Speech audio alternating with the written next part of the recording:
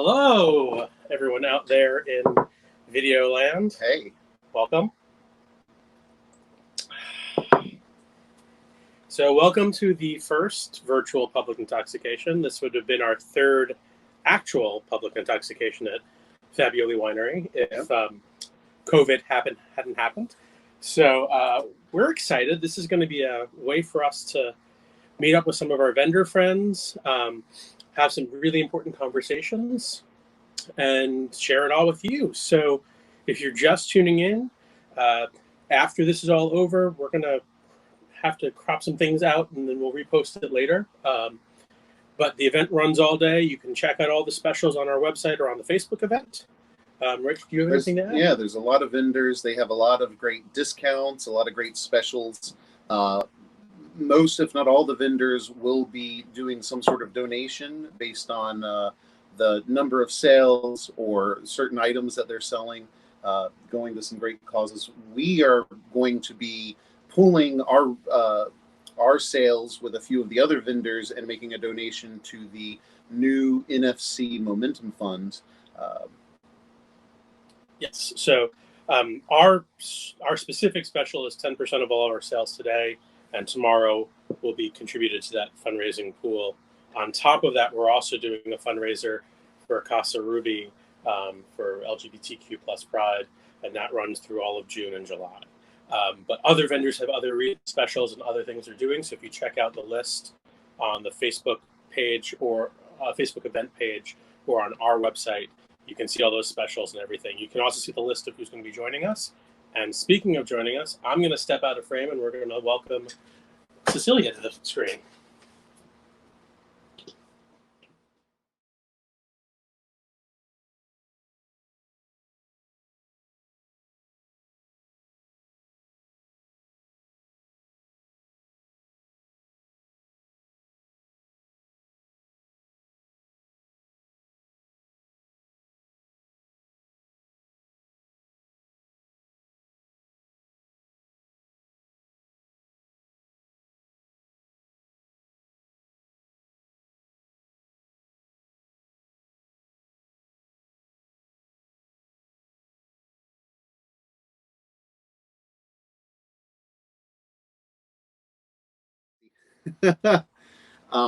Solitude Wool. Solitude focuses on heritage breeds, breed-specific yarns and fiber. They have some amazing stuff. They will be joining us in just a minute or two, in just a few minutes. In the meantime, you notice I keep showing my mug. And we do have these. I think we need to get them up on our website. They're not there yet, but if you do want one, you can always message us and we can go use it. As Spencer just mentioned, you can message us directly and we can put an order together if you're interested. I'm going to load up Solitude. You ready? Yep. So this is Solitude joining us. Hey, Gretchen and ladies, how are y'all doing? Very good. How are you guys doing? Pretty good. So I mentioned a little bit about what you do, but we are a little bit early. Well, I think we're okay. We are a few minutes early, so I don't know if you're devoted followers, if you want to wait for them to get started. So it looks like you're in your warehouse. So maybe why don't we start about talking about your warehouse? I think your warehouse is such an interesting story. Well, first, let's introduce Solitude Wool. There are 5 partners, and I'm one of the founding partners. And let's introduce ourselves. Hi, I'm Kathy Reed. I'm one of the newest partners. And that's it. Hi, I'm Debbie Deutsch. I've been with Solitude for 11 years, so not a partner the entire time. And if you get anything shipped, generally it's come from my hands. Hi, I'm Kim, and I'm glad you're here.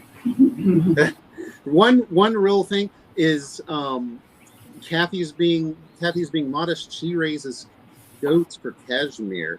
I do. Just so you know. And we'll have some of that cashmere soon. Yeah, we'll on the website after this weekend. Well, that'll be great.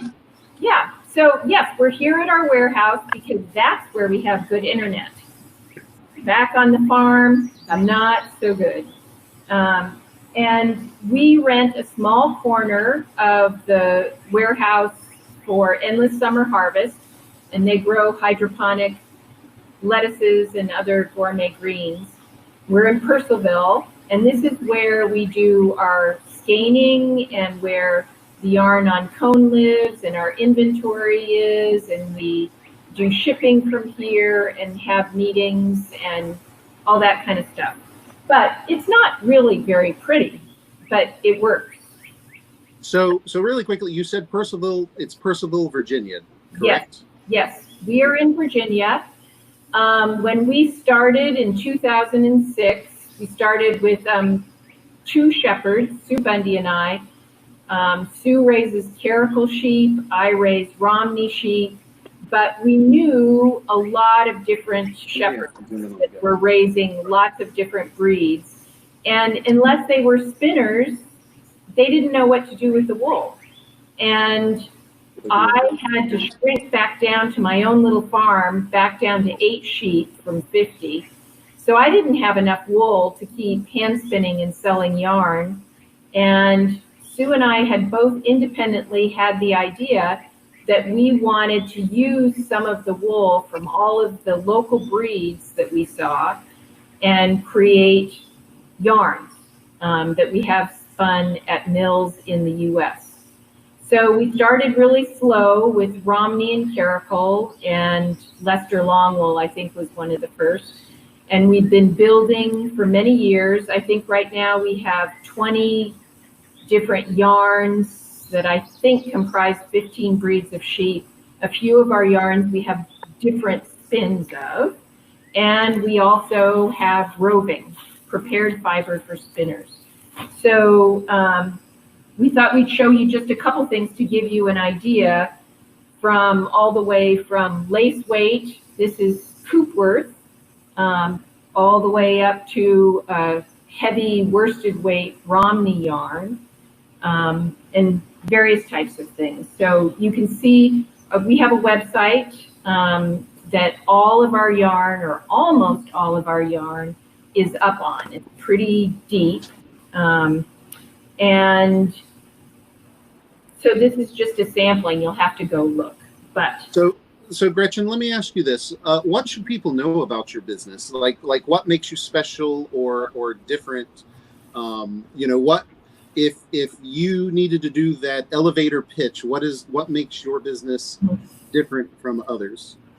I think what makes us really different is that every yarn we sell, we have bought the fleece directly from the small farm.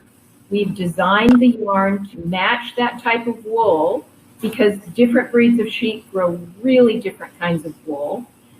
We've had it spun for us to our specifications. Can I interject? Yes.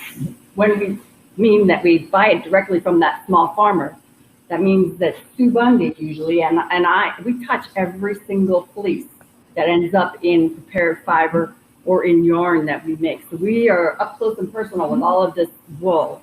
And yeah, from the start. From the very start. And the reason we started all this, well, one, we love wool, we love yarn, we like doing this, but we're really trying to support small farms.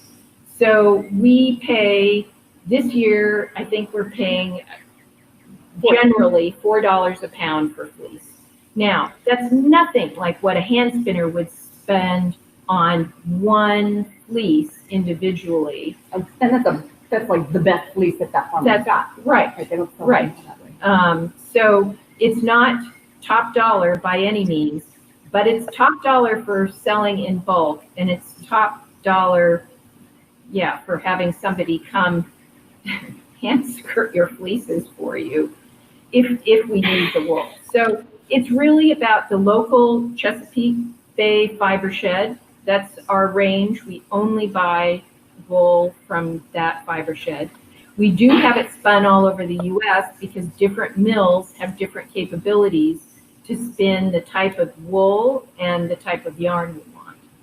And then when we've got the yarn, it is all hand dyed. I do all the dyeing, or like in the Romney, if it's a sheep breed that has natural colors, we always have the natural colors. Romney, I think we have 5 different natural colors. And some of the yarns are dyed on white. This is our very last skein of Happy Pride. Oh, no, we don't want to sell that. On Romney. Oh, okay. Maybe. But we also have one that's very similar that was dyed on the natural gray. So the natural gray yarn shows up in here. And that's true of many yarns. And most of the yarns are dyed with weak acid dyes that are synthetic, that use vinegar. But a number of our yarns are dyed exclusively with natural dyes. This is our Tunis, which is a heritage breed. So Kim will tell you about that. The Livestock Conservancy has a program going on called Shave 'em to Save 'em, and it's to bring some love and attention to the endangered breeds on their critical list.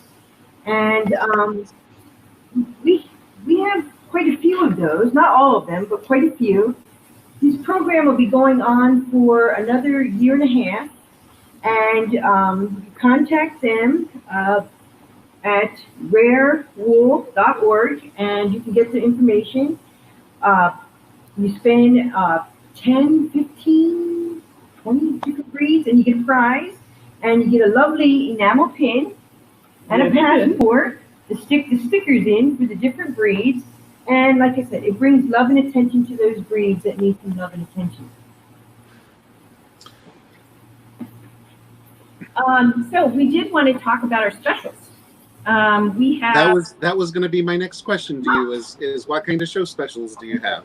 Well, the most important thing, we have free shipping for the whole weekend. It started this morning, and it'll end either when I go to bed tomorrow night or first thing on Monday morning. And free shipping, you don't need a coupon code. Anybody will get free shipping this weekend.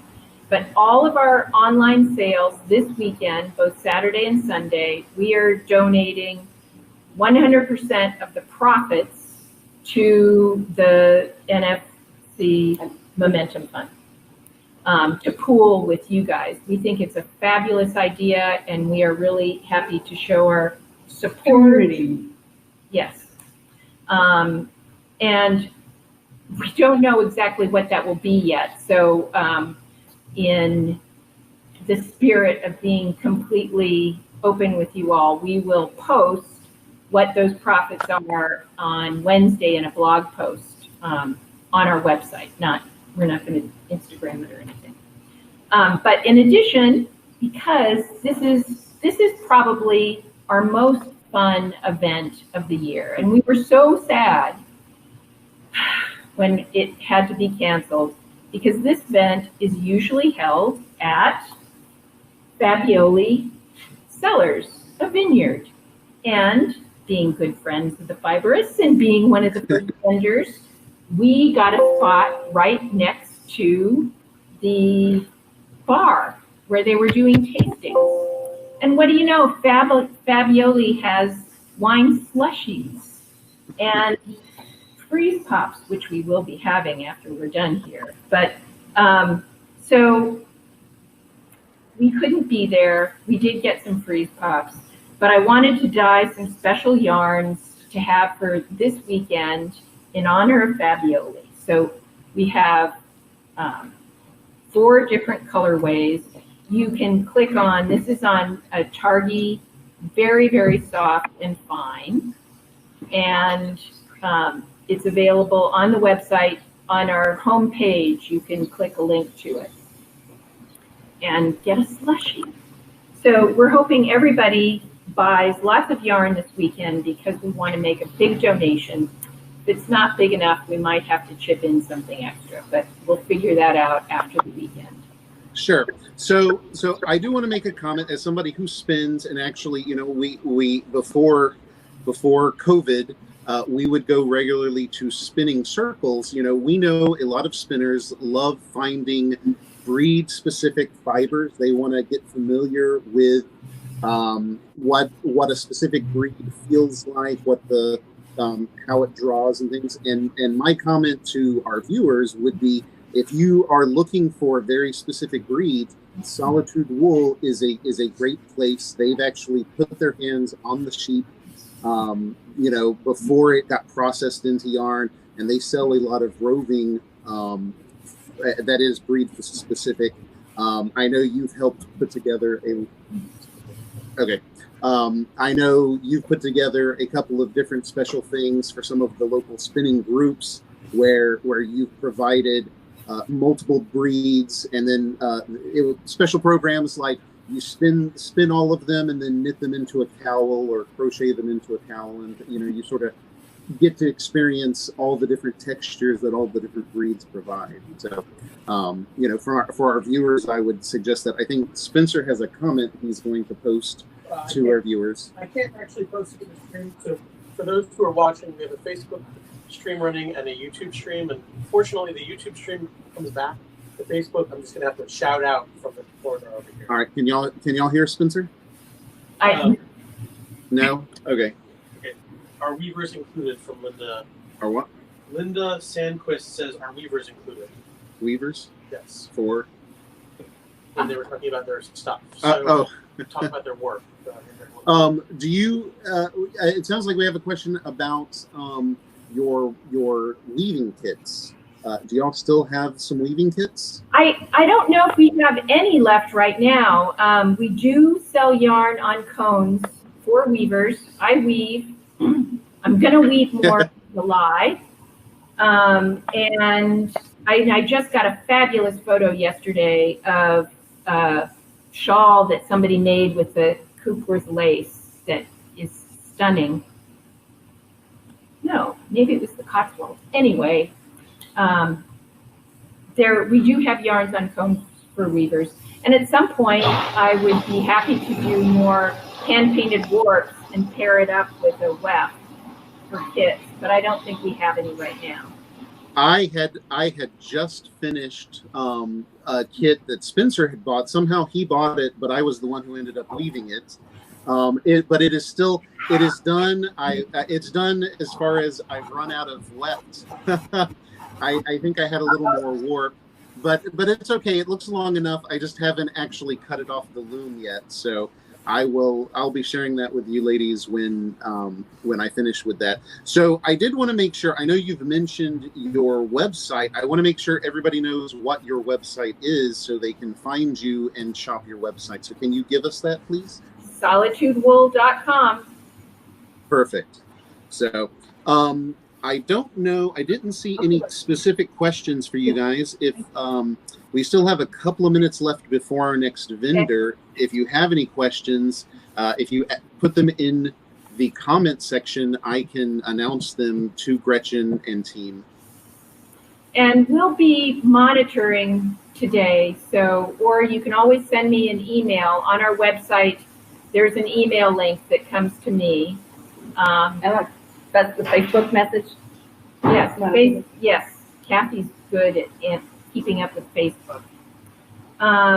We do have, just because you were talking about prepared fibers, one of the things that's really interesting, sad during this COVID time, and I don't know how much of it is COVID and how much is relating to other aspects, but I got a message yesterday. Wool pools, which is where a lot of shepherds sell their wool, they will come together. There will be a day locally where all the shepherds can bring their fleeces and a buyer will be there. Now, they pay very little usually, and if it's colored wool, they probably pay 5 cents a pound.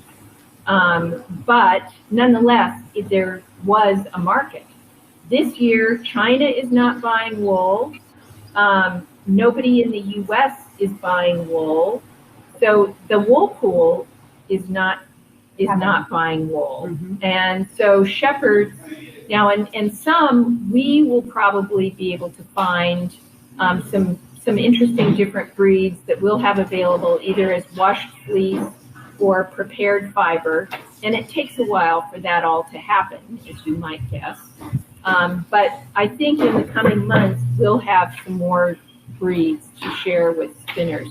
But if you are a spinner out there and you know any fiber farms, if they haven't been online already and aren't connected with spinners and with fiber people, they might be in a world of hurt this year. It's not good for shepherds selling wool. So support your local shepherd. Thank you for that, Gretchen. I think we've pretty much reached our time with you. I do want to remind everybody that they can shop your website. It is solitudewool.com. And I look forward to seeing you ladies again. It's been forever since we've done an event together. Too long. Yeah. Thank you very much. And in just thank you very much. And in just a minute, at Haynes House will be joining us. Spencer? Yep, I'm going to add them to the stream. There was a question that came in for Solitude of sample packs for spinners, but they came in just now. So we apologize. The question about sample packs for spinners, as Gretchen and Kathy mentioned, they will be answering some questions later. Hopefully, they'll answer your question in the comments. Hey, at Haynes House, I'm not hearing your audio. That's because I muted it. There we go. Okay. You good? You can hear me? I'm good. Yes. All right. We're good. So fan back in here. Come on. So so why don't you start out by thank you for joining our live stream. So as Gretchen mentioned earlier, this would have been our third annual public knitoxication, which happens at Fabioli Wine Cellars in Leesburg, Virginia. Due to COVID, we did have to cancel our in-person session, but this is actually even better because we're able to have more vendors on. So I'd like to welcome you guys. Why don't you introduce yourselves? Right. Well, I am Terry. I am the owner of the At Haynes House Yarns and the dyer. And I'm Brian. I am the bag maker and usually the logistic person behind At Haynes House Yarns. He carries all the heavy stuff. And I have that yarn you ordered. That don't tell her. What yarn? I'm joking. Oh, okay. All right. Because I was about to be, you was trying to start a fight. No, send it.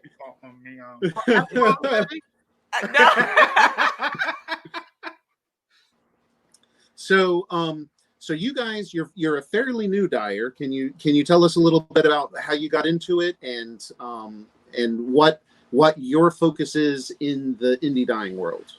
Okay, so I got into it because, like many other knitters, I bought a skein of yarn that I didn't necessarily like. And I decided to over dye it with some Kool-Aid and vinegar, and that was it. It was one hooked. Skein of yarn. Yes. I was like, this is what I want to do. But I put it off for probably 4 years because we are super crafters. So we knit, we crochet. We have not made a craft we didn't like. Bead. He quilts. I can't sew because I can't straight. So we do a bunch of different crafts. So I didn't want to get into indie dyeing because I felt like you do the most already.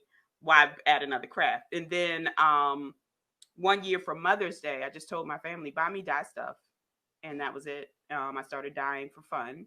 And then my daughter told me, Mom, you need to sell this stuff. It's good. And I didn't believe her. And then my knitting group said, you need to sell this stuff. It's good. And I didn't believe them. So finally, I went on and started the business. And our focus is family. Everything. Being a part of the family. Being a part of the Haynes house. Yes. So yeah, that's kind of our focus, and bright colors because we are a colorful family. And what you will find with colorways, they normally have a story behind them. And so it's what happened in our Haynes house. That's why our yarn company is called At Haynes House. Yeah. So everything that happens at Haynes House, our yarn has a colorway. Our colorways have a story to go along with it. So yes. I'm also a writer. So yeah, of course it's going to have a story. So is there anything else that people should know other than that your yarn colorways are based on stories? You said you've been playing around with dyeing for a few years. How long has your business been been Well, active? that's important. A year and a half. Started last February. Quit my job. I quit my job to take care of my sister who had a bone marrow transplant. She is doing well. So I quit my job to help take care of her because she needed somebody. During that time is when I kind of started getting the business off the ground. So a year and a half.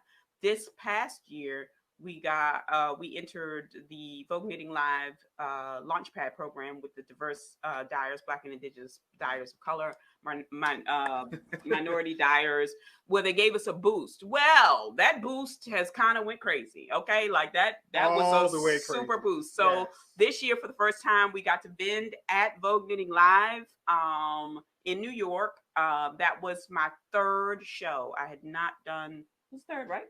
Fourth show. I did 3 little ones, and then it was like you hit the the best, the Emmys. You just like go straight from like being a nobody to the Emmys. So you got in that rocket and rode it straight up. Oh my gosh! Like, and you don't have a parachute. Yeah, so I had to come back. There's no coming back. Yeah, I had to come back home and like redo my 3-year business plan because like Vogue wasn't on that at all. So it's like, where do we go now? Because we've already did, So it was a wild ride. It has been a wild ride. Gotcha. So, for this special virtual public knitoxication, I understand that you had a special. Is there? Can you show us that and talk about that? Specials. We love specials. So first special is we have designed a cow. Got to take my glass off for a second. Yeah. And while she put hers on, Ta-da. I'm going to show mine as we go. So this is our pattern design. It is live on Ravelry. It's called Opposites Do Attract. So we designed this cow to represent our marriage. Part of it is me, part of it is him. So he's showing you the brioche, which is all him, structured and all together. Yeah. But I'm his speckle on his stretcher. Right. And so how you see us come together, we blend, we mesh. And then this is Terry. If you never met a butterfly, this is Terry, the butterfly. I the butterfly. Honestly, butterflies are very purposeful. They look like they're going every which way, but they're really not. They're very purposeful.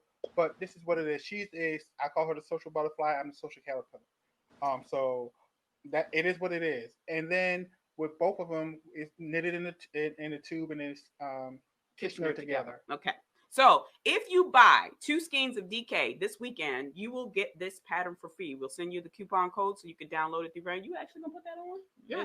Okay. This really about me a show because he might burst into flames. Anyways, so it's on Ravelry now. If you buy 2 skeins of DK, we suggest a speckle and a solid. But if you want to do 2 solids, that's fine too. But if I see in your cart that you've got 2 skeins of DK that are not the same thing, I will send you the coupon code. So that's special number 1. Special number 2 is... Special number 2, we as the bag maker, all the bags on the website are 15% off selected bags. There are only 2 that aren't, and I'm about to introduce those 2 to you, but they're 15% off.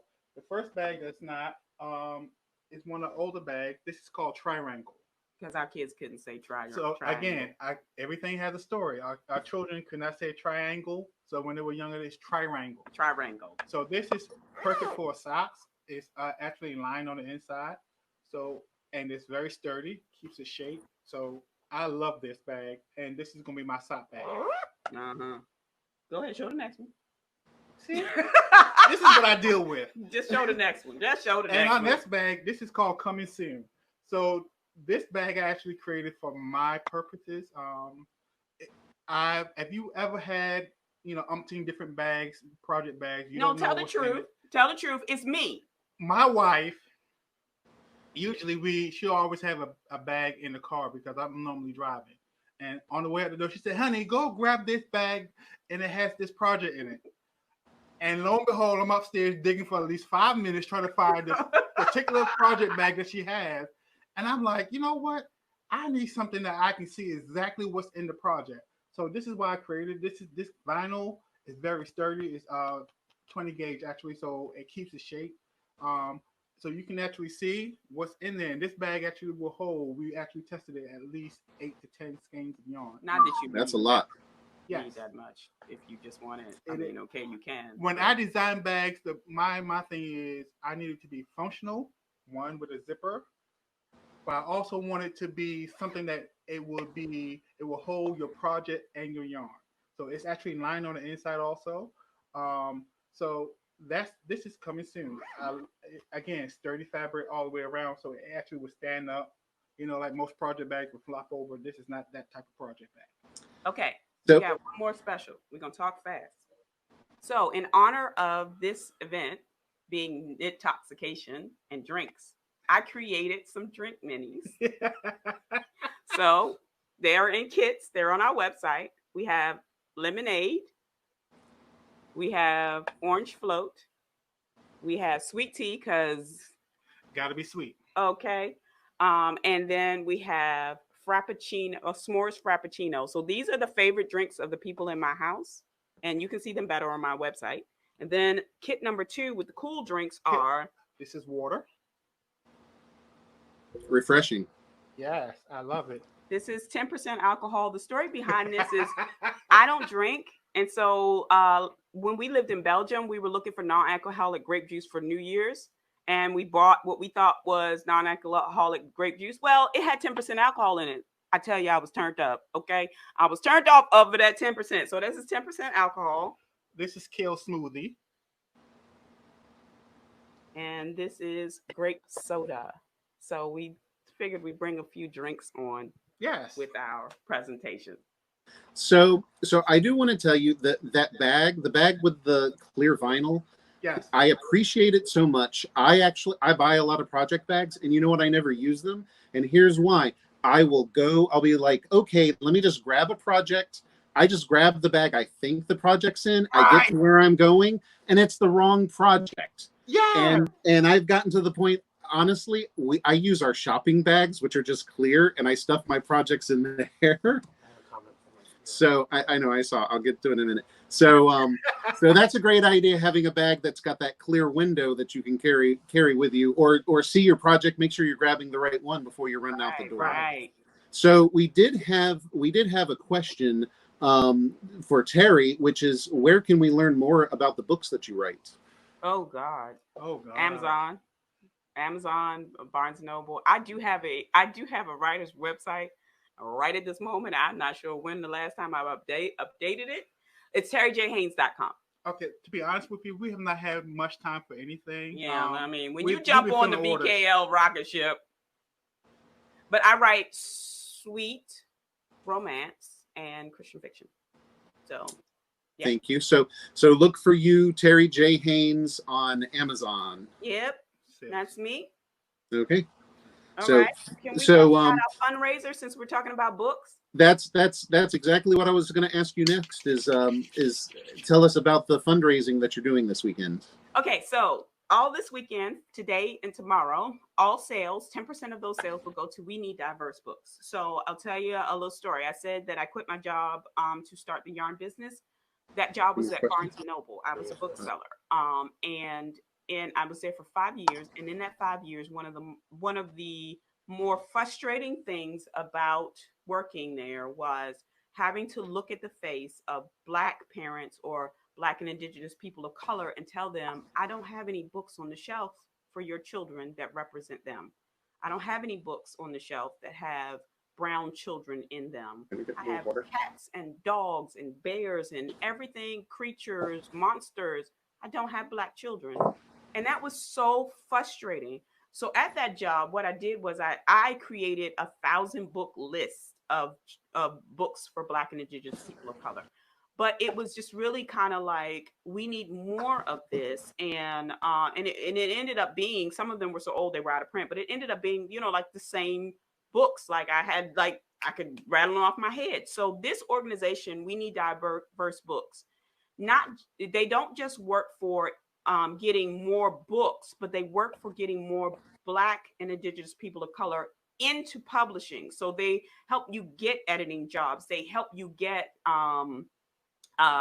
illustrating jobs. So they're dealing with it on both fronts. We need more authors and we need more editors approving these books. And like Cece said, having a place at the table to talk and to promote these kind of books. So that has just always been, you know, like something that was very, very hard, because our children are readers, and we've faced that same thing of going to look for a book with somebody that looks like us, Right. and just not finding it. You know, a snowy day. It's only so many times you can read a snowy day. So that is why we're donating to We Need Diverse Books this weekend. And on the other side of that is, as a parent, we read to our kids growing up all the time, and they are very limited books, and our children, you know, we wanted them to see a representative of who we are going through this, and so that's why we are, you know, donating to this, because we want to have more of a variety. We want to bring more. And at one point we did a night out, and we did all the little black national night outs for the police department, and we gave away books the whole time. Yeah, and people were like, "Oh, they got black books." And, you know, it brought a sense of camaraderie with people, and people were interested in it, and it's something that is necessary. Yes. Certainly. I apologize. I don't mean to cut you off. We are reaching your time. I do want to say two things. One is I've just recently heard. I want to say Ibram X. Kendi actually did just write a children's book, Anti-Racist Baby. I know we didn't cover that previously, but since you're talking about books for children, that's an important one that people should be looking for, especially if you have small children. And the most important thing we probably should mention is, how can people buy your yarn? Where do they shop your products? www.hayneshouseyarns.com. So our right, name.com. All right, without any dots or any special characters, just Nope. ATHayneshouse.com, and Haynes is Haynes. Yes, yarns, plural. Yarns, plural. Okay. Yep. Okay, I wanted to make sure we covered that before we let you go. I think our next studio guest is ready, and we thank you guys for joining us so much. Bye. Bye. So up next we have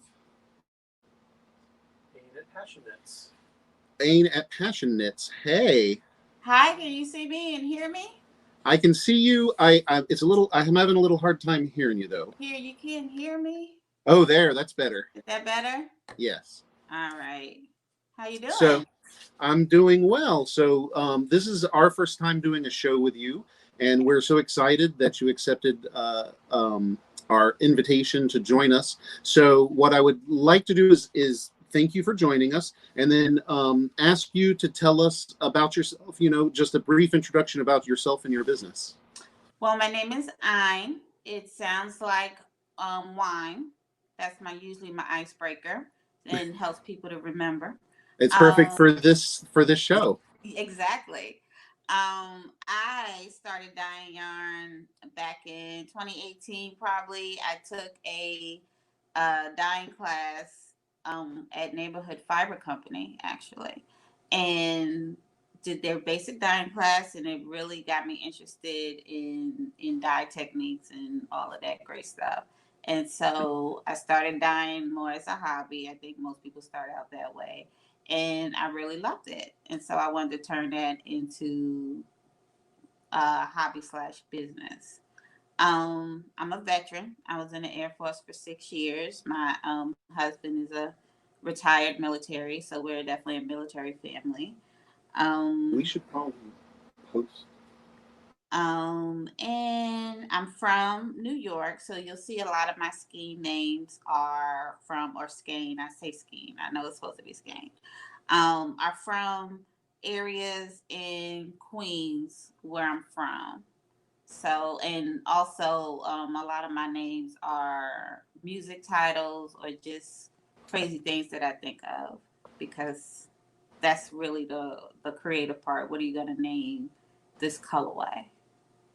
Certainly. So if somebody wanted to know what was special or different about your business, do you have a story? Everybody usually has some story about how they got started, or you know what the focus is for their business. So can you tell us a little bit about that? You know, I think with my yarns, I really love color. So you'll see a truly saturated color blend. I try to tone myself down sometimes because I like the brighter colors. so I'll work on doing some tonals or some, neutrals, so people can have yarn that matches the brighter colorways that I'm into, like something like this, which is called bubble popping. It's a bright pink, and I love that. But I try to think of, well, let me think of something that might help tone that down a little bit. I also like sparkle, so I do a lot of stellina bases, and I like the luxury yarn, so I'll do alpaca and cashmere. Yak and silk blends are fabulous to work with. So yeah, I think that it's just the colors that I use, and the eye for color that I have. It helps me to stand apart from others. Gotcha. So, if you wanted to be known for one thing about your business, what would it be? If I wanted to be known, that's a really good question. I would say quality work and engagement. I love engaging with my customers. I love helping them pick out colors. I love making suggestions for what they want to use with the pattern, or saying, hey, check out this pattern. If you have a specific yarn, hey, check out this pattern. It might go well with the yarn you're looking at. And even if it's not necessarily yarn that they've purchased from me, if it's yarn they got from another company, I still like being able to just help and being in that type of zone, because I'm very customer oriented. Well, that's great. I know I've been to a lot of shows, and you walk into somebody's booth and they're sitting there spinning or knitting, and they don't even acknowledge you're there. Right. Right. And I'm saying that as a white man, so I can't even imagine, being a person of color and the things that other people experience. Yes. So, so I like that. I like to make sure, I apologize to anybody that has ever felt ignored by us. Sometimes we get overwhelmed in our booth, and that's the only reason we're not saying hi to you when you come into our booth. And it can be overwhelming. I will readily admit, when you have 3 customers in the booth, especially if you're at a show and it's like a 10 by 10 booth, it's already cramped. It is hard to kind of break away from one customer to go talk to another one. But that's why I have my team is my family. They're my team. And they make sure that they reach out and talk to that customer until I can get to them and help them out. But yeah, I don't like people coming into my space and feeling as if they'll be ignored by me. I want everyone to feel like, hey, when I walk in a Passionate Yarn booth, she's all over it. Well, thank you for that. I can tell you now, our friend, publicly, she's known at Crafted Loaf. Her name is Mel. Just recently bought some yarn for you, and she didn't know that you had already told us that you wanted to participate, and she was like, you've got to invite Passion Knits. I just got some yarn from her. It's amazing. Make sure you get her on the docket. That's so sweet. I love that. My business is fairly new. I started in November 2018, and it's been an uphill climb, and so I love that I'm getting to a point where people are recognizing my company and are buying my yarn and are happy with what they're purchasing. Like I would be devastated if someone came back and was like, no, your yarn sucks. We don't want to deal with you no more. I don't know what I would do. So I'm glad I'm getting, and I see like on Instagram when people are posting to the page, how happy they are and things like that. And it just warms me up inside, because you just never know. Oh yeah. So I think we had a question in the comments. Somebody was asking about the top row purple and gray. Julia Redmond, she says, got my eye on that purple gray in the top row. Are we looking at Sea Witch? Ooh, that's nice. Has that got a little bit of mohair? I see a little bit of fuzz. It's alpaca. Oh. So this is a superwash merino baby alpaca nylon blend. It is my feathery fingering weight base. This is called Sea Witch after Ursula from The Little Mermaid, because she's actually one of my favorite Disney villains. It's got some navy blue and goes into the lighter purple that you see here. Looks really nice. I bet you with that baby alpaca and merino, it's really soft. Oh, it's so great to work up, and it's so drapey as well. So that's the one thing with alpaca is like that drape that you get from it is awesome. So that one, I'm trying to think what other one she might be talking about. I hope it's that one, but if it's not, let me know and I'll pull another one. Sure, I hear that's the one. So we are. I asked you so many questions. I don't want us to run out of time before we cover some important topics. So, do you have any specials that you're featuring today or through the weekend? Yes. So I have a special. It is 10% off your entire purchase over $50. The code for it is VPK 2020, and it is available from now until Monday. 11:59 p.m. Monday Eastern time. So yes, that's what I have going on. I'll say that again. It's 10% off your entire purchase over $50. I have a standard free shipping for all purchases over $100. You don't need a code for that. It just pops up automatically. Sure. So are you doing, a lot of the vendors are raising money as part of the sales that they're doing this weekend. Are you doing anything special, any special fundraising? So I am doing, it's not fundraising, I'm doing personal donation to the Black Lives Matter DC organization because I live in the DMV area. So I wanted to make sure I donated to an organization that would directly impact individuals in the area that I live. That's good. So this is probably what I don't know why when Spencer wrote my list of questions, he put it at the bottom. It probably should be at the top and probably should be asked twice. And that is, how can people shop for your products? Oh, so great question. My website is passionatesyarn.com. It's a new website. I just opened it June 7th. And so I am still working out whatever little quirks that might be with it. But all of my products, I believe, are uploaded on there. And if not, I'm uploading stuff every day to just make sure my inventory is correct and not everything is available. But yes, passionatesyarn.com. I think we're gonna post that address in the comments so people can find it.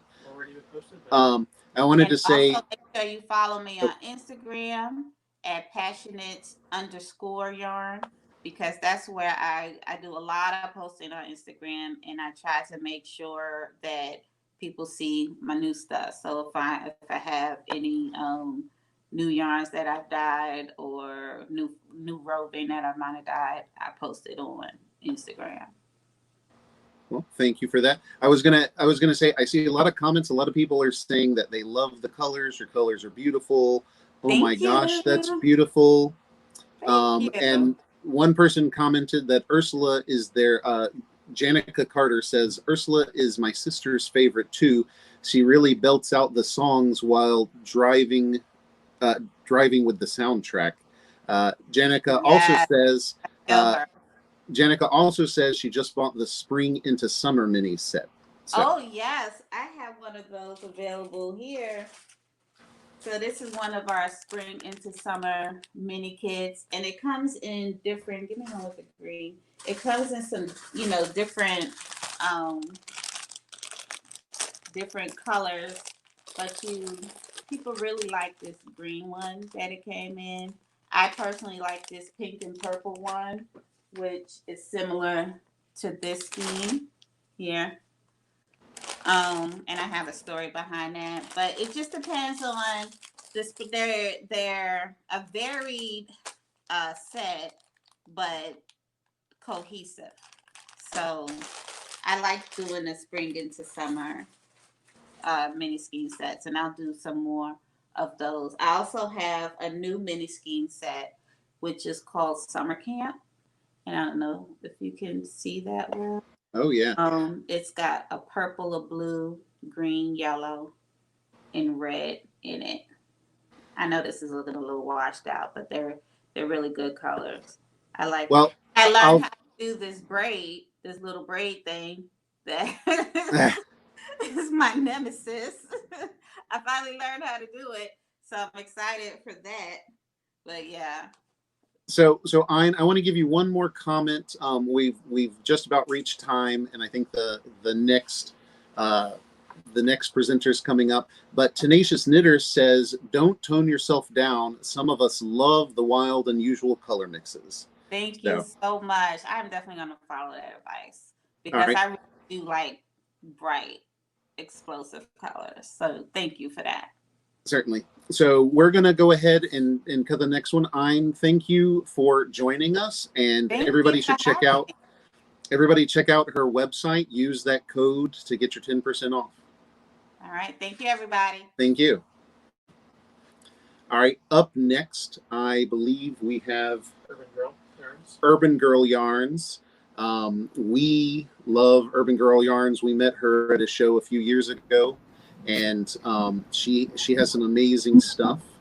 Hey, how you doing, Sheila? I'm good. Can y'all hear me? Yes, we can. Good. So why don't you go ahead and thank you for joining us here. We're excited to have you. It's, you know what, the last time we saw you was the last show we did, which was back in February? February, yes. February, yeah. March, yeah. Yeah. So it was just literally, we were like, oh, should we even leave the state, because it was in a different state, and we were worried we wouldn't be able to be let back in because COVID had just started breaking. Right. So thank you for joining us. Why don't you go ahead and tell us about yourself, do a brief introduction about yourself and your business. All right. Hello, everyone.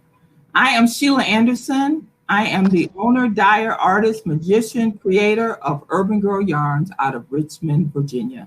I have been an indie dyer now coming up on my 6th year. I cannot believe it's been that long. I started in my kitchen in Richmond, Virginia with 1 skein of yarn, took it to 5, moved everything out, put tarps down, stopped cooking. It grew, it took over the entire house, and I have been in love with fiber ever since. So because of the growth exponentially, I have moved to my full-time studio that you see behind me. Yay. Yes, and you all know as an indie dyer, that's such a journey and such a commitment. But I'm in this for the long haul. I'm not going away because it's been a wonderful ride. Urban Girl Yarns now has 3 other employees. We have Michelle Coffey, who is the lace master. We have Renee Cheatham Ingram, who is the admin, and she's the test knitter. And we have Ann Hairhoser, who is the absolute best crocheter you ever want to meet, and she is becoming a phenomenal dyer. And then we have Claire, who is our teenager, half indie girl yarn, half indie Urban Girl Yarns, because she's a teenager and she's the cleanup crew and the organizer. So we're out here. I've got 10 wholesale orders so far, and we're bringing on 4 more in the next coming weeks. And I'm not sure where I'm going to stop at because I'm enjoying this journey a lot. Oh yeah. So going back to one comment you made where you had to stop cooking, we experienced that when we started. We were in a tiny 1-bedroom condo, and we had nights where it was like, well, do we dye yarn or do we eat? Or do we eat? Yeah. You have to decide, are you gonna cook yarn or are you gonna cook meal, because you can't cook them both at the same time. So we did a lot of takeout. Yes. And I did a lot of restaurants. At one point, I opened my front door because I had a long house in Richmond, Virginia, and I tried to keep all of the fiber to the back part of the house where the kitchen and my bonus room was. I opened the front door, and sitting by the mailbox was 4 skeins of yarn. The entire couch was covered. I hadn't seen my dining room tables. There was labels everywhere and everything. I literally closed the door and went to a coffee shop and said, that's it. That's it. I called my commercial realtor and told her it's time. It's time. So the love I have received from the fiber community has been amazing. I've met some wonderful people like you and your husband for the last 4 or 5 years that I've been out there on the vending circuit. We've done stitches. I've done Vogue. I've done SSK in Nashville and a couple others. And I was looking forward to doing Rhinebeck and Christy Glass's Knit Untangled this year. But such is life is COVID. That has happened. That is so we did get a comment. Somebody was congratulating on your studio. And again, I congratulate you. Actually, we got a couple of people congratulating you on that. And somebody said that habanero sweater in the background is on fire. This is the Marie Green soundtrack. And I will be having DK weight quantities dyed for the kits for this. As you all, some of you all know, Marie Green is one of my favorite dyers. She is working on a pattern for the future release with my Urban Girl yarns. So I definitely am part of her soundtrack. And I'm going to do that in 3/4 sleeves because I'm always a little hot. I might do it long sleeve, I'm not sure, but I'm always a little hot, but it's almost finished. So I just wanted to show you all. The colorway for that is called, the main color is Habanero Peppers. And the other part that's going through the soundtrack is called City Slickers. So if you go to my website at any point in time frame to Urban Girl Yarns, you will see all of my fingering, DK, Yat, lace, mohair yarns. As you click down, you'll see what's available. And I'm always list them for special orders because I don't place anything on my site that's not a repeatable. If it's a one-time event, it will go away. Every color there is replicatable at any time frame. Well, thank you for that. One other thing about running a business from your home, have you ever had it where you go to open the door and you can't get out your front door because you have a stack of boxes that the delivery guy left? I was very fortunate in that I had a bonus room, so all of the packages would go back there. But I kept trying to find extra room to organize, to label. So much goes into it that people sometimes don't realize when we're pricing the work that we do, because I'm doing everything from admin to printing, to rewinding, to dyeing, to washing, to drying. So all of that takes places. I hadn't seen the back of my chairs for a good 6 months at one point because I kept hanging things on it. Then I went outside and I strung lines outside. Then I didn't like that because I was afraid bugs would get in it or something. It's a lot. But now with the studio, I can't wait till y'all find y'all studio too, because I know you need a mammoth size one. I will be down there just to do some fangirling. But my studio now is 1,400 square feet. I've got a back room with a roll-up door so I could drive the truck up and offload everything. I've got an admin space, supply space, and it's still not big enough. I probably could have got the 2 spaces, but next year we're gonna see. So can you let us know, like, what are you known for? What do you want people to know that about your business that's special or different than what other people are doing? What I am known for is absolute quality. When I first started, I decided to invest in myself. So when I picked my first weight of yarn, it was the fingering yarn, and it's 480 yards of 90% DK and 10% wool, because I didn't want a lesser. Some people like it, they like more nylon or more silk. I wanted to be heavy on the wool, and I wanted to give an ample amount. Then I became known for my color palettes that are going to certain venues and events. The first thing I did was the Women of Empowerment series that just took off. We named the skeins after prominent women of every age, sex, every age and demographics and field that we could come up with, from scientists to military to political. And that just grew into an absolute set for me that I've been able to replicate. Right now, we're doing the Elton John series. And with that, we've got colors like, what do we have? Don't Go Breaking My Heart. This is Don't Go Breaking My Heart because of the red and the crack. We've got The Show Must Go On.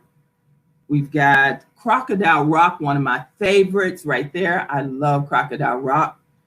We've also got Nikita, because you know, Elton John, and a couple of others. After we finish this series for the Elton John, we're going to go into the next series that we're hoping will start on July the 20th, and it's going to be titled The Revolution Will Not Be Televised. And it's going to be based on photos from around the world that deal with the political violence and political issues that are going on throughout the United States. So it's going to be based on, it's going to have the picture of the, what do you call it when you spread, the graffiti that is painted in different countries, that I've been collecting graffiti art for years that make a powerful statement, and that's what we're going to go towards. So people like that, and also they like the fact that my colors will always play together in some form, whether or not it's a 3-skein or a sweater or a single skein. You can always pop and match different colors together and stuff. Well, thank you for that, Sheila. So this weekend, a lot of the vendors have specials going on. Do you want to tell the audience what specials you have? Yeah. And is it just for today? Is it the whole weekend? It's for the next 3 weeks. My special is going on. Oh, wow. Okay. Yeah, I am doing a charity event with Tanis Gray. I love Tanis. We love Tanis too. She's done a lot of patterns using our yarn. Yes, from the moment her and I hugged each other, she tells people right now that I am her sister from the other mother. So Tanis came up with a free pattern, and we're calling it Linked in Arms.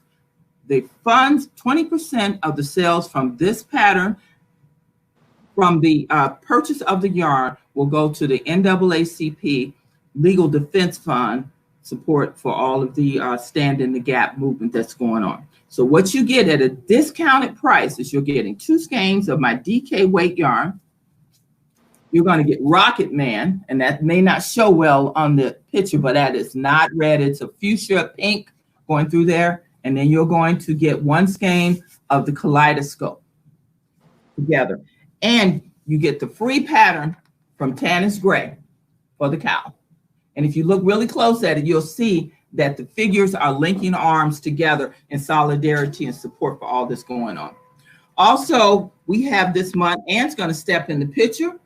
This month, we're featuring the Urban Girl Yarn Pride shirt. As you see, I have on the black one, my lovely model here, Ann Hareholzer. Ann has on the new Urban Girl Yarn Pride shirt. So these are now available for a limited time frame on my website, and you can go there at any time frame and purchase yours and be able to show your Urban Girl Yarn Pride and your Pride period. Because the other thing that people know about Urban Girls Yarn is that we are diverse in every way, fashion, and I am gay.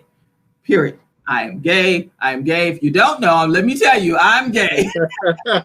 Not Ann, me. But I'm an ally. Yes. All of my friends love me. Well, we appreciate the pride. It's Pride Month. It's Pride Month. You know, although you know, we're still gay the whole year round, so people should realize it's not just June. No, it's the Pride Month because I'm gay all day, sometimes twice a day. Well, thank you for that. So the last question I have here is, I think we've already posted this information in the comments, but just so if people are watching the video and not the comments, how do people purchase your products? Where do they go? You go to my website. I have a wonderful website. It's called urbangirlyarns.com, and make sure you put an S. It's YARNS.com, and that will bring up all of my yarn. It will bring up any of my sweaters, any of the other items, because we have stitch markers. We got just different things that come up. I don't know what that is. I don't either. I don't. We'll figure that out in a second. Oh, so, I don't know, but that's what we have. Certainly. So urbangirlyarns.com. Everybody go shop Sheila's shop, Sheila's store. And we did post in the comments links to the Linked Arms cowl as well, both on Facebook and YouTube. Okay. So we've got just a minute or two. So I don't know if you have anything else you wanna add, Sheila, but I think we're getting ready to bring on the next guest in just a minute. I just wanted to say thank you to everyone who supported me, for all the effort that you all have put into building my business, being there, showing me love. And sometimes in the near future, we're going to get a real hug again, because I miss giving you all some hugs. So I will see you all later, and let's stay together, and please stand in the gap whenever you see that there is a gap. So love you. Thank you. I'll just hug myself and pretend it's you. I will too. Bye. Bye. All right, so up next we have, you know what? I don't know why I didn't print a schedule. I keep referring to Spencer for the next. Avalon Springs will be our next guest. She has some wonderful yarns, wonderful fiber, and I see them. They've joined us now.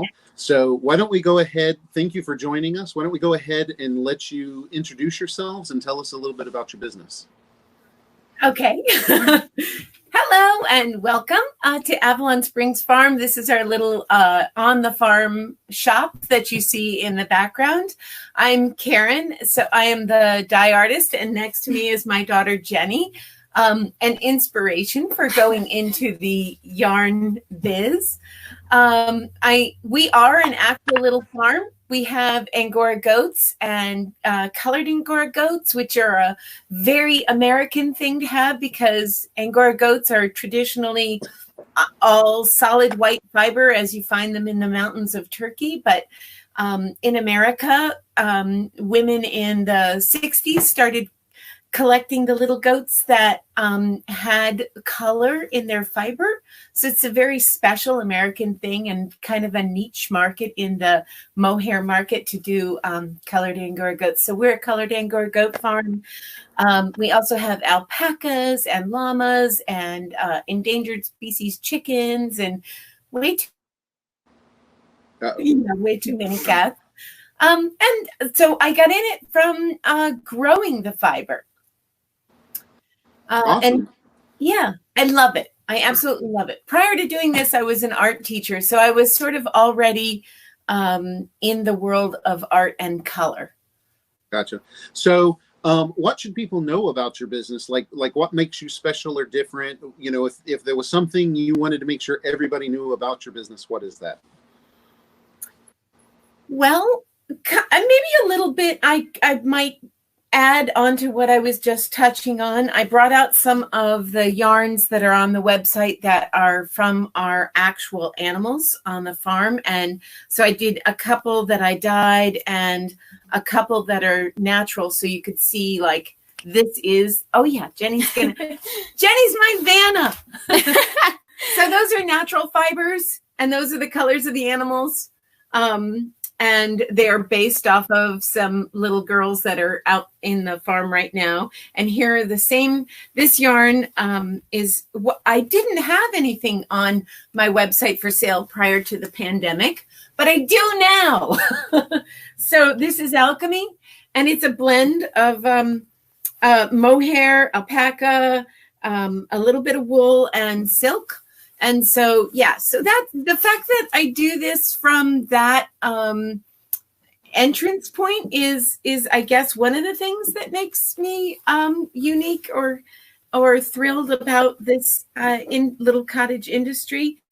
And I guess the other one would just be color. I know a lot of people specialize in color, but I guess I have a master's in art education, and it has been, so color has been my thing my whole life. So I guess that might be the other way I might answer the question, that I just have a passion for color. Is that a good answer? Are you still there? Yeah, it's a great answer. So one of the things I wanted to mention, and correct me if I'm wrong, you definitely carry more than just yarn with mohair. Some people are scared of mohair or are allergic to it. So I want to make sure they know you carry way more than just your farm-raised products. Yes. Okay. Absolutely. So, and that was what I brought in front of me to talk to you about, like my specials. Behind me on this wall and this wall is all superwash merino, because oh my goodness, I can barely keep up with that. So I wanted my customers to feel rest assured there was lots and lots of superwash merino. So I have that in 5 different weights behind me, starting from fingering all the way up to bulky.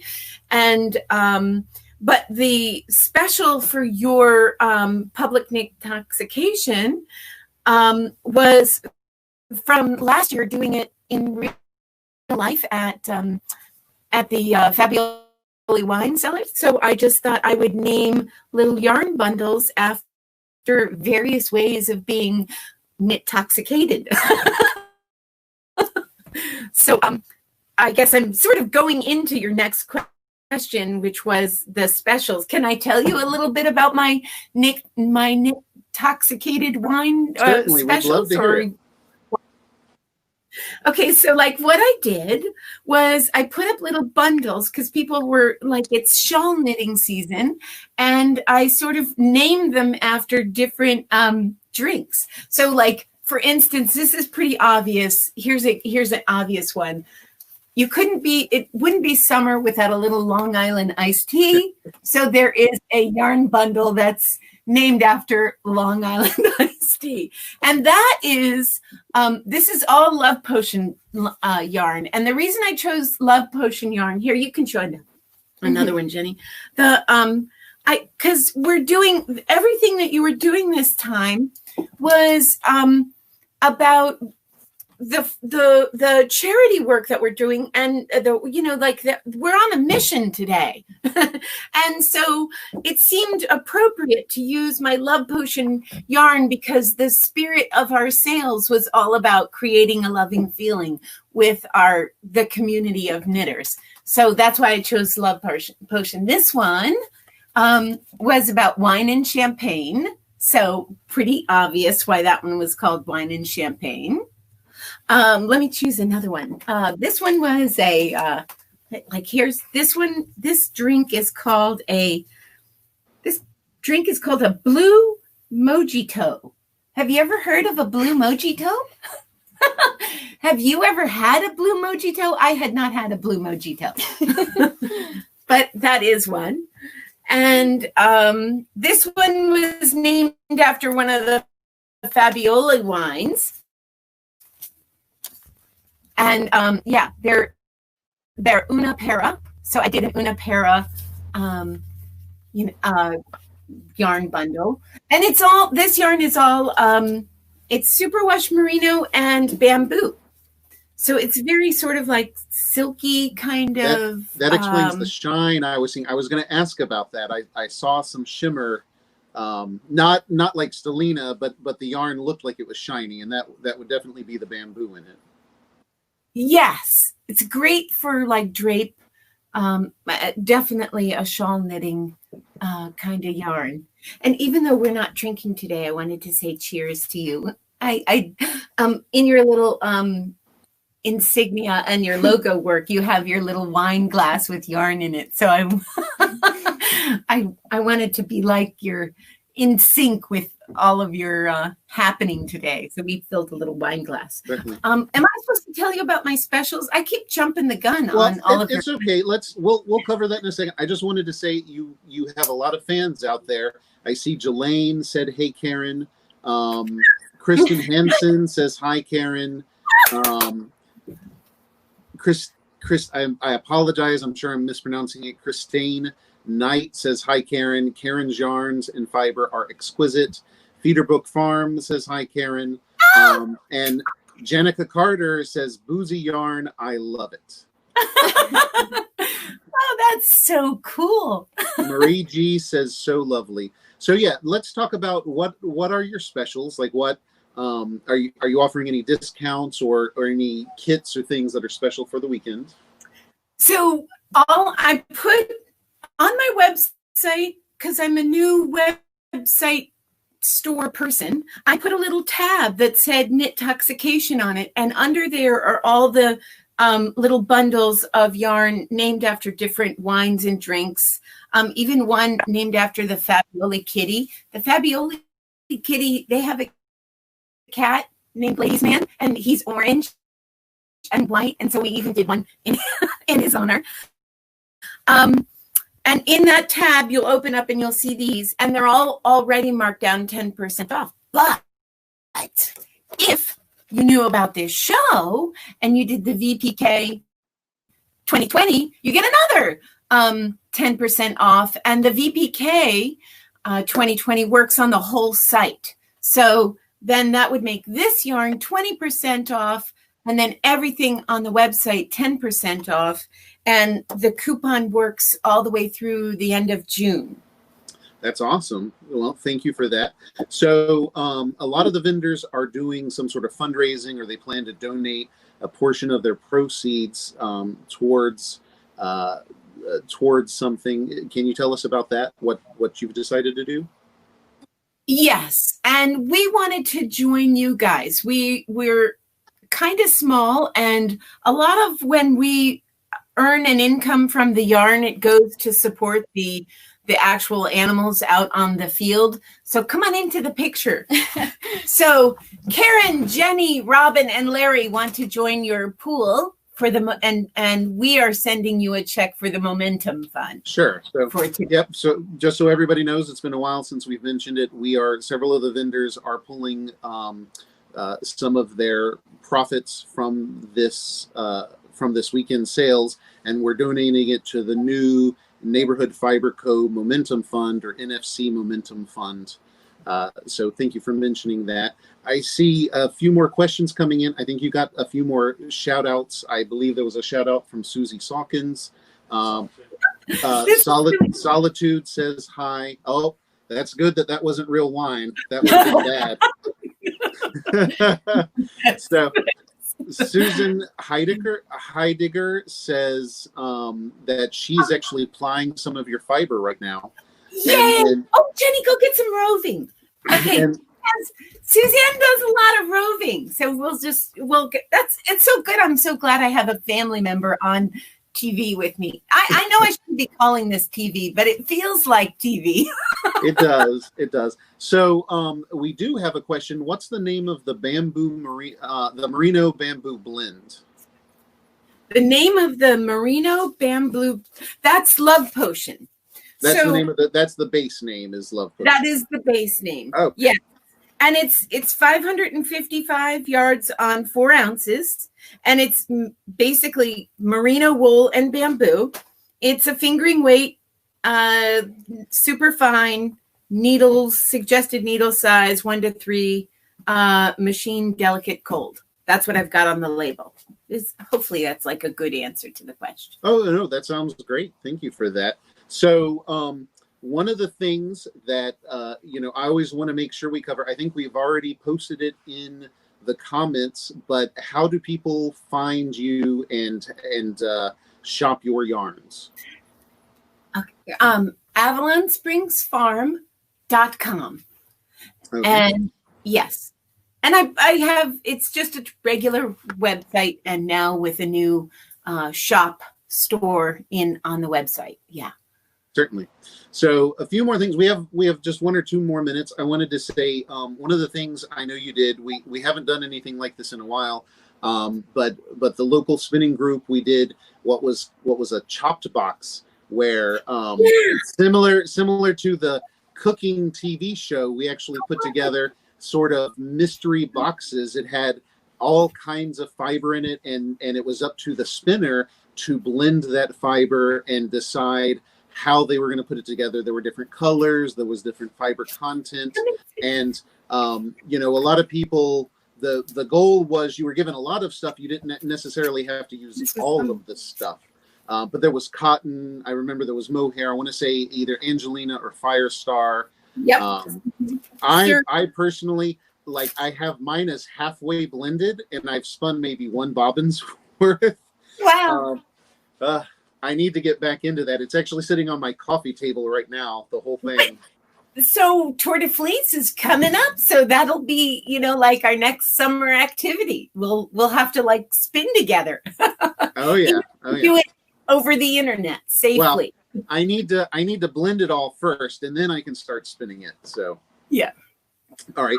Well, is there anything else that you want to? I haven't seen any other questions come in, though I do see Jelaine says she just bought one of your specials.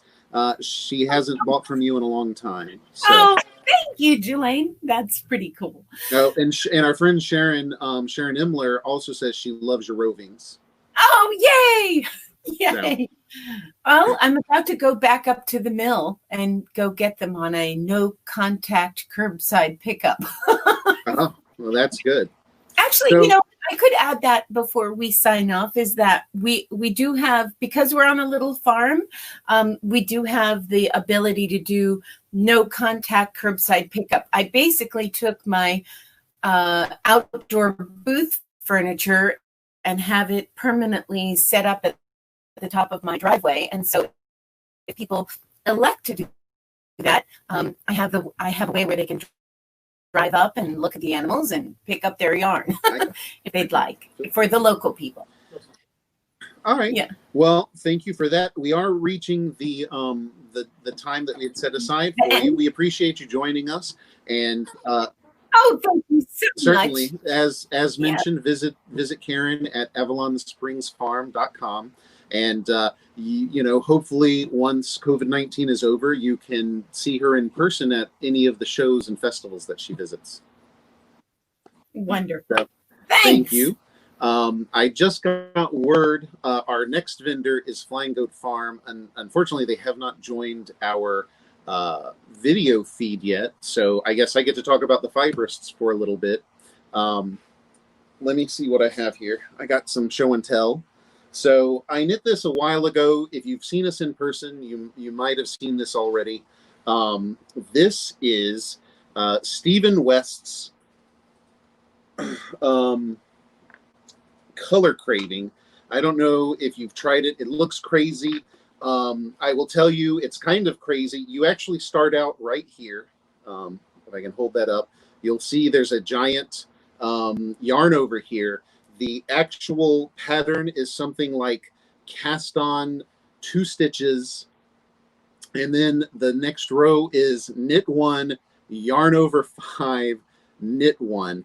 And it sounds crazy. I want to say at some point I had seen Stephen make the comment that a lot of people had dropped out of his mystery knit, like after that second row. But once people started posting pictures as they got farther along, oh, they're here. Once they got farther along, people started rejoining the mystery knit along. It's a fun pattern. It does take a little while. The picot edging, as you can see, it's very large. The picot edging took a long time. I'm hearing that Flying Goat Farm has just joined us. So, hey. Hey, how are you? I'll put away my show and tells. And, I'm sorry, I didn't see I had to push a little button on the bottom to join. So it's not a problem. We're all getting used to all this new technology. So. Exactly. Certainly. So thank you for joining us. And why don't we go ahead by you telling us who you are, what your business is. Hi, I'm Lisa from Flying Goat Farm, and we are here in Frederick, Maryland. We are an actual farm. We do have goats and we have sheep. We started out as a goat farm, hence the name. But then, you can only have so much mohair in your life. So we started to get some sheep. And so now we have fine wool sheep as well. So we have a varied line. We have a line of farm yarns, and we have a yarn of commercial yarns. And I do all the dyeing, and we started out about 15 years ago here in Maryland. Before that, I was a weaver, a spinner.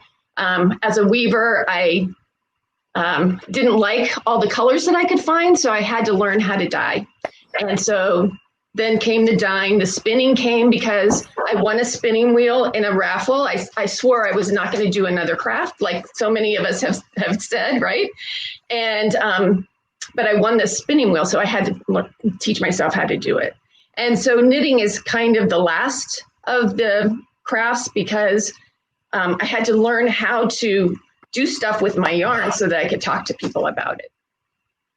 That's always such an interesting thing. A lot of people enter from the yarn and then move into the other hobbies. But I do know a few people who are like, oh, you know what? I was interested in spinning, or I was interested in one of these other hobbies, and did work their way back like you did. So so you I have to say, you know what, the last time we were around when you did a farm tour, we were actually at Dancing Leaf, so we didn't get a chance to come that's around. right. We didn't get a chance to come around and visit you guys. But you do, you know, obviously not right now, but you do usually have open tours and things. Right. So let me ask you this: what are some things that people should know about your business? Like, what makes it different from the other businesses? You know, what are you known for? So again, we're known for our farm yarns. We have fine wool farm yarns. So here's a couple of them. We have Cormo sheep and we have BFL sheep, blue-faced Leicesters. And then we have a hybrid of the two. So these are soft, really squishy yarns next to the Skin Soft. We also carry some mohair and alpaca yarns. See if we can get that to focus a little bit. We have this in the brown natural color and also in white, and some like BFLs that we have that were colored BFLs that we've over dyed into things, into some nice, like really deep colors. We have this is our signature yarn. It's a commercial yarn. It is baby alpaca, cashmere, and silk, and oh my God, it is so soft. It's like knitting with kittens, everybody says. It's a sport, like a light sport weight. And even though these look like small skeins, you can make a nice size cowl, like that size cowl, with just one skein, which is really nice. So we have this in a bunch of different colors. And what else? We have, here's some of our hand-dyed rovings. This is Polworth and silk, which is just to die for. And then we have different kind of sparkly yarns like that. Oh yeah, I see that. Yeah, and then we have a whole marled yarn line. So this is from fleeces that come from our shearer, that is merino fleeces that I dye first and then they're spun. So they look like they're hand spun. They're really fun. There's some purple ones. We have 10 different colorways in this right now. Very nice. Yeah. So I apologize. I am hearing a little bit of an echo, but I think I can talk through it. So I see there's a couple of comments that have come in. Christine Knight says, hi, Lisa, yay. Hi, Christine. Janica Carter says, what an amazing raffle prize. And I agree. I always buy, every time I see, I don't need another spinning wheel, but I still buy a ticket when I see a spinning wheel in a raffle, and I have never won one. Yeah, it was pretty amazing to do. And I have to say that I spent hours, I was single at the time. I spent hours in my apartment just like crying and then trying to spin and crying and trying to spin a little bit more. And finally, after, I don't know, several months, I was able to make a yarn. So it just takes patience, people. It just takes patience. It does. That's what I tell everybody. They're like, oh, I'm so frustrated. I'm like, you know what? Don't spend hours working on it, because you're just going to frustrate yourself and give up. Spend 10 or 15 minutes. And if you don't get it in that 10 or 15 minutes, it's okay. Walk away. Either a couple of hours later or even a couple of days later, come back to it and try again. It does take time. And it also may be a matter of what fiber you're using. You know, some fibers are harder to spin than others. That's true. And if you haven't mastered the basics and you're trying to use a short staple fiber or a very slippery, slick fiber, you may have problems starting out at that level. So exactly. So we offer, we have the Polworth and silk roving. We have a BFL roving, which is great for beginners, and especially for people who are doing maybe drop spindle, because it's a little bit more sticky to itself, and so it's easier to draft. And then we have an alpaca, a super fine alpaca roving, which do not try as a beginner, because that will make you cry for sure. Yeah. So Karen, well, I assume it's Karen. It's from Avalon Springs. She says, Lisa, you and the yarn look beautiful. Oh, thank you, Karen. Yes, this is also made from our Zephyrette. I neglected to say that the alpaca, cashmere, and silk is called Zephyrette. It's on our website. Our website is flyinggoatfarm.com. The other thing that we had just recently is I made a series of yarns that were for this pandemic. So we have a corona. I'm a science nerd like you guys. I took the inspiration from that electron microscope picture that they keep. That's exactly what I was thinking when you showed it. And then it was, well, then we have to make the antibodies, right? And the antibodies, they cover up the virus. So I thought, oh, it should be complementary colors. So this is antibody. Oh, nice. Yeah, and this is in our cashmere merino base. And then the final one is vaccine, because the vaccine is made out of, like pieces of virus or dead virus, right? And so it's the same kind of colors, but just deeper. Oh yeah, I can see that. So those are kind of fun. So Jelaine obviously gets around because she's commented on several vendors' rovings. She says your Polworth silk roving is butter to spin. Yes, it is. It's great. I feel Polworth is a very underrated wool. Personally, it's really nice. Right, it's a fine wool, kind of like a merino. It's a merino cross, I believe. And so it has that same kind of nice buttery feeling of the wool. And then the silk that's in there is not totally blended through. I'm going to see if you could you can see that it's like shiny on the top. Oh yeah. Like that. Okay. Oh, sorry, I was going to say, unfortunately we got started late and I had just a couple of more questions I wanted to cover with you. So do you have a specific special for today or this weekend? Right. I have two things that are on sale. I have a kit for this conflagration scarf. Have you seen this, Spencer? I have not. And this Reggie. is Reggie, by the way, but that's okay. Yeah, sorry. So this is it's very cool scarf. It's all done in short rows. So I have specially dyed yarns for that. So the kit comes with a ball of yarn, all caked up. It's all ready to go. All you need to do is add needles. And it comes with the pattern. I send you the pattern digitally. And there's this one, I think, kind of reminds me of what, that the Freedom Plaza, the Black Lives Matter Plaza downtown. Oh, yeah. Yeah. So that is off 20% off for this weekend. It's regularly $40 down to $32. I also have shawl triads. This is one of them. So shawl knit bundles. These are regularly $84 and they're on sale for $70. So that's like 16% off. So those are my two specials. And I'm also putting in 3% of my gross sales this weekend, and maybe some more to go to the Neighborhood Fiber Company Momentum Fund. That's awesome. That was going to be my next question is when you're doing any special fundraising.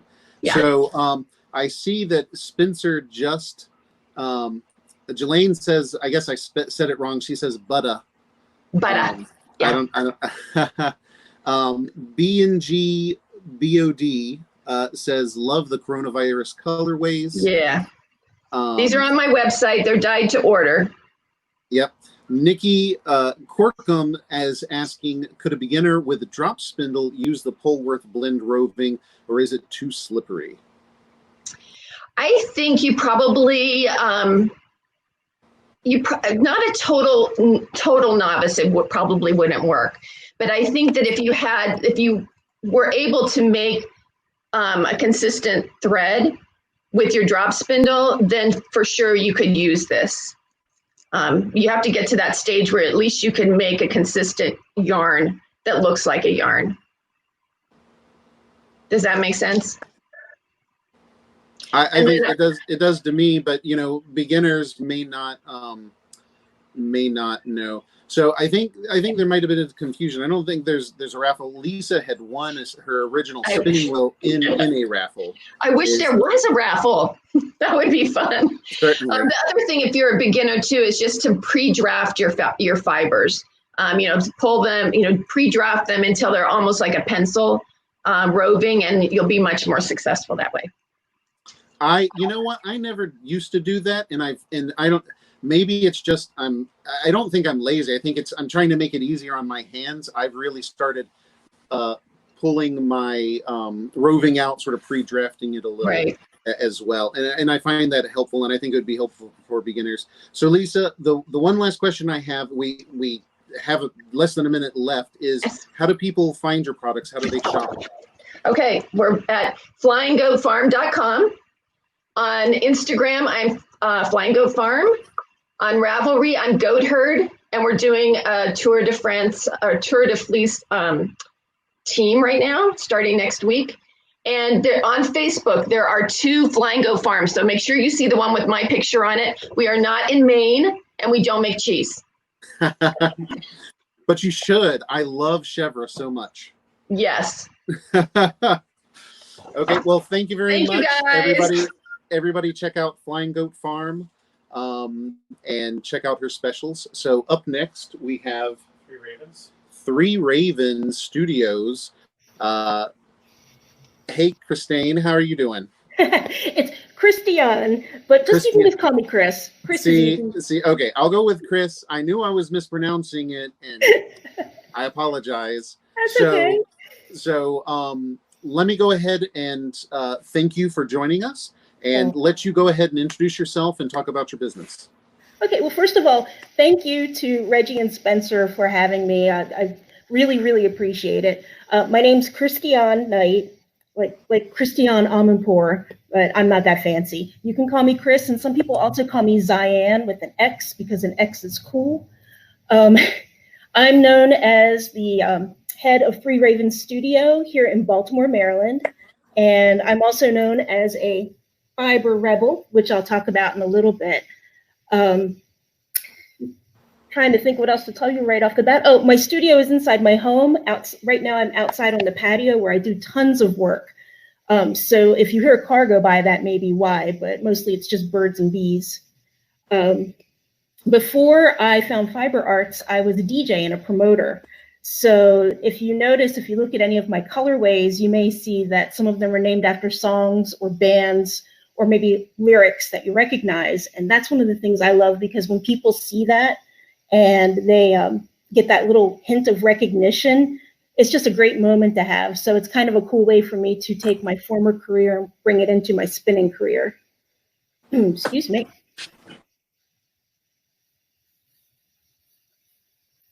Joel. Oh. Hello.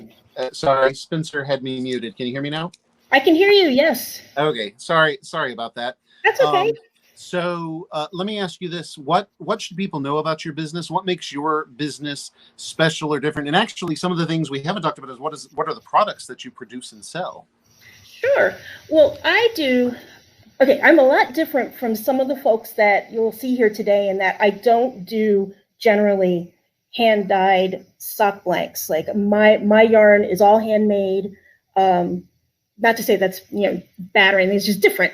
I do hand-spun yarn, I do hand-dyed fiber, and I do hand-carded fiber, as well as some things like weavings and jewelry that uses some of my hand-spun yarn.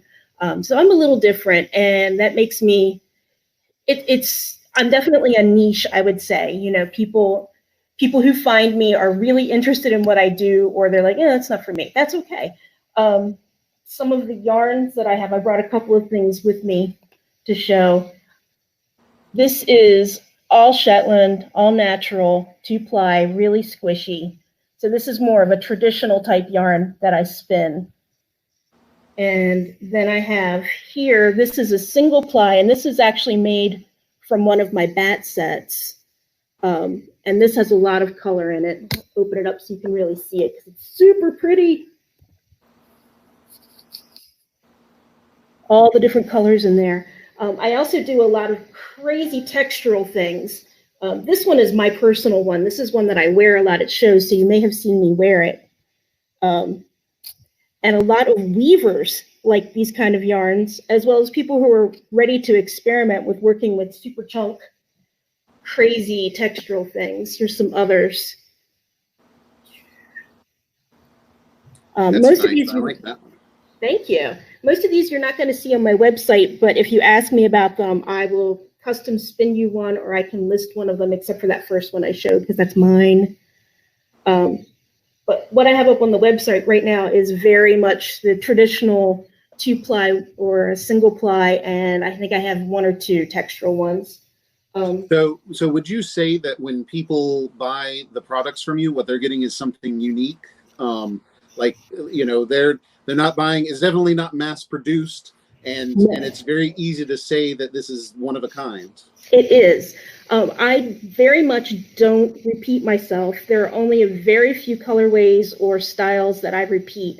I have one bat colorway called Box of Crayons that I do repeat occasionally. But overall, everything I do is one-offs, or I'll do a set and that's it. It's a limited edition. Because I want what you're going to work with from me to be memorable and unique. Like you said, no one else will have it. You know, I can sort of do something similar, but it will never be the same because it won't have been from the same dye lot or from the same set of carded things. Just to give you an idea of some of the different bats that I have. Now I make these into sets, and they're generally 3 to 4 ounces. So these are 2 different sets. I like to do double carded, but these little guys are single carded, so they'll make the kind of yarn when you spin them up that looks a lot like this, as far as like with all the colors swirled through it. I also have behind me a huge mountain of some braids that I've got dyed up, and I have all different kinds of fiber here. This is US wool, so it's a blend of wools. It's kind of a medium fiber, so it's not super soft, but it's not terribly scratchy. It's really great for beginners. I've got fine merino, which is really soft. And then the bulk of what I have, let me find a different color here. The bulk of what I have right now is Falklands, which is great for beginners or people who have experience. It's an awesome fiber. It's really hard wearing, but soft, and it's super easy to spin. So that's just some of the stuff I just listed up on my website. So we've got a couple of comments. So Rose Duke says, "Hi, Chris. Course spinning your Stonehenge batlets." Ooh. And we also got a comment from Jenica Carter. She says that your art batlets are glorious. Thank you, Jenica. Jenica's awesome. So, they definitely do. So do you ever teach, or do you just I saw a nod, so tell us about that. Actually, I teach a lot. I do. Earlier this month, I did a whole bunch of free Carter tutorials on Facebook Live, which are accessible through my Facebook page, which is facebook.com/threeravens.net. They're also available on my website, which is threeravens.net. So you can go to either place and find them. I do a lot of Carter tutorials, and I do teach carding as well, but I give a lot of my information away for free because as far as carding, there's a lot out there. It's not like I'm disseminating anything new. It's just the way that I teach it is, I think, is fairly accessible, and I'm pretty silly and fun. I like to show off things like how to add slippery fibers to a bat without losing them or having them, get lost in the mix or get stuck on your liquor in, things like that. I also do spinning classes. I teach around here locally, both spindle spinning and wheel spinning, both beginner and advanced. And I can do that online as well for anybody who's interested. Just hit me up. You can send me a message through Facebook, or you can email me through my website, either way, to get in contact with me for that. Certainly. So do you have any specials that are going on this weekend? Well, okay, I did not make any discounts. And the reason that I didn't do discounts is because all of my profits for this month, everything, is going to my 2 organizations that I am fundraising for. So I wanted to make sure that those organizations got the full amount of money. Now, I do have on my website, if you're interested in my batlets, those are all free shipping within the US. So that's already, you don't have to do anything. It will automatically not charge you shipping for those. But it was really important to me that all the money that I made this month went to my organizations, which are Black Lives Matter DC and CUAV, which is Community United Against Violence, which is a organization that works to build the power of LGBTQ communities to transform violence and oppression. So they help to build up communities. And I think that's a really worthwhile organization to support along with Black Lives Matter. So those definitely sound like some great causes. So I have a couple more comments that have come in. So Julia Redmond says Falkland is underappreciated. And then Robin Riley, she sounds like she might have been a student of yours. She says, love your fiber, you rebel you. And then she goes on to say, best teacher ever. Oh, thank you, Robin. Thank you. She was a student. I helped her out a little bit with spinning, but she's great. She just needed a nudge, That's what it is. People just need a little nudge to find that groove. And then all of a sudden they're making yarn, Definitely. I agree about the Falklands. Falklands is such a great fiber, and it's actually, the interesting thing about Falklands is it's not one breed of wool, at least not here in the United States. It's generally a mix of wools that's kind of come under that umbrella term of Falklands because it's meant to approximate what Falklands wool is like. And I love it because it's got a long enough staple that pretty much anybody can spin it, but it's not so long that you're like, trying to get it apart. And it is really hard wearing, but soft. Great. So let me ask you this, going back to your hand spun yarns, I see, I don't see a lot of people buying hand spun yarn. Is there something that you would like to say to the audience here about, why they should think about or consider hand spun yarns? What's special about them? Why they shouldn't be scared of buying hand spun yarns? That's a great question. Well, for one, I think a lot of people are afraid of hand spun because, well, for one, a lot of times you get one or two skeins of it because it's a precious commodity. It takes a while to make. So it's not like you're going to buy a sweater's worth of hand spun generally. But there are ways to use hand spun that you can take it and make it go a long way. A lot of what I tell people, if you don't have a particular pattern in mind, try mixing it with a commercially dyed yarn or an indie dyed yarn that has a color that picks up with it. And you can get a lot of effects with it that way, just by using a little bit at a time throughout your pattern.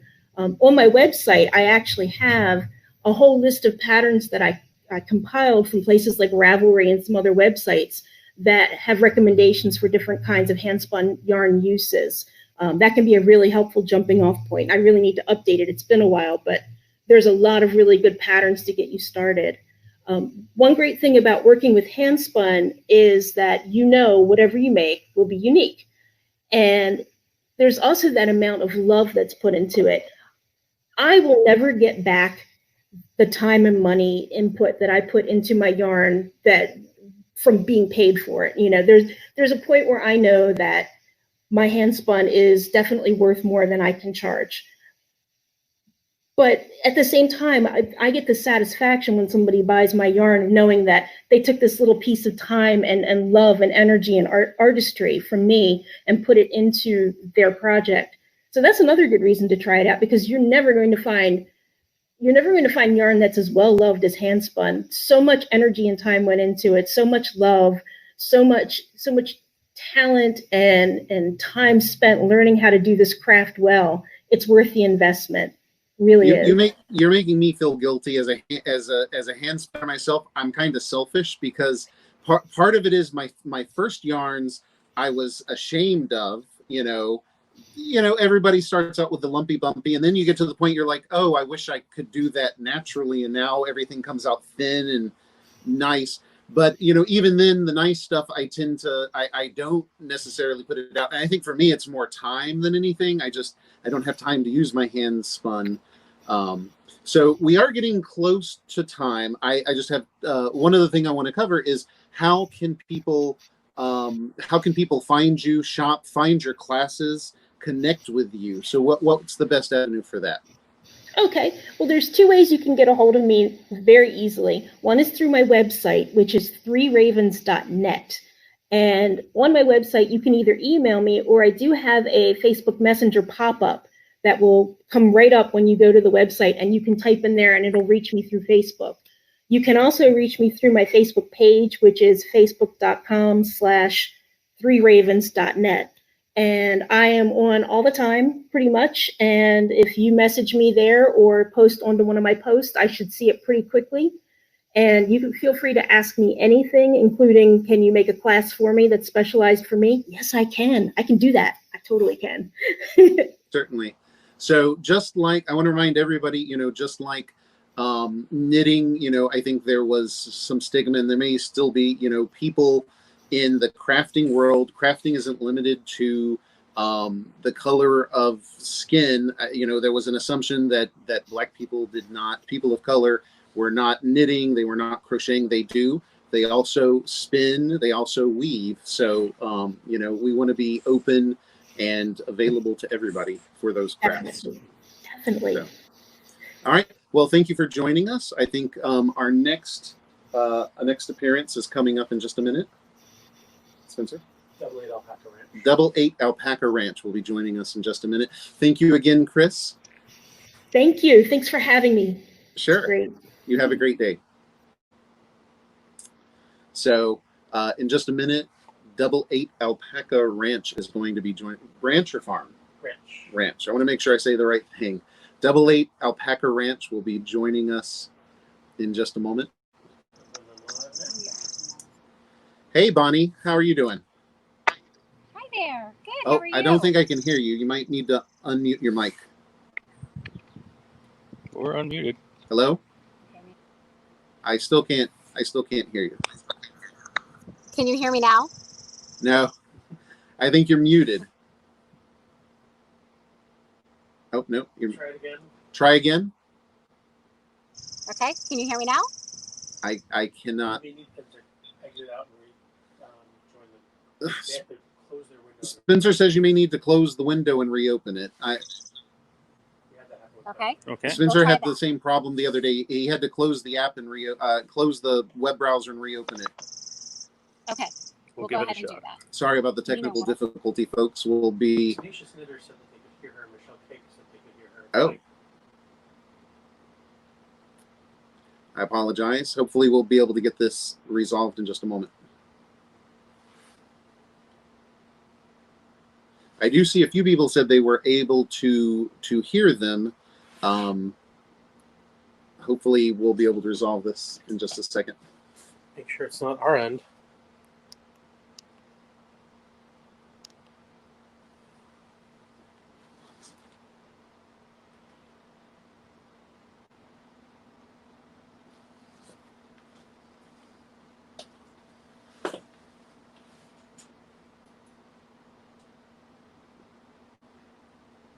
Jelaine says it's our end.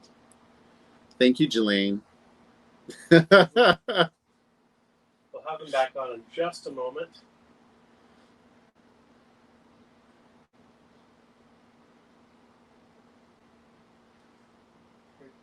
Yeah. You don't have a pair of headphones. I could use that to play the stream, so I can give you. My headphones are upstairs in the living room, but they're Bluetooth. So give me a minute. Okay. Coming back on now. No, I just want to spin the camera. Okay. I can hear you. Yay! I apologize about that. Our audience actually did say they could hear you, so it might have been difficulty in our studio here, and we apologize for that. Okay. All right. All right. So my husband's my technology person here. Cameraman. He's my cameraman. Certainly. So, hi, I'm Bonnie with 88 Alpaca. all right. So I want to start out by thanking you for joining us here during our public knitoxication. Normally, it would be held at Fabioli Cellars, but due to the COVID epidemic, we had to cancel that. So we're trying to do it virtually. Thank you for joining us. So why don't we start out by you introducing yourself and telling us a little bit about your business? Okay. Well, first, I would like to thank you for extending your invitation out to me. I've been trying to get into the Fabioli Knitoxication event over the past year. So thank you so much for extending the invitation to me. My name is Bonnie. I am the owner, along with my husband, of Double Eight Alpaca Ranch. And we've been raising alpacas since 2005. We breed them and raise them. We show them and we show the fleeces. So behind me here, you see a raw fleece on my skirting table. And this fleece is actually getting prepped to go to show. Our big national show is next month, July 6th in Nashville, Tennessee. So we show a lot of our fleeces before we process it into the yarns here. That's not the Alpaca Jubilee, is it? No, sadly, that one was canceled. We are going to be joining Empire, which is going to be held up in, I think, New York, somewhere in New York, Syracuse, I think. We're going to be joining the Empire Alpaca organization, and it's going to be, I believe, October 6th, if I'm not mistaken. Gotcha. Although we don't raise animals, we did once. We ventured to York, Pennsylvania to do Jubilee. We ran into several farms that we were friends with, and watched. My favorite was actually the kids doing the obstacle courses. So. Yep. I know that very well because last year I used to be a teacher here in Loudoun County for many, many years. I was a gifted resource teacher. And we also foster kiddos here in Loudoun County. And when we became foster parents of triplets, not really, they were 3, 4, and 7, we chose to just stay home, foster, and farm full time.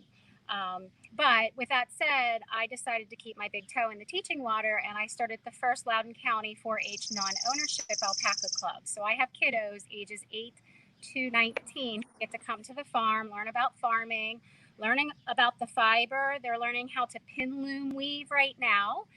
They've learned how to card the fiber on my drum carder.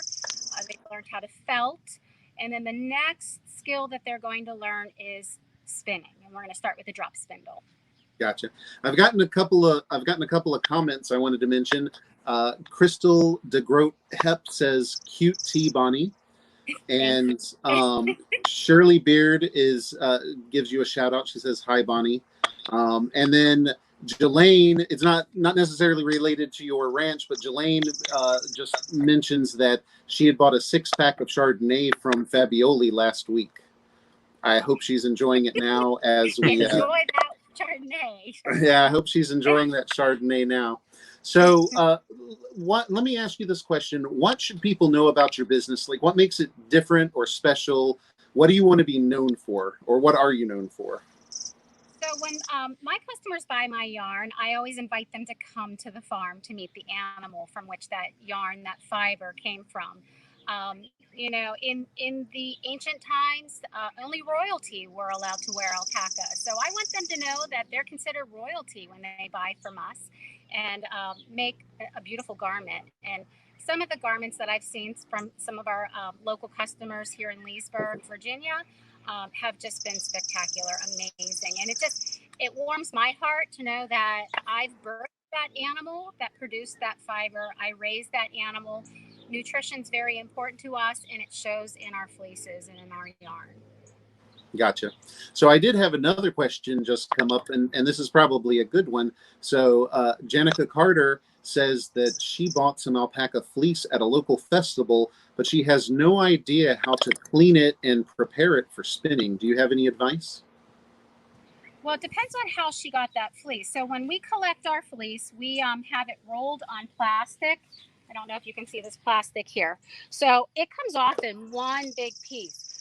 If she's able to make sense of the cut side versus the tip side, I put the cut side up and then go around and take out all of the coarse hairs out of that fiber. Any of the shortcuts, you see shortcuts there, take that out of the fiber because that's what's going to cause your pilling in your yarns.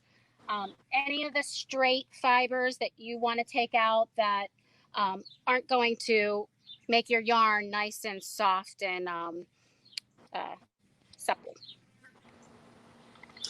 Does it need to be washed? It should not need to be scoured like wool, correct? No, it doesn't. So a lot of hand spinners, again, going back to the ancient times, they spun it in the raw. And spinners of sheep wool spin it in the raw as well. You can spin it in the raw, and actually I recommend doing that, because then when you go to set your twist, when you wash it, that's setting the twist, and then it's also washing the yarn.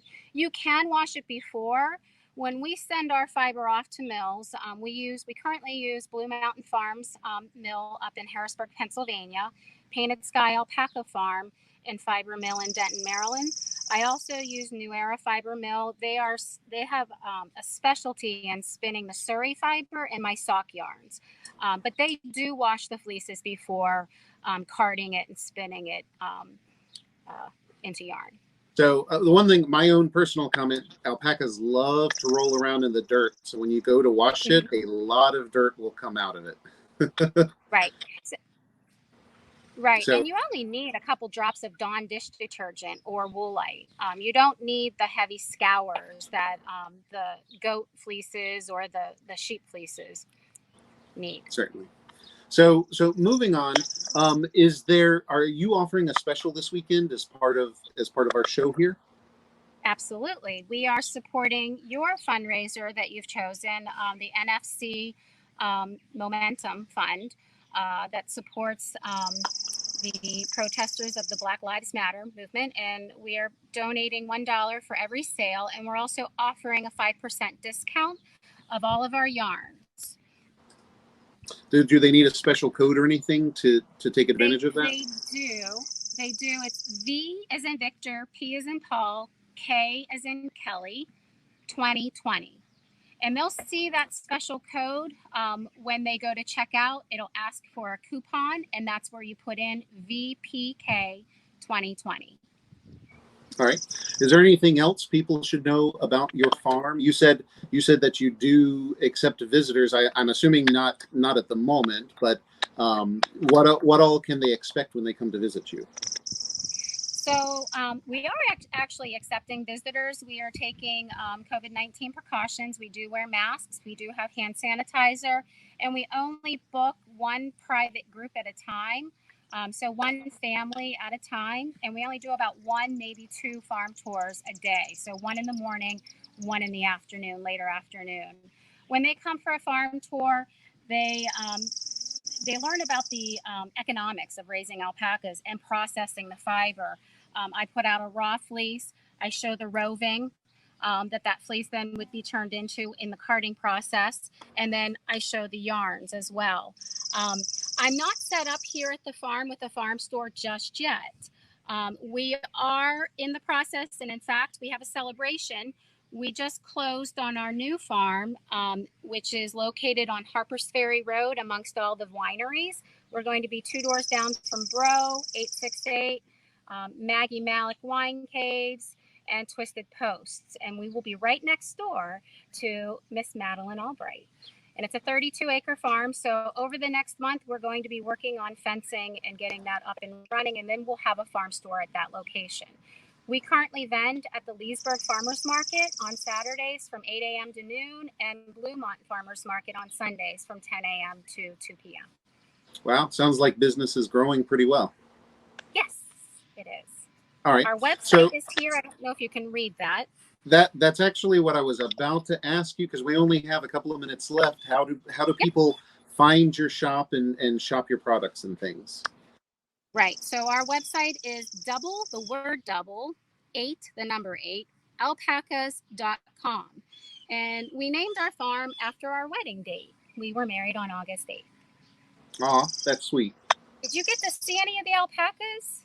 Oh yeah, please show us.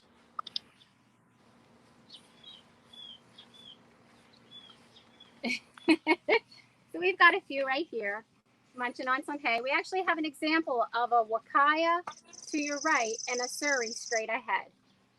The Surrey fleeces, the Surrey yarns, I cannot keep in stock. They're so shiny. They look like silk. They feel cool to the hand. It's a very popular yarn here. So we only have a couple more minutes, but can you explain the difference between a wakaya and Surrey? Not many people know there's 2 different types of alpaca out there. Yep, absolutely. So your wakaya, they're a lofty. They have a lofty teddy bear-like fiber, and it makes Kind of like the picture on your shirt. Exactly. So they're going to make your warmer garments. And then the Surreys, their hair hangs in dreadlocks off of the body, and it has a luster to it. It shines, and it's cool to the touch. So it's a really beautiful fleece. And we actually just also added Surrey llamas, silky llamas, to our breeding operation. They just arrived on Monday, so we're ultra excited. Oh, nice. So we did have one question come in. It says, any more black or gray alpaca coming soon? And then she follows up with yarn. I'm so glad you asked that question. Black is our focus, and black sells the quickest. So you notice that I didn't have any black on display. In 2 weeks, I'm going to be sending off probably 300 pounds of alpaca fiber to the 2 mills that I had mentioned. And we're hoping to have that back October-November timeframe is about how long it takes to get back. So yes, we will have black back in stock, which is a very popular color. It's all natural. And a lot of people are, surprised that it's a natural yarn and not dyed. Yeah. Well, thank you very much. I think we've reached the time limit for you guys, but we appreciate you joining us. I hope everybody gets a chance to shop your shop, and if they get a chance, they can sign up for a farm tour as well. Thank you so much for having me today. Sure, thank you. So up next, Spencer, who do we have? Karida with Feederbrook Farm. Oh, exciting. So we've been talking a lot today. A lot of the vendors are doing donations to the NFC Momentum Fund. Up next, we have Karida Collins, who is the owner, founder of Neighborhood Fiber Co., and she's also the founder of the NFC Momentum Fund. So we have, I want to say, 30 minutes set aside for her. We do. Correct. So Karida, I'm gonna, I appreciate and immensely, we're so happy that you were able to join us today. We'd like to hear both about your fund and anything special you're doing with Neighborhood Fiber Co. as well. Okay, great. Thank you for having me. As you said, my name is Karida Collins. I own Neighborhood Fiber Company, and I just recently started a charitable giving operation called the NFC Momentum Fund. And what that is a donor-advised fund from the Baltimore Community Foundation. What that means is basically it's like I have my own little tiny foundation. I get to make grants that will come from the Baltimore Community Foundation, but I get to choose the grantees, and it's all at my recommendation. So it fills the need that I have to do good works and make a real impact without having to actually start my own nonprofit. So would you say, and if you have more to speak about it, but I think my big question is, it feels to me like this is a great way, if you don't know where you want to direct your money somewhere, but you are not sure, this is a great opportunity. You are curating what the money is going to. Is that correct? Or, Absolutely. This kind of came about because so many people, well, let me back up. About 5 years ago in 2015, we did our first sort of fundraising yarn. It was A Color for a Cause in response to the Baltimore uprising after the death of Freddie Gray in custody of the Baltimore Police Department. So I'm here, I'm a Baltimore resident, I'm looking around and my city's on fire, and I want to help, but I didn't know what to do. And it turned out that there were a lot of people who felt that way too. So I have a background in fundraising. I worked for a nonprofit as a development officer. So it made sense for me to do what I was good at, which was dyeing yarn and raising money. So we dyed a color. We named it after Sandtown, Winchester, which is the neighborhood where Freddie Gray lived. And we decided to tell everyone what we were doing. We sent out a newsletter. We posted it on Facebook and Ravelry and Instagram and said, hey, here's this yarn. If you buy it, all of the money goes straight to the Fund for Rebuilding Baltimore. And I was completely overwhelmed by the response that I got from people. Everyone was for the most part, really positive, and also just happy to have something they could do, some way that they could help without actually being here, without being right in the middle of a protest waving a sign. That's not for everybody. So it was kind of the beginning of the marriage of yarn and philanthropy for me. So it's just grown from there. And we've done other fundraisers with yarn before. Our most successful one was actually in the wake of the Parkland shootings. We were able to raise about $20,000. 11,000 of it went directly to send kids to the March on Washington. And the rest of it went to different gun safety, gun control advocacy groups. So it was this amazing overall experience, and just feeling like we can really make a difference with yarn and help people make good consumer decisions that reflect their values has been really important to me. So with the most recent set of crises, I mean, the whole country, the whole world is in crisis right now. It's not just the US, although we are in crisis. It's, it's COVID, it's the protests about police brutality, and whatever is going on in the White House. So people are definitely feeling a sense of, I think, helplessness about how they can make an impact and change things for the better. So skipping ahead, I actually was getting requests from people to give me money. People wanted to give me money, which seems like it would be amazing, but it was also really awkward because I sell things. I have a company. We're a for-profit business. So I wasn't comfortable just accepting money from people. So that's what, for me, inspired the fund, because I was also getting asked questions, and I have been for the last year or so. I've been hearing from people wanting to know what they can do and what organizations they can donate to that are working to combat racism and bring about racial justice. So this is kind of the marriage of, yarn, philanthropy, and, ending racial injustice, just overall making the world a better place and doing it in a way that allows me to leverage funds from multiple different people at multiple different times. I'm hoping that this will let us make some really impactful grants.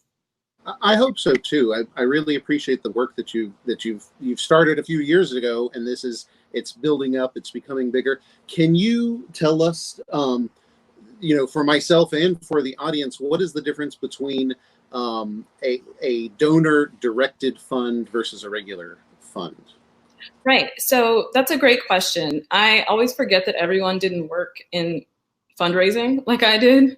A donor-advised fund means that there is someone behind it. In this case, it's me, who is directing where the funds will go. So the Community Foundation has lots of different funds. Sometimes they are for instance, the Fund for Rebuilding Baltimore that I made my first big donation to back when Freddie Gray was killed. That is a fund under the Baltimore Community Foundation, but the foundation they are the ones who make the decisions about where those grants go. Usually donor advised funds they're usually for rich people. You'll hear a lot about family funds that are, that have last names like Rockefeller or Carnegie, exactly, like Soros. These are the kinds of families that usually put aside money for philanthropy. It's a way for them to plan giving. I'm familiar with it because when I was doing fundraising, we would often try and court these family funds, representatives from these family funds. And there is a whole career of advising donors on philanthropy. In this case, I just wanted to have a way to invite people to donate money that is tax deductible where there is an infrastructure in place to make sure that everything is above board, that we are following all the rules of the IRS and all the laws of the land, and still be able to make grants. Up until this point, we've been able to sort of make donations here and there, and some of them have been really significant donations, but this allows us to sort of take a step back and have a process for people to apply and give larger grants to smaller organizations where it can make a bigger impact. Well, that sounds awesome. I want to read you a couple of the comments that have come in, if you're good with that. Sure. So Shirley Beard says, "Love you, Karida!" Exclamation point. Made an order last weekend, and I'm anxious for my community shirt, yarn, and stitch markers. Yay! Chris Knight says, "So much love and respect for Karida." Thank you. Michelle K says, "Knitting with NFC yarn while I watch." Wonderful. Jen Dumas says, "Love NFC." Aw. And let's see here. They keep rolling in, so it'll take me a minute to get through them. Found NFC at Rhinebeck last year. Love the yarn and the message.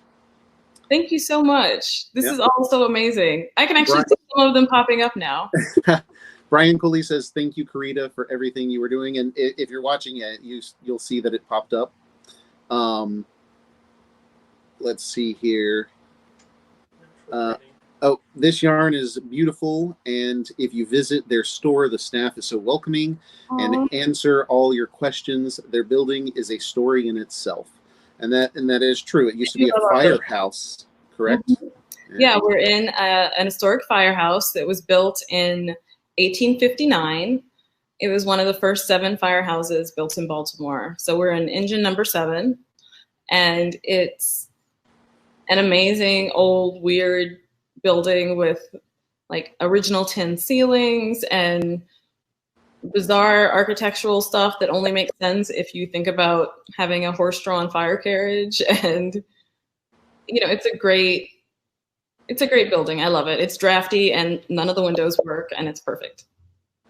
It's fun to visit your store. You actually, when you come to visit, your dye studio is on the first floor, and then you actually have a shop on the second floor, correct? I do, and that's where I'm sitting right now. I've strategically positioned myself in front of the last display that is still intact, since it became a different kind of workspace once we closed because of COVID. Now it's just a place where we stage things for shipping, so it's not displayed the same way. Got it. So a few more comments have come in. BNG BOD, I don't know if that's BNG bot or not, says, "Take my money. Actually, I've already ordered a lot from NFC." Who hasn't ordered a lot from NFC? Missed the Charm City yarn crawl this year. Happy to donate to your fund. Worthwhile cause. Oh, thank you. I missed the yarn crawl this year too. I was really bummed when we canceled it, but I was also very vocal about needing to cancel it. I just thought it would be like a perfect disease vector to have traveling groups of people going from one store to the next. Certainly. So Shirley Beard says, "Fantastic work. Thank you so much for organizing the foundation." Janica Carter says, "Zane from Three Ravens helped me find you. So happy she did." Hey. And then Joan. Oh, yeah. So Joan Orcutt says, "Love your lip color. Do you have a yarn in that color?" I would say Waverly is the closest. Sorry, which one? Waverly. Waverly. Well, thank you for that. She goes on to say, "I love what you are doing on a local level." So, let's see here. Let me try and come up with some more questions. Do you have any short-term plans? Like, do you know where some of that money is going to go in the next couple of months? Well, I've been making small donations from the business, just sort of ignoring the money that's in the fund to, the causes that we discussed in our first newsletter in June that are helping protesters, that are related to Pride, that are related to protecting trans Black women in particular, bailouts, things like that, because I was planning to do that anyway. So I want to keep doing that. And then so this is kind of an announcement. This will be the first place I've said this publicly. GoFundMe has chosen me as their Hero of the Month, which sounds super weird to me. But, I did an interview for it this week, and they're going to announce it on the 30th with a bunch of like press and a podcast and some photos and all this stuff. So I'm waiting for that to finish so that I can fully close out the GoFundMe, move all of the money into the foundation, and then put out an RFP to local organizations for grant applications. I want to keep it as simple as possible, and I want it to address certain specific needs that we have right now that are acute. So hunger in the city of Baltimore, in the wake of the COVID crisis, ways to facilitate distance learning and online education for Baltimore City students, and continuing to support the protesters and the momentum that's going towards ending police brutality. So hopefully I'm going to be able to give away like $50,000 this year in a series of grants, probably 3 that are $10,000, and then the rest of them that'll be some like smaller ones for specific programs. And the hope is that, you know, this fund can continue to generate enough donations and interest with the work that we're doing that we'll be able to continue to give out, you know, $50,000 or more in grants every year. Gotcha. So we've had a couple of more comments and questions roll in. So from Solitude Wool, they say, we are really appreciating being able to contribute to the pool that the other vendors are doing to donate to the NFC Momentum Fund, and have you direct the money, especially within our fiber shed. Go Baltimore. Yay, go Baltimore. So I don't know that we've really mentioned this a lot. I think most, if not all, of the vendors that we've had today throughout Public Knitoxication are in the DMV or the outskirts of the DMV. Definitely the Chesapeake Bay watershed for sure. So you know, this is precious to all of us. It's so meaningful, and it means so much to me because it's very easy in Baltimore to feel like you're the unwanted stepchild in the family of Maryland. So it really means a lot to find out about people in the area who care and, you know, love Baltimore and want to see us succeed as much as I do. Certainly. So the next question is, will you be offering community t-shirts again? I missed the first pre-order. Well, the secret is that I ordered some extras because I had a feeling that would happen. So once we count out the pre-orders, the extras are going to go online. But based on what I'm hearing, we're going to do another round of pre-orders and just give people a little more time to get their orders in. In the past, I've always just ordered a bunch of shirts in a bunch of sizes and kind of figured they would sell as they sell, which means that right now I have like 7 community hoodies in size extra small, and that's it. So this time I wanted to do a little bit more planning.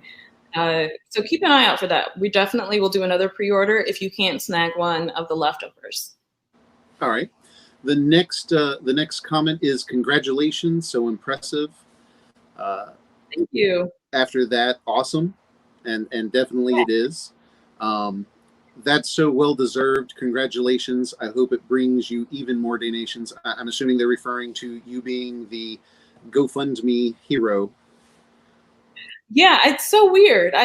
It was such a weird email. I thought it was a joke at first, and then I just texted everyone I knew and said that it's been officially declared that I'm a hero, and I've been singing Mariah Carey and Enrique Iglesias constantly. So some other comments. How wonderful. Congratulations. Karida, that's awesome. That makes me so happy for you. They've always been our you've always been our local hero. That's awesome. The country will get to know more about you.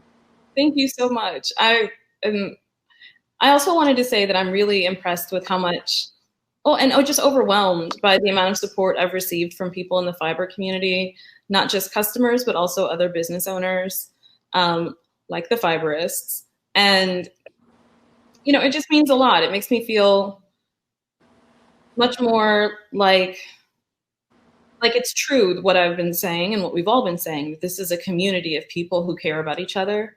And, if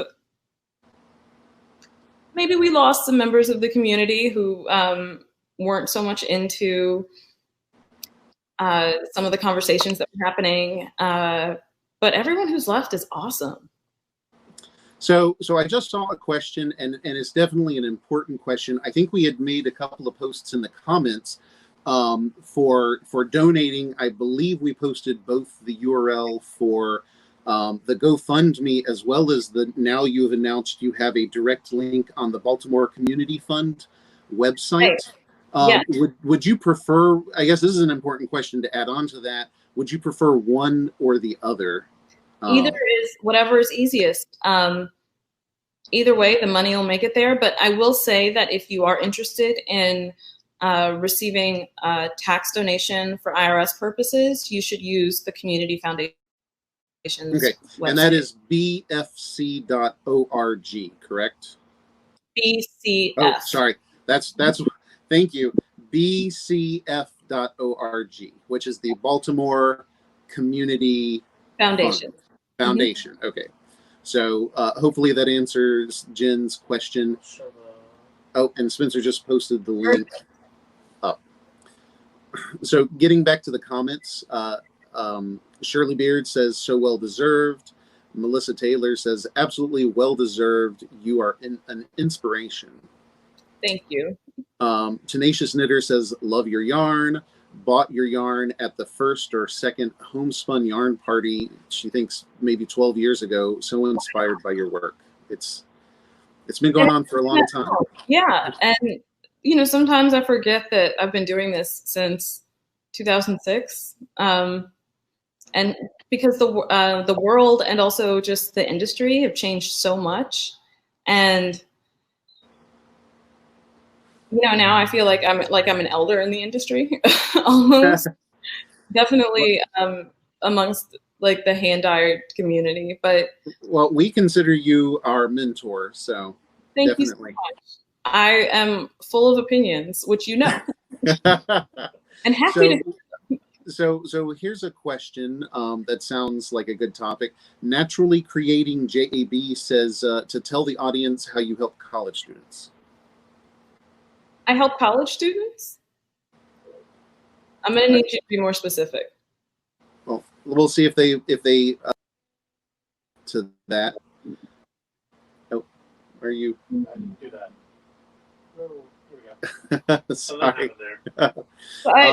Sometimes I lose track of all of the things that we've donated funds to. I found myself trying to write a list yesterday, and I actually couldn't come up with everything. And I actually had to get in touch with, if you've been following us for a long time, you remember Kristen Schaefer, who was my VP and right-hand woman, until she left me to move to Brooklyn and be in love, whatever. And I actually had to send her a text to say, do you remember everything that we did? Because some of them I've lost track of. Gotcha. So back to the question about the community T-shirts. The person who asked that question announced hooray to the possibility of you putting out another order for them. And then yes, absolutely. Shirley Beard says, my husband worked for SSA for 40 years. He traveled to Baltimore from Seattle, and we loved getting to know your wonderful city over that time. Oh, that's so great. So we have about 7 minutes left. Is there anything else you want to tell us either about the NFC Momentum Fund or, we do want to talk about those important issues, but being a yarn dyer, which is also the other thing we're here for. Is there anything you want to talk about? Are there any sales that you have going on right now? Well, right now, the big things that we're doing are, we are still selling yarn for Pride. And so that's the gradients that are in a full rainbow, as well as we're doing any other Pride flag that anyone requests. So like right now downstairs, we're doing, someone's working on an asexual Pride flag. We've done bisexual, pansexual, non-binary. If there's a flag that you want, we can do it. And gotcha. Also, I heard a woohoo in our studio when you mentioned one of those flags. So yay. So Yeah, that's cool. It's fun. I mean, I was talking to my best friend, Ann Weaver, who is also in this world of knitting and who is actually working for me full-time right now because COVID ate up a lot of her copy editing work. And we were talking about how some of these, like there's so many different identities now, and it's not that those identities weren't there when we were kids. It's that we didn't have the vocabulary to explain how we felt or what we were. Or we had to hide it. Right. So you either were hiding or you just, so for Anne specifically, she never felt particularly female. I'm sharing all of her business, but she's very upfront about this. And last year she had to have a surgery that to remove a growth that she named it. She named it. His name was Arnold the Abdominal Mass. And when Arnold came out, her uterus went with him. And without her uterus, she really felt comfortable saying that she doesn't feel particularly female and never felt particularly female growing up. And now especially doesn't. And if it had been possible to identify as non-binary when she was in high school, that's something she would have been into. So instead, she was just a weirdo who, dressed like Bowie and, was a weird outcast at her conservative Christian high school. But that's definitely her trauma story to tell. So I'm really excited about seeing all of these different flags going out the door and getting orders from people for identities that, when I was in college and I was first exposed to Pride, we weren't even thinking about it. So we've come a long way. All right. I have a couple of other things that have come in. So one person, just to make it quick and summarize it, somebody says that they want to be you when they grow up, even though they're probably already older than you. I'm older than I think I am. So the next one is clarification on the discussion about college students, you hiring college students. Oh, for sure. I don't consider that doing them a favor. They're helping me out too. We are so close to the Maryland Institute College of Art that it just makes sense to reach out to them for interns. And, some of those interns become employees and some of them, just want to learn about what it's like to run a business. We've had professors bring their whole classes through for a tour. The reality is that Micah has a fiber arts program, but Baltimore doesn't have a huge number of fiber arts businesses to offer, employment to those students. So, in a time where I think it's really easy for people to forget about how important art is to our culture and to our country, I think it's important to make space for hiring artists. So they're helping me too. They are creative and they come up with new ways of doing things and new colors, and it's fantastic. It's great. We actually, in our work with Baltimore Youth Arts, we were able to hire for the summer a student who actually was in high school or had just graduated from high school, I want to say. She was 18, but she had just finished high school, and this is a Baltimore City public school kid, and it just felt great. And she developed a couple colors, and they were really fantastic. That's awesome. It's actually kind of scary the way schools are cutting funding for the arts, so the thought that some people may not even be able to do art or learn about art until they get to those higher level grades is kind of scary, and it's potential we're going to lose something in that choice. We all lose, I think, when we cut funding for art at all the levels. Someone shouldn't have to make a decision that they're going to spend $200,000 on education in the arts in order to practice art. That shouldn't be. That's a barrier. What happens? I mean, and that's a huge barrier.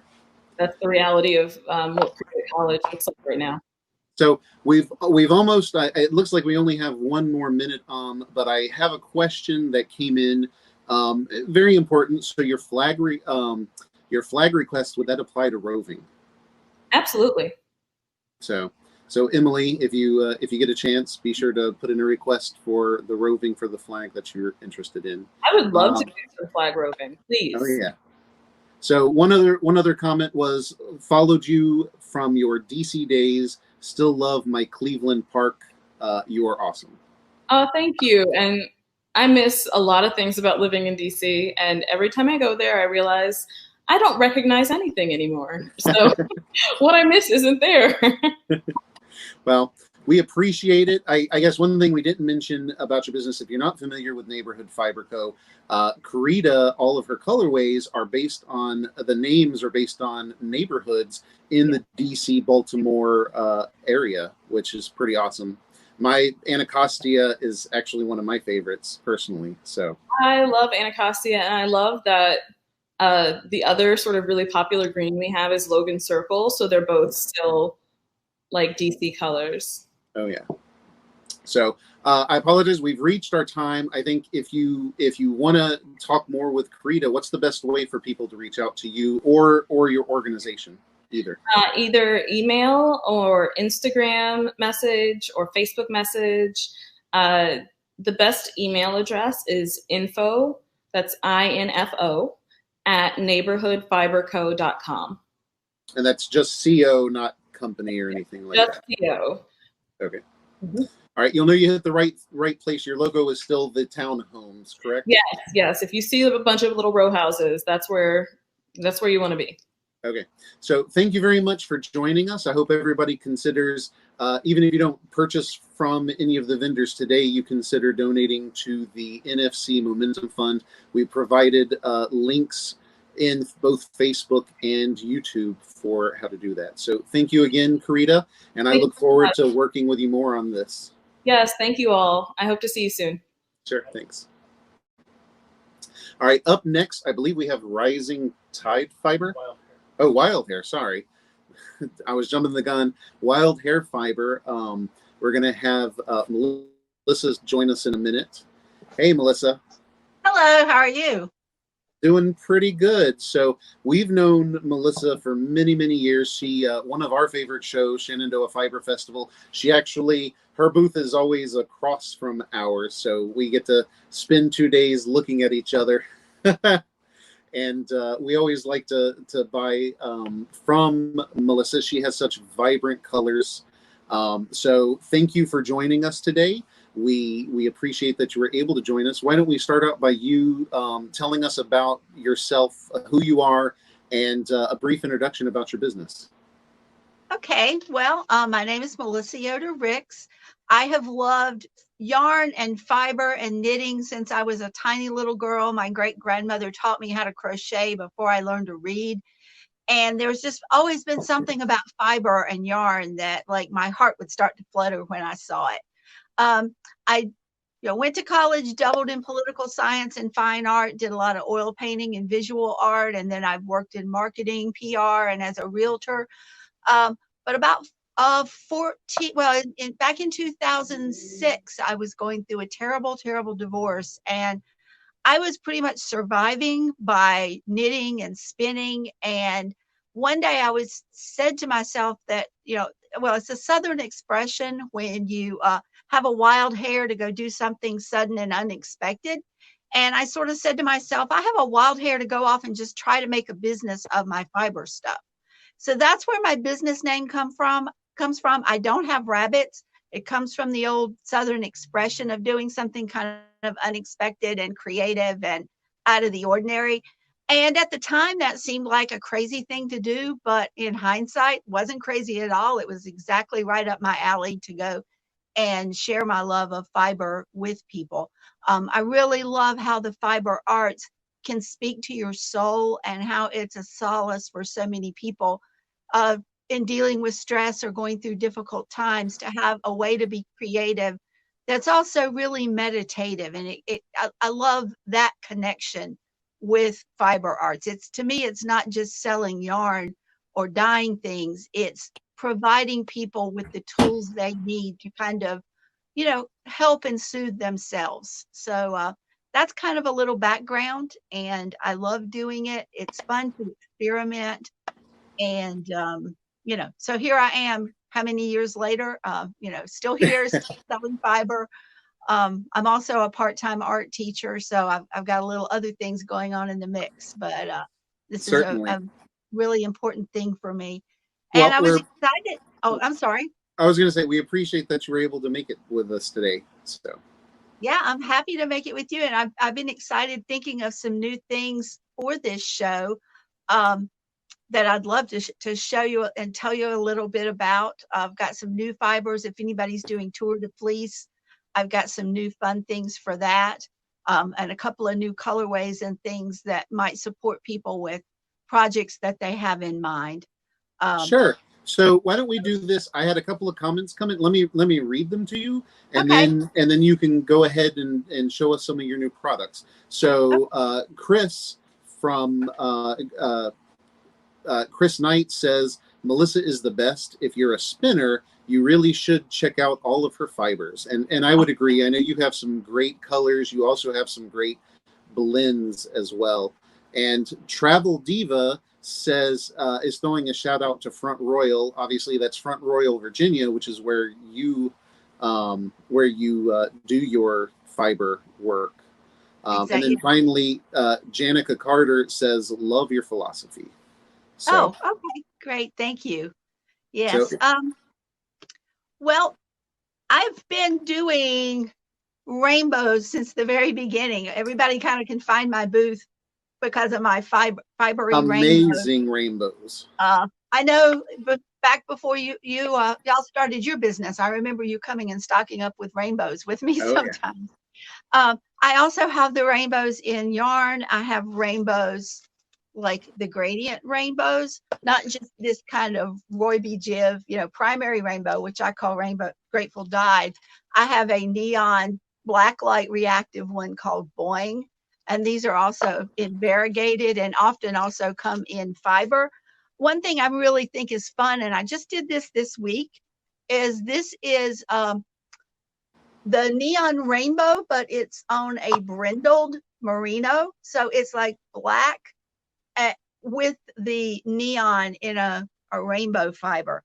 And I also did the brindle in a couple of other things. Like I have a peacock one, and I have this one that's pink and purple. This like Chris Knight, this makes me think of you, the pink and purple on the black. I love when you overdye, when you have a roving that already has two tones in it, and when you overdye that, it just adds another layer of depth when you spin it. Yeah, that's one of my tricks. That's something I like to do, is get some interesting blend of some kind, and then there's an autumn version of that. Get some kind of interesting blend and then play with it even more and kind of layer things up on there. I have more in the fiber department. This is, let's see if you can see some of it. This is the green one, and I've got multiple colors of this fiber. This is a tweed. Wow. I don't know how well you can see it. You might can see it better in this darker one. But this is a tweed. It's got little rayon neps in it, but it is a merino bamboo with rayon neps in it. And that's just been listed in my shop, which I think would be fun for tweed. It's almost like, it's kind of like, reminds me of a bat, but it's not a bat. It's, you know, in the top or roving preparation, which for a lot of people makes it easier to spin. And for people who don't know, what's going to happen is they're going to end up, their yarn is going to have some texture to it. It's going to, those bumps aren't going to be smooth in the final product, correct? Yeah. That's part of what you want. Is it's a tweed, so it has those little flecks, and it does make a more rustic kind of yarn. Not necessarily uneven or lumpy, but I would describe it more as rustic and having some texture to it, like you would expect from, you know, a bat. So that's really fun in the fiber department. I always have, there's this over here, maybe I'll turn this a little bit. I have a bunch of colors of the faux cashmere, which people like if you're looking for non-animal hair fibers. So actually, there was a comment that came in from Jennifer Dumas, and she actually says, "Adore Wild Hare's vegan roving in Tiger Lily. Keep buying." Keep buying more to spin up and make a Firebird cape. Thank you, thank you. Yes, I have several fibers, although a few of my blends are very low in stock right now because the pandemic has slowed down shipping and slowed down the place that does the blends for me. But I'm going to be getting some more of that stuff back in stock. But I do have some, and I have plenty of the faux cashmere. I have another new blend that is kind of fun. This is, you can see close up of this. This is merino bamboo and flax. And this is a fun one for summer. You see the flax in there, and sometimes, you know, flax is not the softest thing, but actually this isn't bamboo. This is merino tussa silk and flax. I'm sorry. I was like, wait a second, this isn't a bamboo one. This has got something else in it. But I find for this, the merino gives it some softness and loft. Both the silk and the flax have a sheen to it, and bamboo, I mean, the flax just kind of lightens it up and makes it a little more summery. I spun some of this up, which you can kind of see it's a little ball of yarn that I didn't even set the twist. I just wound it off. But here's a little knitted swatch of that one. It just kind of, when I applied it, it did the little color banding. But I was really pleased with how it spun and how it feels. And I find with these blends that have the flax in them, that if you mist it with a little bit of water before you try to spin it, the flax will soak up the water, and then it goes softer and it will spin more smoothly into the other fibers, that along with the other fibers, and that carries on over into the yarn. The flax will behave and play nicely with everything else if it has some humidity to it while it's being spun. So gotcha. So Melissa, I apologize. I just looked at the time, and we're getting close to the end of the 15 minutes we set aside for you. And I did have one or two other questions I wanted to ask you. One is, do you have any specials for this weekend? Any sales or special kits or anything? Well, I have the VPN, that's right, VPK 2020 in my Etsy shop, which is wildhare.etsy.com. That will get you free US shipping. And I did, if I can take just a second, I do have and I am making a donation to the charity that goes along with the event. I also was trying to have a few new colorways to show you. This is a gradient of shades of brown. And then this one is like brown to cream to black.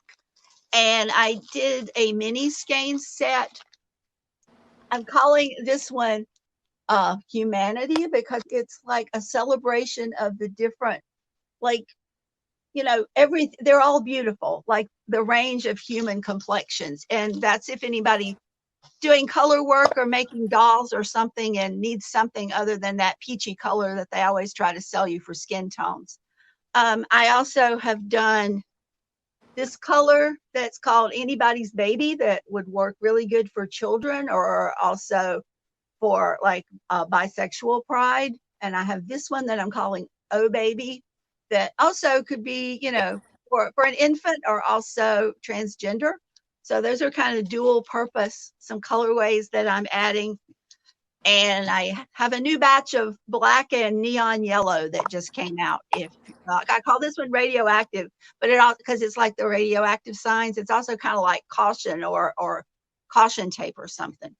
But anyway, yeah, that's kind of what I was trying to get in there. So oh no, not a problem. You've got me drooling over all these colors. I have a feeling I'm going to be broke for a little while. Well, I mean, I've gotten more ideas. The whole thing is getting the time to make them happen and get them in the shop. But I was busy this last week trying to have some things that I thought would be great to launch at this event today. So I think I covered them, and I really appreciate the opportunity and the chance to go live with you here at the event. And everybody just, I've got everything in my shop in Etsy, and it's wildhare.etsy.com.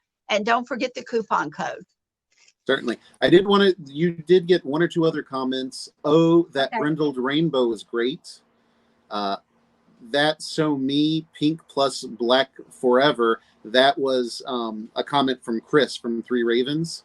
Yeah, I should have named that one Chris, I think. There you go. And then Rachel Kingsmill says, wow, awesome. And then we also got I love the neon lights sock yarn. So it sounds like you're getting a lot of love from our viewers. Well, thank you. Yeah, this is Neon Lights. If anybody doesn't know what she's talking about, this is very popular and really a lot of fun. It's been my best seller for quite a while. I keep making it. It's fun to do and use. Certainly. So I actually think we're still waiting. Our next vendor that's going to come in is going to be Shelli Can, who is the Flare Queen. If you didn't know, she makes a lot of the very popular pins, also popular designs for T-shirts in the knitting world. We are waiting for her to enter the green room. So do you have any other colorways you want to show us, Melissa, before she joins us? Well, I mean, I hope everybody knows I do have lots of mini skeins available and some mini skein sets. Both I have a rainbow, I have neon rainbow, in addition to the shades of brown, tan, peach, black that I showed you. I will have an autumn one soon that I'm going to come out with in mini skeins, and I sell mini skeins individually, so you can put your own collections together or buy just one for heels or toes or color work. And let's see, I do have some sparkle yarns in my shop that I didn't talk about. And some of my colorways, like the ones in here, it's mostly the pink, orange, yellow, and green. Some of my colors are blacklight reactive, which means that they will glow if you're under a UV light. Those are always fun. And neon lights is one of the colors that do that. And there's... Thank you, Melissa. It sounds like Shelli's entered the studio, so I think we're ready to cut to her. But thank you very much. We appreciate it. You have some amazing colors, and I encourage everybody to go there. I think we posted the website before, but it's wildhare.etsy.com, correct? Yeah, and that's hair like the animal, HARE. Great. That kind of hair. Exactly. Well, thank you very much. We appreciate you joining us here. All right. Thank you very much for the opportunity. Sure. Thank you. All right. Up next is going to be, like I said, the Flare Queen, or Flare Freak, as she calls herself. I think we have some stickers. You have a Flare Freak pin, don't you, Spencer? I do. I have a Flare Freak pin. So I'm always worried. Like I actually had introduced in one of my Instagram stories, I was like, Shelli Can, the Flare Freak, and I was like, let me just make sure she's okay with me calling her that. But so thank you for joining us today. Like I mentioned before you joined, that a lot of people may already have some of your products. You sell enamel pins, T-shirts, stickers. What else? You now are carrying bandanas and even puzzles with your designs on them. The designs like Yarn Snob. Gonna say there are too many for me to even think. Skein Bow is one of my favorites for sure. Recently, you did Zoltar. I actually love that one too. I had to make sure I got that at VKL earlier this year. So what I'm going to do is I want to thank you for joining us here today. What I'd like you to do is start out by telling us who you are, and I've already talked up your business, but you tell us about your business, and then I will ask you some other questions from there. Great. So first, I'd like to just compliment all of the former vendors that went before me, because everybody had this beautiful booth-like setup with all of their yarn and everything in the background, and I just thought that was so incredible. I pulled my banner out, but I'm on my sofa at home because that's where I work. So I'm an illustrator and also a knitter. So the products that I make are enamel pins. I have my designs printed on bags, t-shirts. I did start producing some bandanas and puzzles. I brought a few things just to show since we're here. You know what, bags, I didn't even mention your amazing bags, which are designed specifically to display enamel pins on. Great. They go together. So it's just a lot of fun. I've knit for, a good deal of my life. And so creating stuff for this community has been a joy. So here is the bandana. So this is a design that I'm putting on the bandanas and the puzzles. Everything's fiber and crafting related, and I'm slowly working my way towards designing for more crafts. I knit, I know how to crochet, but not great. And I also sew, but as I try and become a little bit more familiar with some of the other crafts and trying to incorporate those into my work as well. Sure, and that's probably good. I think a lot of crocheters feel left out because a lot of times, and I know I catch myself doing. I say knit, and I don't say knit and crochet as much as I should. And there's no reason why the crocheters get left out as often as they do. Yeah. So. That's why I think it's, I'm trying to practice some of these crafts more, because as you become familiar with them, it makes it easier to develop concepts and ideas from having some personal experience. Certainly. So let me ask you this. So what should people know about your business? What's special or different about it? You're not making fiber products. You're making accessories, really, and flair for people to take pride in their crafts. So what do you want to be known for? Fiber appreciation. Fiber appreciation. I think that, I don't make anything by hand. My skill is the illustration. But I think it's absolutely incredible what people are capable of. And I'm always in awe of the dyers, the shop owners, all of the business owners who work so incredibly hard to make everything by hand, pattern designers. It's really inspiring. So that's my kind of way of appreciating that, is to create these things in homage to all of these people. Certainly. Well, I love seeing when you come out with new things. Some of your sets, last year's pizza box was amazing. Loved that. So let me ask you this. What do you have any specials for this weekend? I think you had released some new products. I know you just showed the bandana. Was there anything else that got released today? Yeah, so I have these enamel pins. I think they're showing up backwards because the camera's flipped, but I see it. It says it reads correctly for me. So this is this was the way I dealt with a lot of these fiber events being canceled. Typically, I do several shows a year, and the shows bring a lot of inspiration to my process. But there are no shows this year, and that's all because of the coronavirus. And I've tried to take that concept and create some pins and stickers as a way to cope with the loss of these events that we look forward to so much. These are the puzzles. So we're all social distancing. I thought it would be a really fun idea to make the puzzles. They turned out really great, so I'm very happy. This one is the same design as the bandana. And then, of course, we had to do toilet paper. So those sound like some fun products. Let me see here. So did you do you have any besides the new products, were there any sales or specials that you had for today? I didn't do any sales or specials. I am doing a fundraiser. Business is a little tight because of the corona, so we're doing what we can, but I think everyone's feeling that a little bit.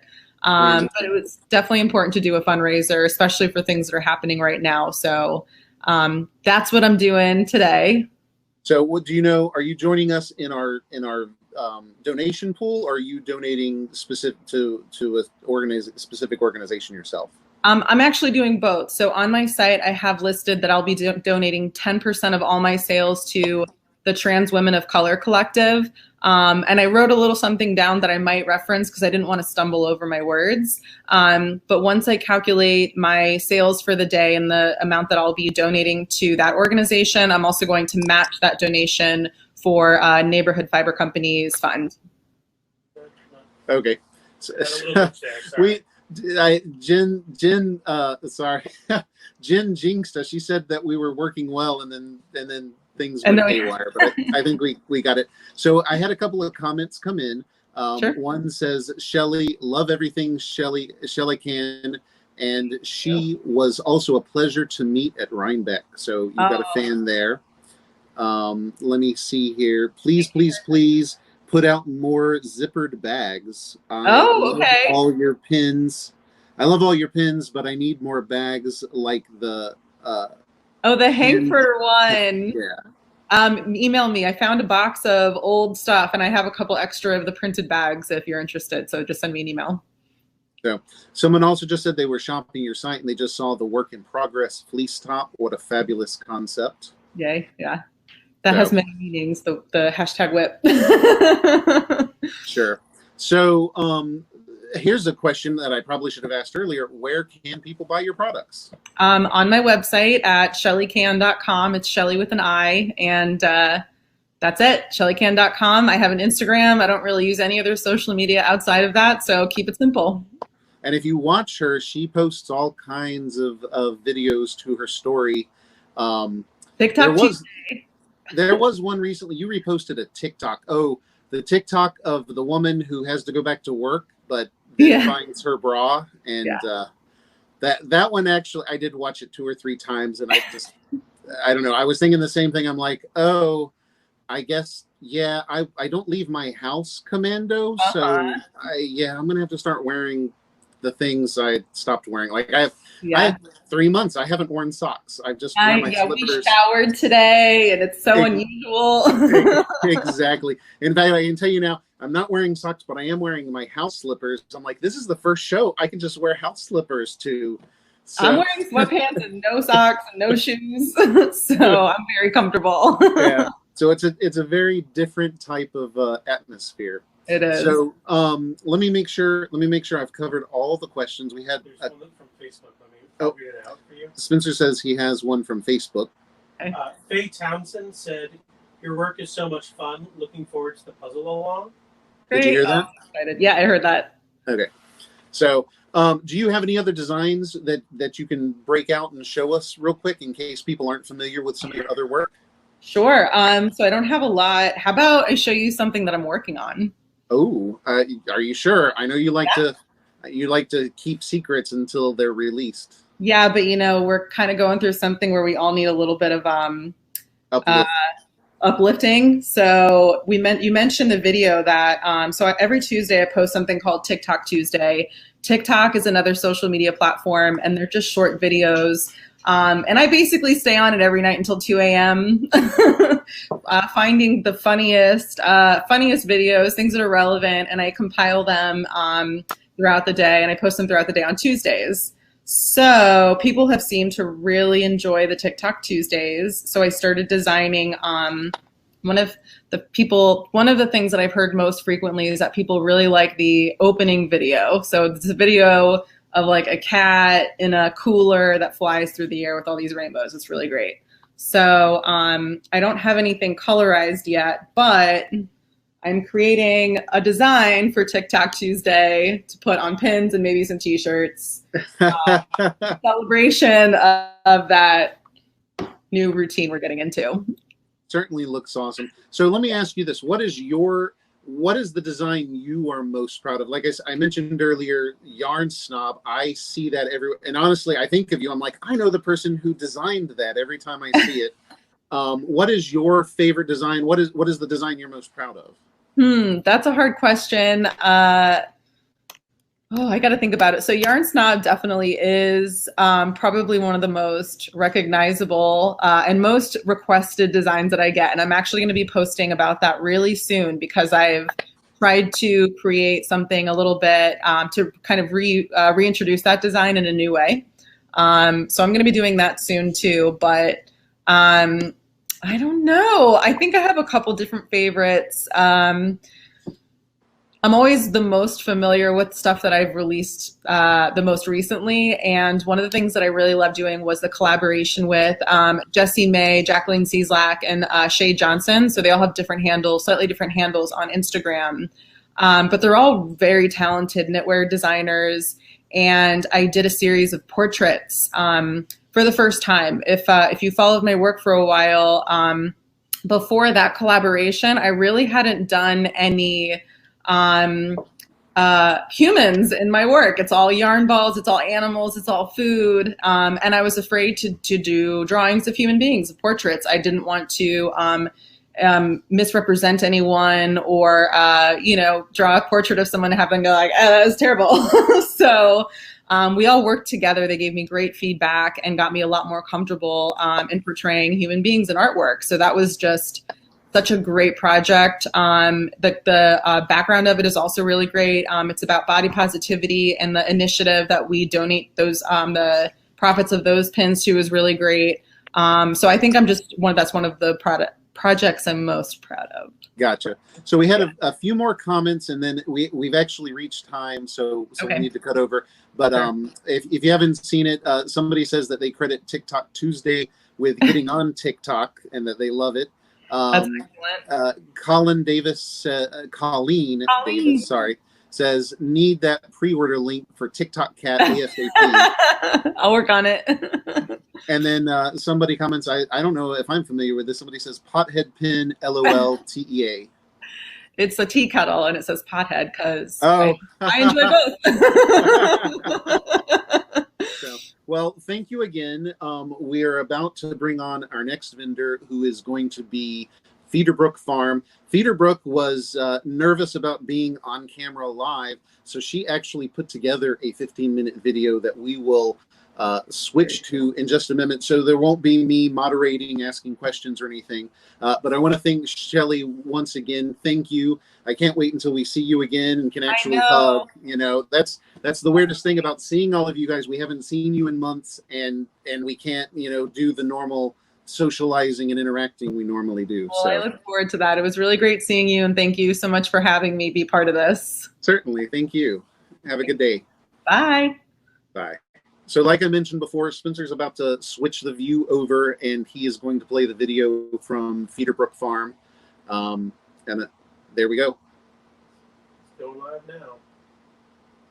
I'm Lisa Westra from Feederbrook Farm. We're located in Freeland, Maryland, in northern Baltimore County. I've been raising sheep and playing with fiber since 1995. Today, I care for about 40 some odd sheep, a llama, and an alpaca, which I'll show you later in this video. We do have a number of different breeds for educational purposes. When people come here to the farm, they can actually see the fiber on the animal and interact with them. I did do a video highlighting those breeds and posted it on my YouTube channel, so I hope you check it out. Originally, I started out with Blue-Faced Leicester and absolutely fell in love with the breed and the fiber. One of the reasons I love Blue-Face is it doesn't pill. It's strong because it is a long wool, and it's good for outerwear and up against the skin. One of the first shows that I did was back in 1999, and in that booth, all the yarn was hand spun. As I grew and the shows got bigger and more intense, I could not keep up with demand, so I found a mill not far from me and had them make a yarn that mimicked my hand spun that I used to do.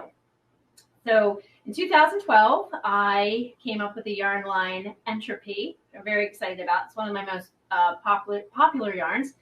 Initially, I had done it in Shetland, but then I upgraded to Blueface Leicester. Behind me, I have Entropy.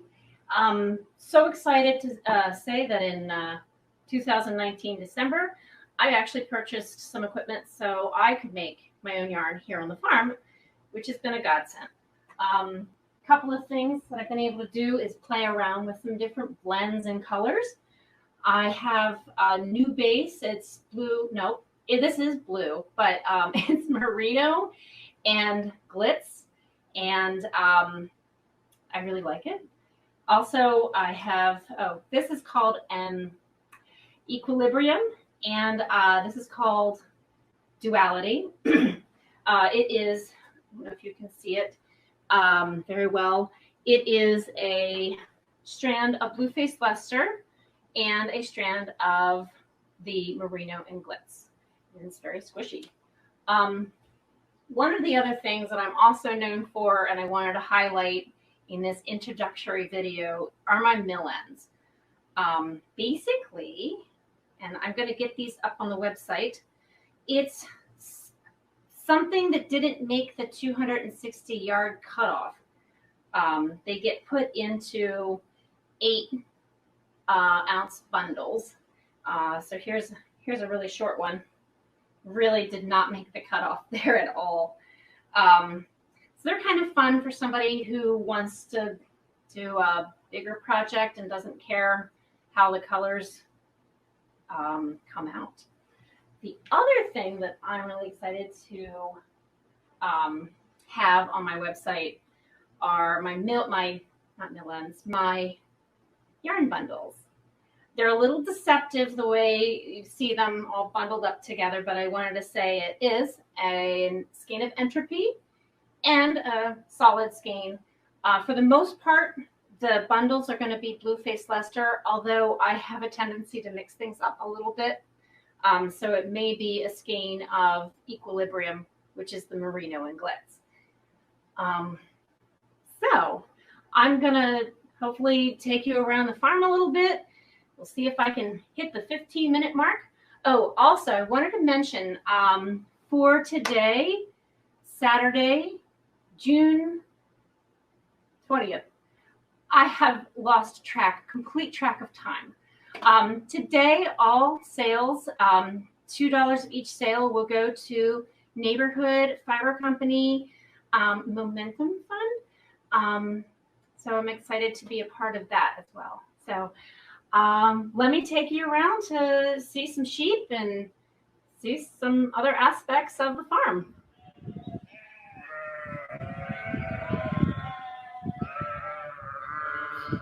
Feeding time was around 3 or 4 o'clock in the evening, so the sheep and alpaca have gotten used to getting fed around once they get rather busy.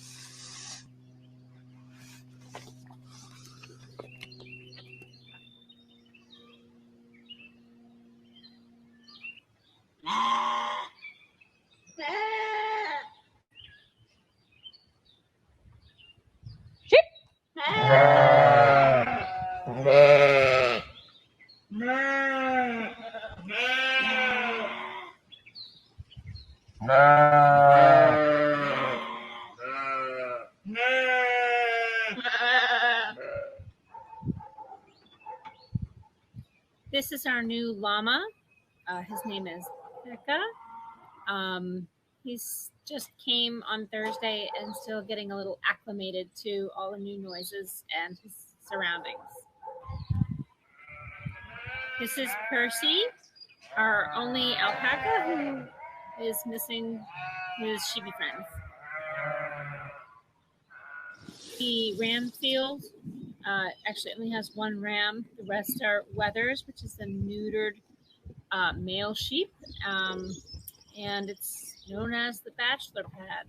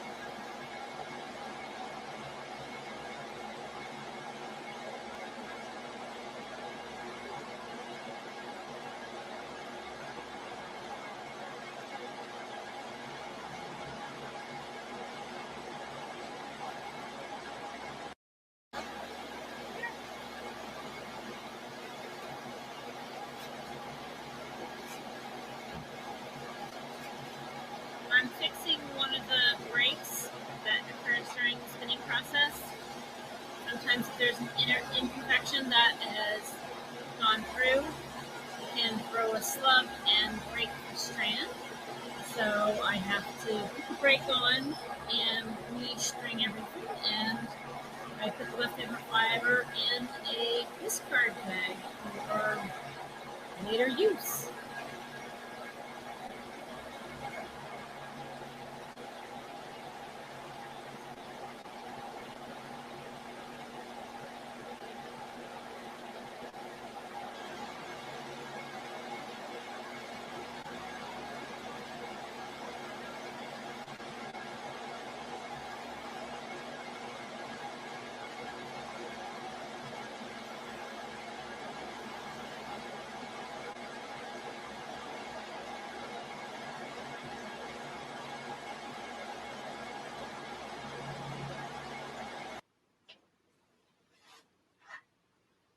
The next step in the process is applying the spun singles. So I'm setting up the bobbin so I can fly.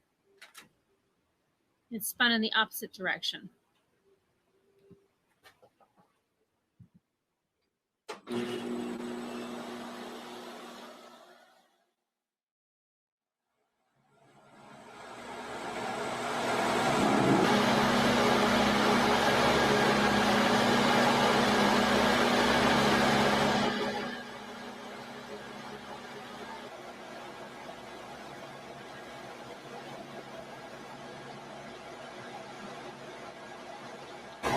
Hi, I wanted to share with you the process of taking the spun and plied yarn off of the bobbin and putting it into a skein.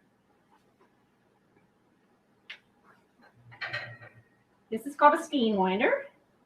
It has 6 positions, and I take the yarn and tie it around one of the arms of the skein winder.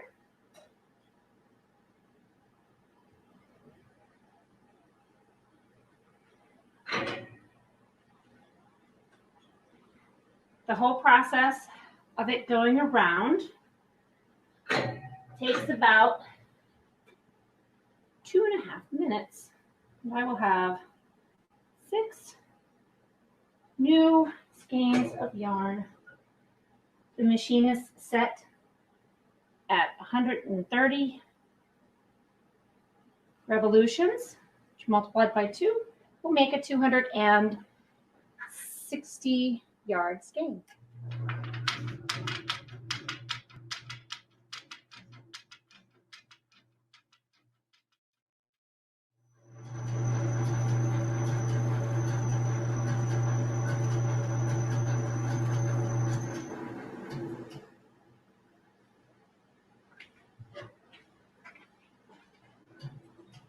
So next, I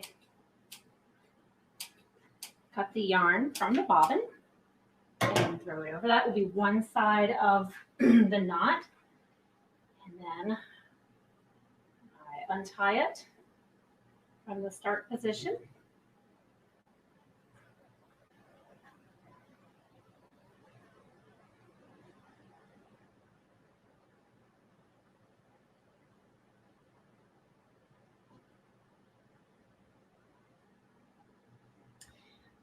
I tie the skeins in 3 places so that when I wash it, it doesn't tangle. So this will be my second loop round.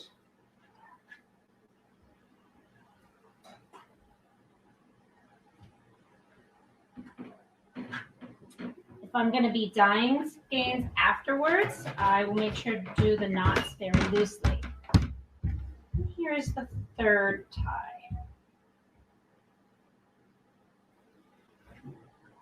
I split the skein, I don't know if you can see it, in half and kind of make a figure 8 or weave the 2 ends through.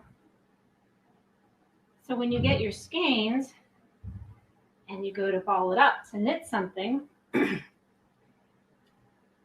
this is where you will start.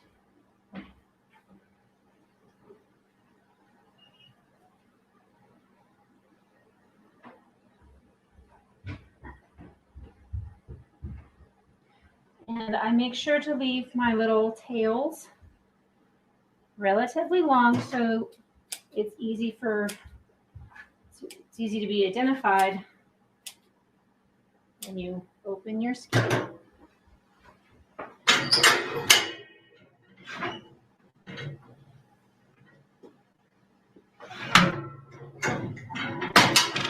And next, these skeins will be washed. Here are some of the yarns that I spun yesterday and plied, skeined, and washed today. One of the reasons for washing the yarn is to get some of the spinning oils out and to give it the plume. Here is an example of one that has not been washed. It doesn't have the nice loft the others do. So it's a crucial step in the yarn making process. And hopefully I get time to label these. Hi, I'm Lisa from Feederbrook Farm, located in Freeland, Maryland. I've been raising and playing with fiber since 1999. No, shoot, I don't even know when. Hi.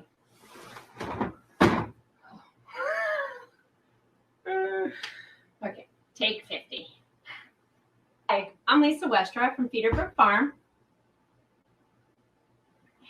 And I've been playing with fiber since 1995. Hi. I don't even have a camera person and I'm a little giddy. I wanted to share with you how, there's a hornet. This is Lisa Westra from Feederbrook Farm, and I wanted to share with you today how I get the yarn off of the bobbin and into a skein.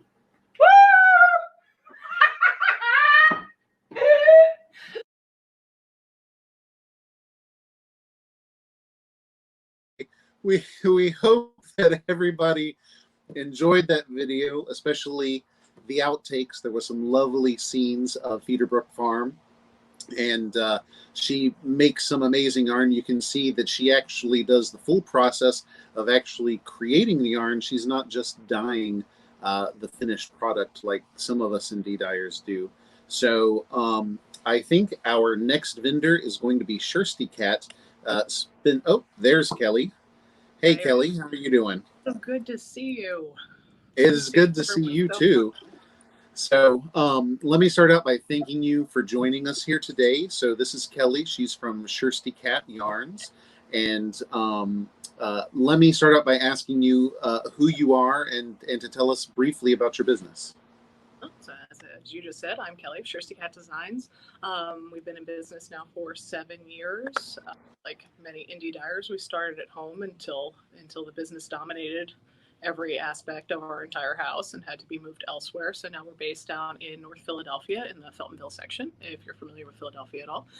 And so we now have an entire huge space to dye in. I'm up in the front portion, which was originally a storefront. And in the middle section of the building, I have my dye studio. And if you want to see the whole studio, there's a Christy Glass video that we filmed last year, released in April. So you can search that on YouTube too. And that gives you a full studio tour. I'm going to stay sitting for this. It makes things a little easier. You're still in your pajama bottoms, right? No, I'm wearing yoga pants, but so basically. Yeah. So why don't you tell us a little bit more about your business? Like what makes it special or different, or what do you want to be known for with your business? Well, we really love color, and you're up to 206 repeatable colorways at this point because we want to have something for everyone. So we've got everything from wild colors to mild colors, and we love putting together kits of different colorways and really finding something that fits someone's personality and their palette. Something that really drew me to dyeing was the science and the chemistry behind it. And also that everyone perceives color differently. Everyone's got rods and cones in their eyes, and it all receives color differently. So one person could look at a color and see one shade while someone else sees an entirely different shade. And it's really cool to come up and see other people put together colors from my selection of colors and say, you know, that's not something I would have put together, but you putting it together made it work. So it's always fun to play with the customers and their project ideas and see what's going on. Sure. So unlike a lot of our vendors, you're actually from Pennsylvania, correct? Mm-hmm. That's where you're working out of. Can you tell us a little bit about that? It's PA. I live in Montgomery County, which is just outside of Philadelphia. My studio is in Philadelphia proper. If you're familiar with the area, as I said, it was a Feltonville section, which is like right north central. And it's rather ordinary neighborhood homes, few shops. And we like it here. Gotcha. So what got you into dyeing? Just again, the love of color, playing with color. I just enjoy seeing how things optically blend when they're worked together, because you can take two solid color yarns or too close to solid color yarns, and as you work them together, they create different colors. And that's also what I particularly love about spinning. I also do carry spinning fiber as well. I'm running a little low, unfortunately, right now. But all of my spinning fibers I do as like 2 or 4 offs of a specific color, and I just love seeing the optical blending as you spin, because you could take a braid and I could take a braid and we could do 2 entirely different preparations of it, and it would look entirely different. And that's just so much fun to see what people come up with. And I like the fact that I can make a piece of art, as in all these individual yarns here, and then give it to somebody else, and they get to make their own interpretation of what that's going to be. So getting project photos from customers is always such a joy, because you get to see what they've made with it, and they get to have fun with it. And if they're keeping it for themselves or if they're giving it on to somebody else as a gift, it just continues to spread the joy. Because when you think about it on a metaphysical level, color is refracted rays of light, and light is just energy. So the brighter and happier the colors you surround yourself with, the more you get to take in that energy and enjoy it. Awesome. So we've already had a couple of comments come in. Travel Diva says, love Shirsty Cat yarn. Met her at Powhatan. You love Powhatan. I miss Powhatan so much this year. I love all my Virginia shows, because they should rename Virginia. Virginia is for yarn lovers. All of my favorite shows really are just in Virginia. Like, everyone there is just like, woo, yarn! All right. And you're also getting a shout out from Shannon Cole. She says, hi, Kelly. Hi, Shannon. So, sorry, I probably shouldn't have used a pronoun. I don't know. So moving on to my list of questions here. The next question that we pre-set up is, do you have any show specials going on for this weekend for this show? For the weekend with the show code VPK 2020, we're doing all of our BFL yarn lines. So our BFL sock, DK, and sport is 10% off for today, and I believe I set it up for tomorrow as well. And we also just released today the pre-orders for our Pride Everywhere hat. Ooh. So this is going to be released as a kit. I'm starting shipping on Thursday on these. You can see better photos on my Instagram or Facebook at Shirsty Cat, or Shirsty Cat Designs on Facebook. And the proceeds of the pattern sales, specifically, not the kit yarn, but the pattern sales within the kit, and if you buy the pattern separately, will in perpetuity be going to the Trevor Project, which is an LGBTIQ organization that supports youth in crisis.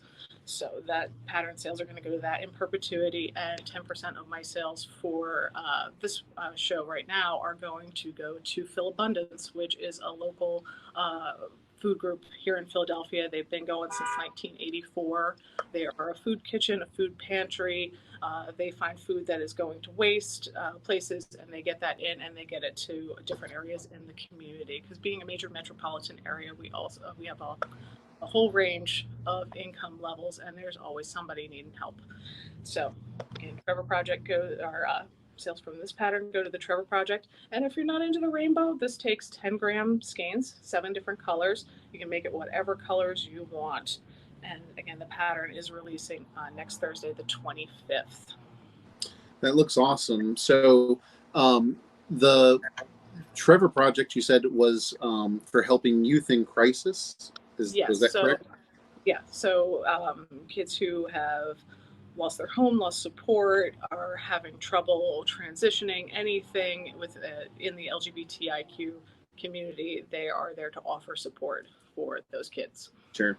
That's an important thing, even though I know, a lot of people are much more progressive nowadays. There are still people that teenagers, they decide to come out to their parents, and their parents literally disown them and are cast out on the street still, which is hard for me to believe, because I feel like most parents tell you, I'm always going to love you, and then they should still love you even if they don't agree necessarily with the fact that you are gay or lesbian or any of the LGBTQ identities.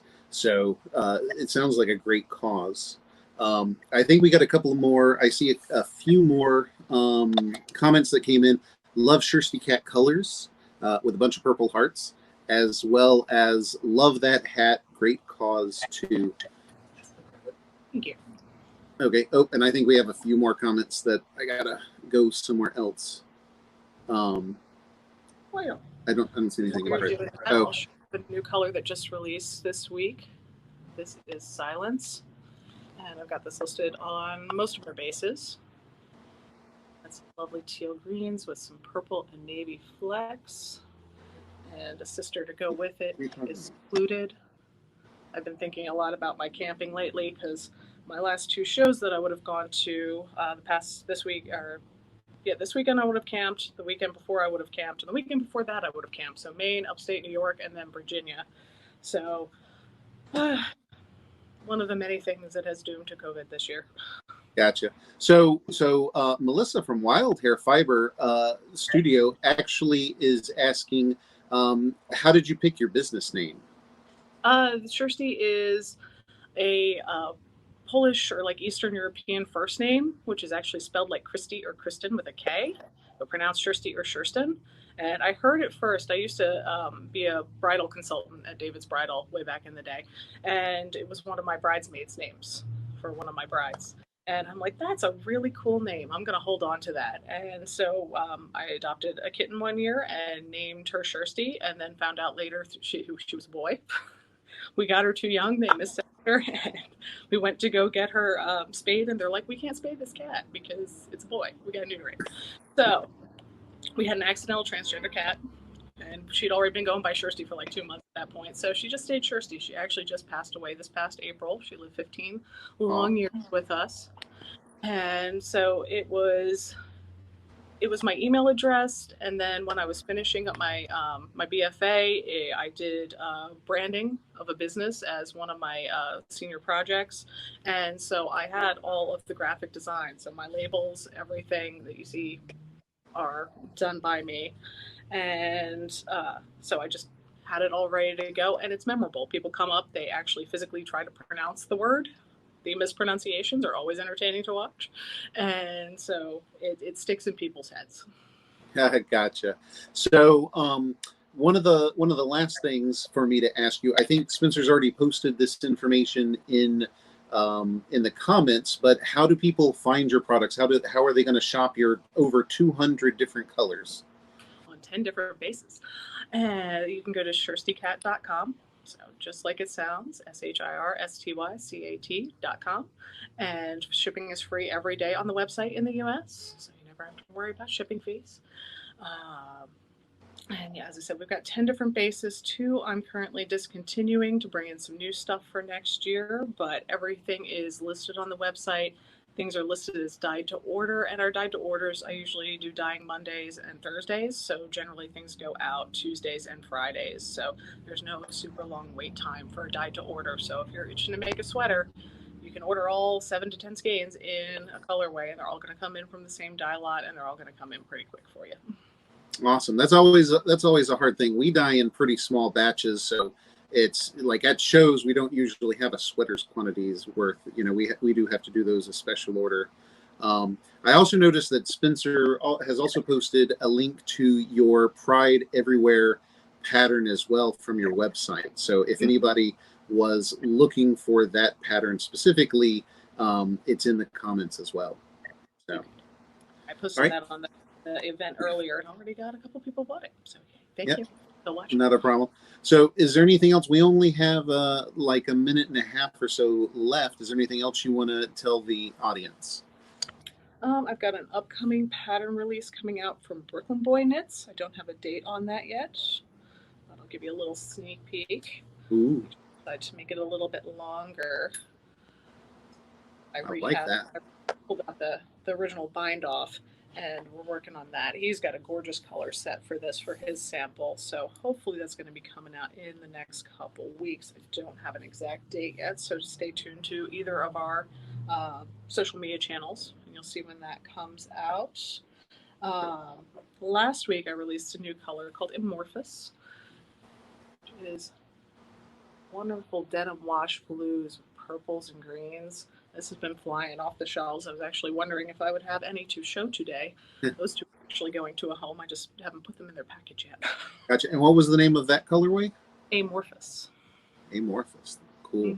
So I think we are at the end of the time. Spencer, who is our next guest? Our next guest is going to be pre-recorded videos from Dancing Leaf. So Dancing Leaf Farm, Dallas from Dancing Leaf. She owns a farm in Maryland.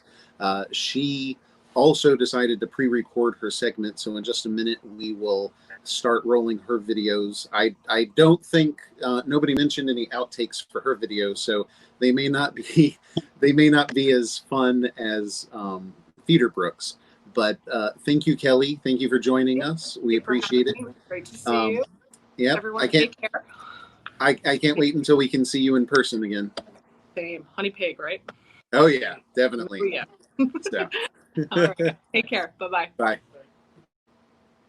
All right, and Spencer's going to roll Dallas's video in just a moment. Just takes a second here. Oh, here we go.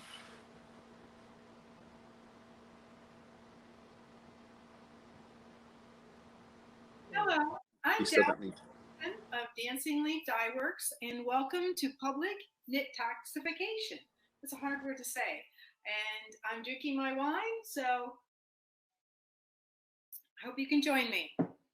So I am located in Barnesville, Maryland, sort of near Frederick, Maryland. I've been in this business for 35 years. I started out with one little sheep named Lucia. She needed to be sheared, and then I learned how to dye, and then spin, and then weave, and finally knit. And now I just dye thousands of pounds of yarn a year and fiber. So I carry yarn for knitters and weavers and fiber for spinners and felters, all hand dyed by me in my dye kitchen. I have a studio on the farm that's like a yarn shop. And I also teach a dye class, felting class, needle felting, painting with wool, a Nuno felting class, which is wet felting, and so you can schedule that through my website, or just let me know, and we can schedule a personal class, or grab some girlfriends and come out and make a scarf. So I just wanted to feature some of the things today. On the website, my website is dancingleafdyeworks.com or dancingleaffarm.com. On Instagram, I'm Dancing Leaf Farm, and Facebook, Dancing Leaf Farm, Ravelry, Dancing Leaf Farm. So the thing I'm featuring for this show, this special, is Wine 1, Knit 2. It's 3 skeins of beautiful hustle, my hustle yarn. It is 85% Polworth sheep, which is a really soft wool, and 15% silk, and it takes the dye beautifully, as you can see. So there's 663 yards in here, and I have many different ones, and it's really squishy and soft. It's normally $78. It's on sale for $68, and I'm donating $10 to Neighborhood Fiber Company's fundraiser for equality and justice. So hopefully you can help her out. So an idea that this kit makes is this beautiful Odyssey shawl that my neighbor Audrey knit. Just gorgeous. It's by Catelli. Just gorgeous. So the other things, I'm featuring Halo yarn. This is a thin brushed mohair in all these lovely colors. Yum, yum. Mohair's coming back, so that's nice. Here's more. And this lovely little shawl just takes one skein. It's the itty bitty shawl, itty bitty picot shawl. So just one skein. It has a little picot edge on it. It's so cute. It would be nice just for a little summer evening. You know, you could throw it on, or it's great in the winter just to wrap under your coat. So there's that.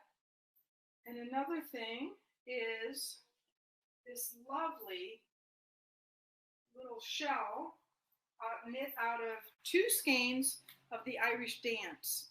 It's a cotton linen blend. The linen is like a taupe color, and the cotton is a little crinkly, you can see, and it knits up so beautifully. And I have a pattern for this on my website, and the little flower, it comes with it.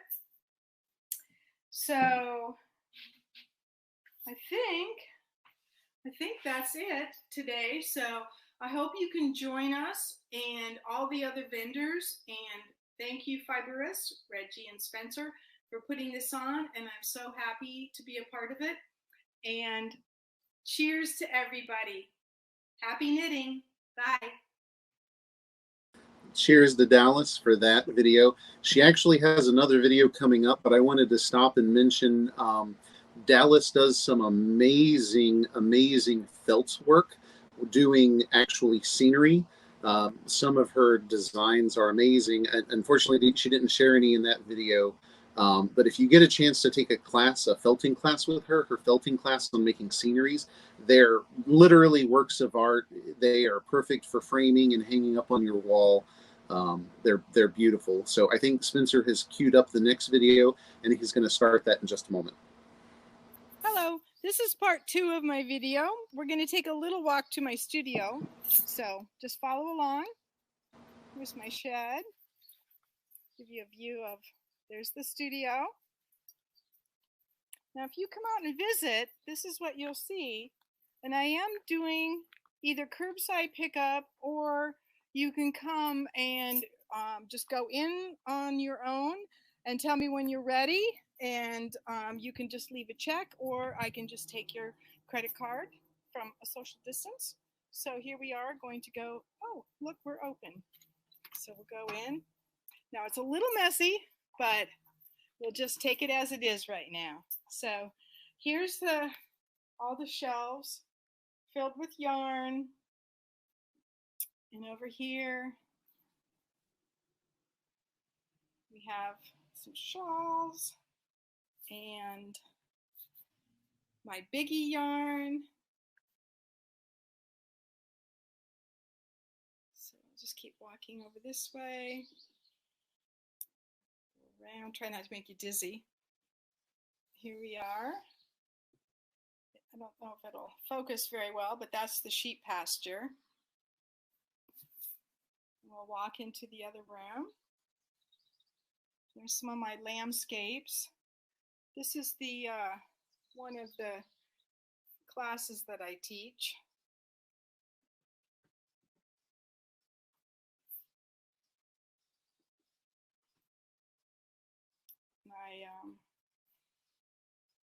There's my hand-dyed scarves. We can also do a class on that. These are my Nuno felted scarves. I'm just going to put the computer down and I will show you some things. So this is the Nuno scarf. So you go home with something like this. You do the class. And then my infinity scarf, speckled. could also do that as a class. And then I have various cards here, cards and candles and jewelry and buttons. And then my slubby yarn, which I just love. Just takes one to make a scarf. And there's the fiber. And I have some likey needles left. I have felting packs. And silk sari for felters. Pom-poms. And we'll take a little walk outside.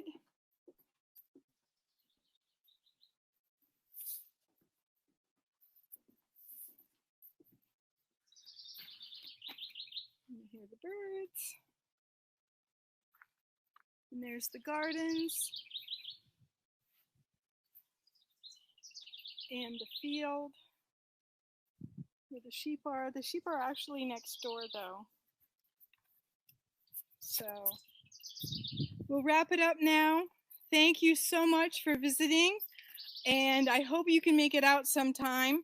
I host some studio tours every year, 3 times a year. Our next one may be in October. We're still deciding if we can have it. And join me and the Avalon Springs Farm and Flying Goat Farm for Tour de Fleece on July 11th. So sign up on my email or follow me on Instagram and you'll be updated with all the latest events. Thank you. Bye. So thank you, Dallas, for that video. If you haven't had a chance to visit Dallas, it's great. You actually can walk into the shop and view everything. And as she mentioned, she's part of a regular tour that multiple farms in the Maryland area set up. So you can spend a day just going from farm to farm and actually shopping right there. So I think we have a few minutes before the next vendor comes on. So I wanted to talk a little bit about some of the products that we have, the Fiberists. So I don't know if you know this, but we have enamel pins. Our enamel pins are one of 2 things. One is we have our logo. This particular one actually is pink. It has pink glitter in it. This one glows in the dark. So if we were to leave this in the light and then put it into the dark, it glows. And then the other pins we have are our character pins. So we worked with an artist and we created several pins. Their characters are animals. Our signature lab coat. So the animals are wearing the lab coat. Some of them are holding yarn. One of our newer ones is actually holding a drop spindle. So we have Professor Capra, who is a goat. We have lab assistant Ori, who is a rabbit. One of my favorite pins is Dr. Mori. So Dr. Mori is actually a Bombyx Mori silk moth. Bombyx Moris have been bred. They actually have very little color. They're both the caterpillar as well as the moth itself are mostly white or slightly off-white, as you can see here. And he's also wearing, Dr. Mori is also wearing a lab coat and is holding a skein of yarn and a couple of test tubes of color. And then we also have individual pins of, just like on my shirt, Reggie and Spencer. So I don't know if you've seen that. We sell them individually. So if you don't like Spencer, you can just buy the Reggie one. Oh, the Reggie one. Or you can actually buy the set of us together. So with that, something I just realized I skipped is how to shop Dancing Leaf. So you can find Dancing Leaf at dancingleaffarm.myshopify.com. So Dancing Leaf Farm, all spelled out, .myshopify.com. Also, I think dancingleaffarm.com will work as well. But dancingleaffarm.myshopify will take you directly to her store. Gotcha. So Spencer says that dancingleaffarm.com also works, but it does not take you directly into her shop. Going to the address I mentioned will take you directly to her shop. As far as the character pins go, going back to that real quick, we do have a couple of other characters that we will hopefully be posting soon. We had sold out of our original Aries and Pacos pins, which would be the sheep and the alpaca. We've had them recreated. We've had the colors changed slightly, so they will be edition 2 versions of those. We also have some new characters, Dromedarius, who is the camel, as well as Boss, who is a yak. Both really cute. Those designs are really cute, and I'll be honest with you, the yak is starting to push Dr. Mori out of my favorites. So hopefully we'll have those up online soon. Okay. Spencer's telling me that our next vendor is up and ready to go. This is going to be Megan from Bad Wolf Girl Studios. Hey, Megan, how are you doing? Hi, doing good. Hey. We're so excited you're able to join us today. Thank you for being here. Thank you so much. This is really fun. Sure. So, you know, the thing that I've been asking everybody to do is to start out talking about who you are and introduce us to your business, please. Okay. So I am the entire creative background of Bad Wolf Girl Studios and Bad Wolf Girl Designs. For Bad Wolf Girl Studios, I do all hand-dyed yarn, usually nerdy, so Doctor Who themes or Harry Potter or any sort of cartoons that have been coming out, like How to Train Your Dragon. I love dragons, so tons of those have been doing. And I started designing a little over a year ago with my sea glass pattern. So that one is the racerback. I wrote down. So this is the original racerback pattern, and it has like a lace down there. So I started with this, and it kind of devolved and evolved, and I got into color work pretty soon after that. And then now, this is my most recent one that's going to come out in September. So I'm really excited about that. But I've been doing everything since about 2016. Got married, started business, moved, you know, like all the things that you should do in 1 year. And from there, it's just been moving from apartments to house finally, and able to set up my studio here. It's just been wonderful.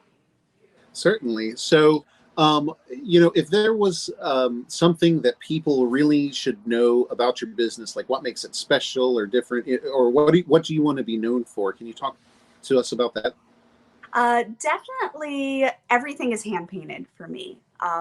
So everything is almost dyed individually, if not in very small batches. So I'm excellent with, like, if you want to custom order just one thing, like some of them are made just one at a time, so that's easy enough. And for my brand, Bad Wolf Girl is sprung from the 50th anniversary of Doctor Who, which was our wedding theme, the first thing that my husband and I talked about on our first date 8 years ago. So it's just a very special thing in my heart with Doctor Who. So Bad Wolf Girl Studios was kind of nerdy and geeky and sci-fi right from the get-go, and it's stayed that way between my designs and the yarns and inspirations that I've been continuing with. Awesome. So, you know, I think a lot of vendors have some sort of show special that's going on either for today or this weekend. Do you have anything to show us and share with us? Yes, so I have my biggest special that's going on for Etsy right now is the kits. So the yarn, not the pattern, because the pattern is still in testing and will be until September 1st. So I'm really excited to have that. My testers are working very hard to catch any mistakes and going through things, so patience for them. But you can choose your 2 colors for the Astrea sweater, which is the one that I'm wearing, and it is DK weight. So I have a 20% off coupon, which is if you're buying in large quantities, great. You're going to get a lot off on that. And it goes all the way from a 32 to a 68-inch bust. So there's a lot of range there as well, which I'm really thrilled to offer. So these kits are brand new to the shop, just released, and they will be going back to full price tomorrow. So it's shopping the VPK 2020 code in there. Will give you 20% off absolutely everything in the Etsy shop. In the Ravelry, which did recently get a facelift, but find the Ravelry shop and you'll see that all of my patterns, everything starting from the sea glass and going all the way through the Hogwarts of History and all of the different house prides that have come out. So we have the cowls, we have the sweaters, and now we have the mittens that were inspired by banners from Cursed Child. So these are brand new releases, just posted like last night, and they are uploaded, and 20% off is available with the coupon code as well. So we have our Ravenclaw, we have Slytherin, which is, I'm not a Slytherin, but oh my God, like my favorite right there. I just love the little curl of the tail. And then we've got Hufflepuff, which I've heard some people are like, I'm not a, but I absolutely love the little Hufflepuff one. Me too. And the first one that I started with, Gryffindor, which I love the little face of the lion in there. So yeah, these are all available now on Ravelry, and all of them are 20% off. And there will be a continuing code past today that will be, if you're buying them in a bundle, it's going to take $1 off of every pattern as you add it. So if you add all 4, you get $4 off. It's pretty good. Awesome. So I want to cover some of the comments that have been coming in. So one is, we did post a link to your Etsy shop. I just want to be that's the best way for people to purchase your products, correct? Absolutely. If it is yarn through Etsy, you can find it with badwolfgirlstudios.etsy.com. We'll take you right there. And for Ravelry, it is under the Megan Regan or Bad Wolf Girl Designs or Bad Wolf Girl Studios. All of those are shoppable.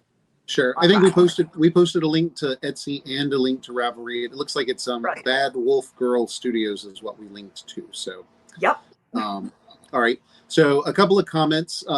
It looks like somebody actually mistook your sweater design for the I'm not sure how you pronounce it, Ishel. But then they came back and said, oh, it's not, it's your own design, and they say it's gorgeous. I did get that a couple of times, and I'm like, it's because of these moons, I think, just give people the initial, and I chose similar colors. They used blue and gold, and I did too. I think that really leans into the mistake or the similarities. But I just thought that it was a really good combo, which they liked it too. But a lot of my testers have been using different combinations. I don't think anyone's actually doing what I did, which is great because everyone will be able to see what would look good on them or what they might want to do. Completely different from what I've done. So I think that's going to work out well. And then Janica Carter says that she loves to stitch while binge watching all the nerdy stuff. I think we can all agree with that. Yeah. Travel Diva says that they met both the Fiberists and Megan at Fabioli Cellars. This makes me so happy. Knitting with Pygmy Puff right now. Aw, Pygmy Puff is one of my favorite. It is a bright fuchsia violet, and it's just it was my Valentine's color this year too. So someone says that they knit the Ravenwood cowl. Oh yeah. Let's see here. Sorry, I'm trying to catch up here. Yeah. So what is the main color in the Estrella sweater? So the main one is actually Depths Below, which has been added into the Build Your Own Sweater portion, but it will be available on its own on fingering weight, which is what I mainly offer. If I can just get, it has slightly lighter portions in there, similar to Black Lake, but Black Lake will not have these little dots or flashes of light blue. It would be all dark blue black level, so it's a bit different. But if you couldn't get one and you didn't like the flashes, Black Lake would also be a really good kind of sub in. All right. So a couple of other things. A correction. It wasn't Raven Wood. It was Raven Claw Cowl. So, I had a feeling.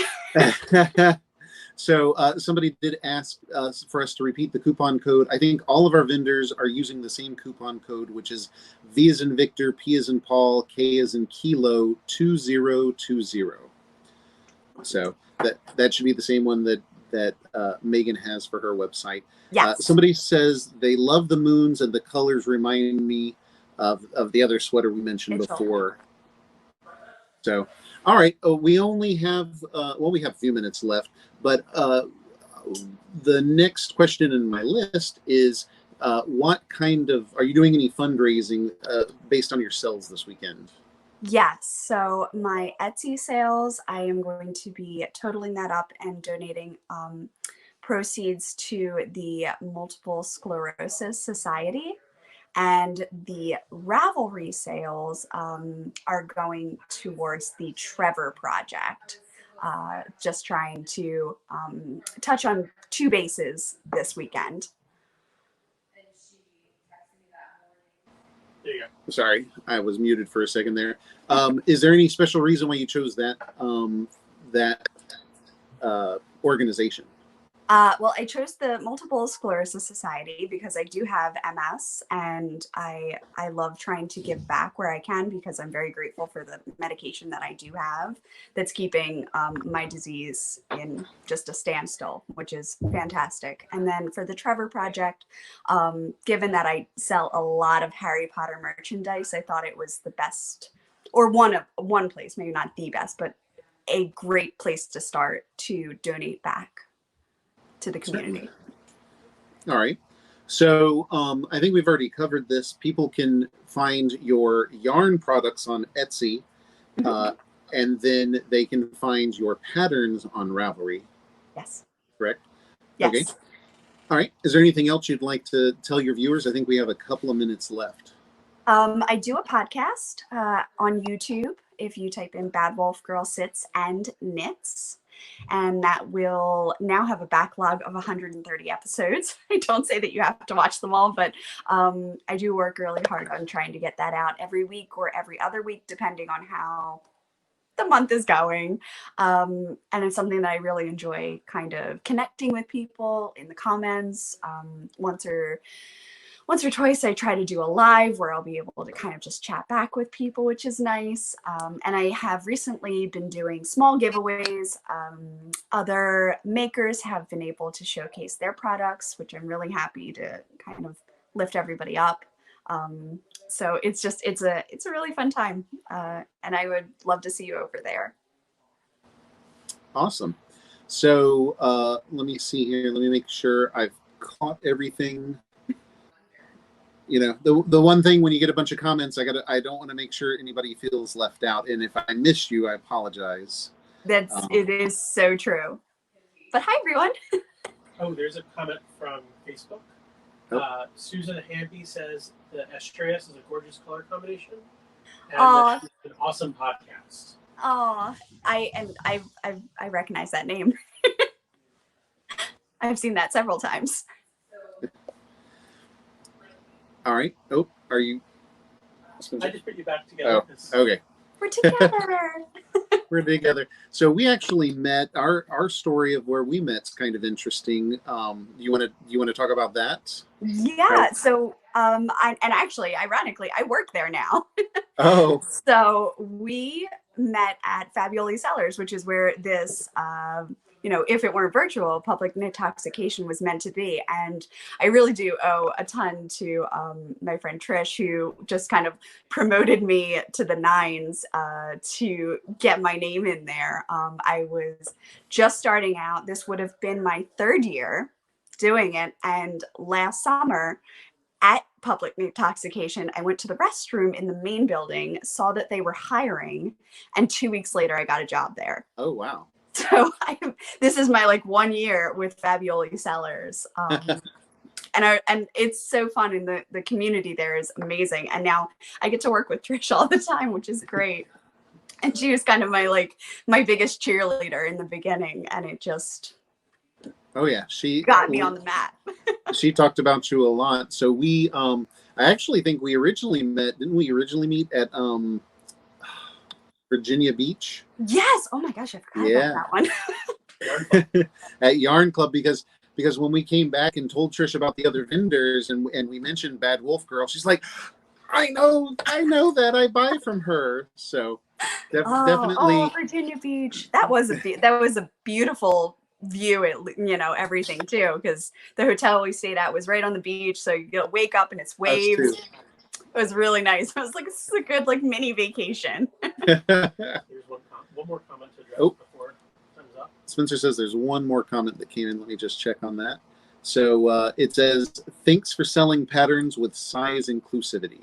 So you're so welcome. And it's something big was having a tech editor that's able to kind of math it up with me and help me get those higher size ranges. The sea glass, when I first started designing, only went up to a 52.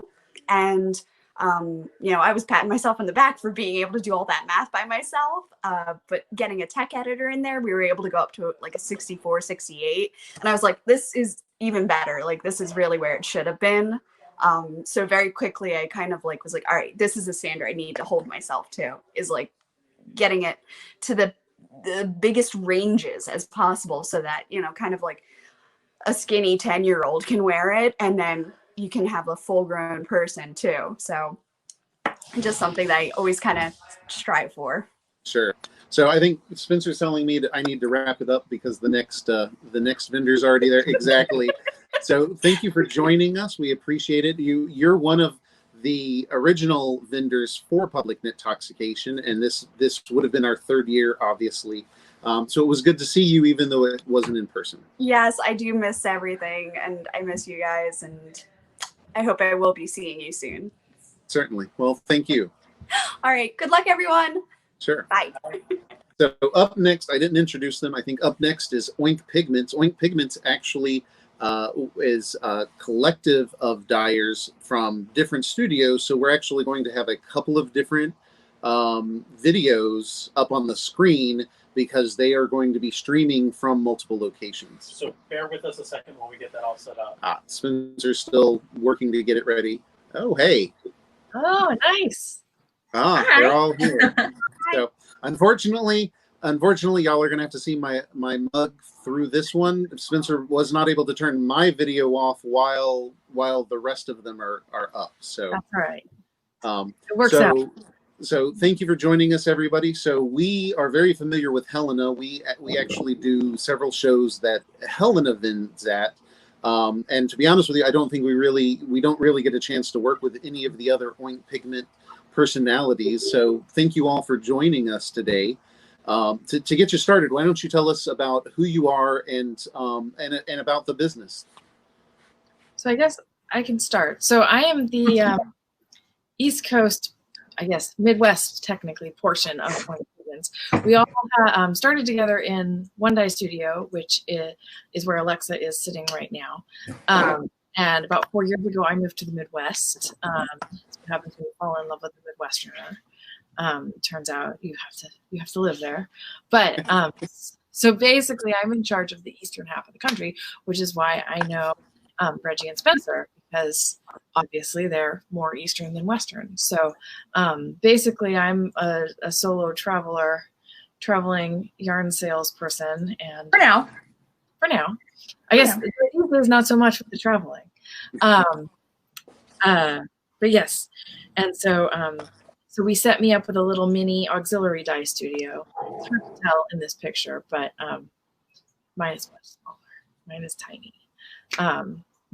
And then Julie and Alexa are social distancing.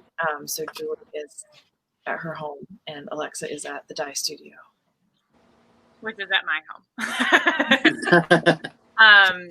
Yeah, so I'm in the studio, which actually used to be a lot smaller because it used to be upstairs in the second bedroom of our house, which we outgrew very quickly. and then finally cleaned up down here in the garage and set up all this lovely yarn behind me. And yeah, it's been fun. And poor Julie hasn't really been able to be at the studio because we're social distancing. Though I think we're gonna try and do some social distance studioing in the near future, because the studio is big enough that we can be in our own sort of little areas and be out of each other's bubbles. So I think hopefully Julie will be able to come back to the studio soon. I forgot how much work it is by myself. No minions and no Julie. It's been a lot more work. Sorry for the dogs barking in the background. My husband just got home. It's the new normal. I think for anybody who's been on video chat recently, there's all kinds of noises. You're like, what is that in the background? Everyone is quite familiar with my cat's butts. So, We're not allowed in the studio, but when we video, we're hanging out. Gotcha.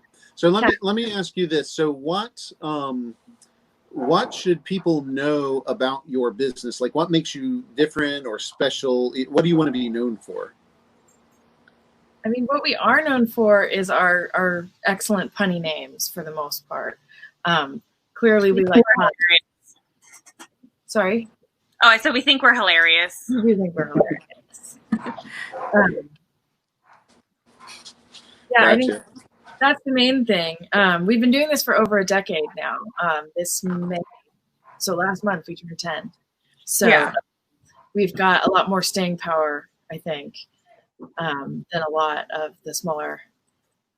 I mean, not that there's anything wrong. We were once teeny tiny and pretty fly by night, and definitely started out in the kitchen with some food coloring and some Kool-Aid and all that kind of stuff. So like we were there once upon a time, but we've grown a lot. There's still a few things that it's taken us far too long to figure out. Spoons, for instance, to mix the dye. Literal spoons, yes. That was a revelation for some reason that we couldn't figure out. But and I think one thing that's been really important to us, especially in the last probably year or two, is really being as inclusive as we can, and doing our best to speak up for what we as a team believe in and what we think is important. Hi, Harper. Harper is our fourth team member. So Alexa, Julie, and I are the owners, and Harper is our trusted team member. Gotcha. Senior minion.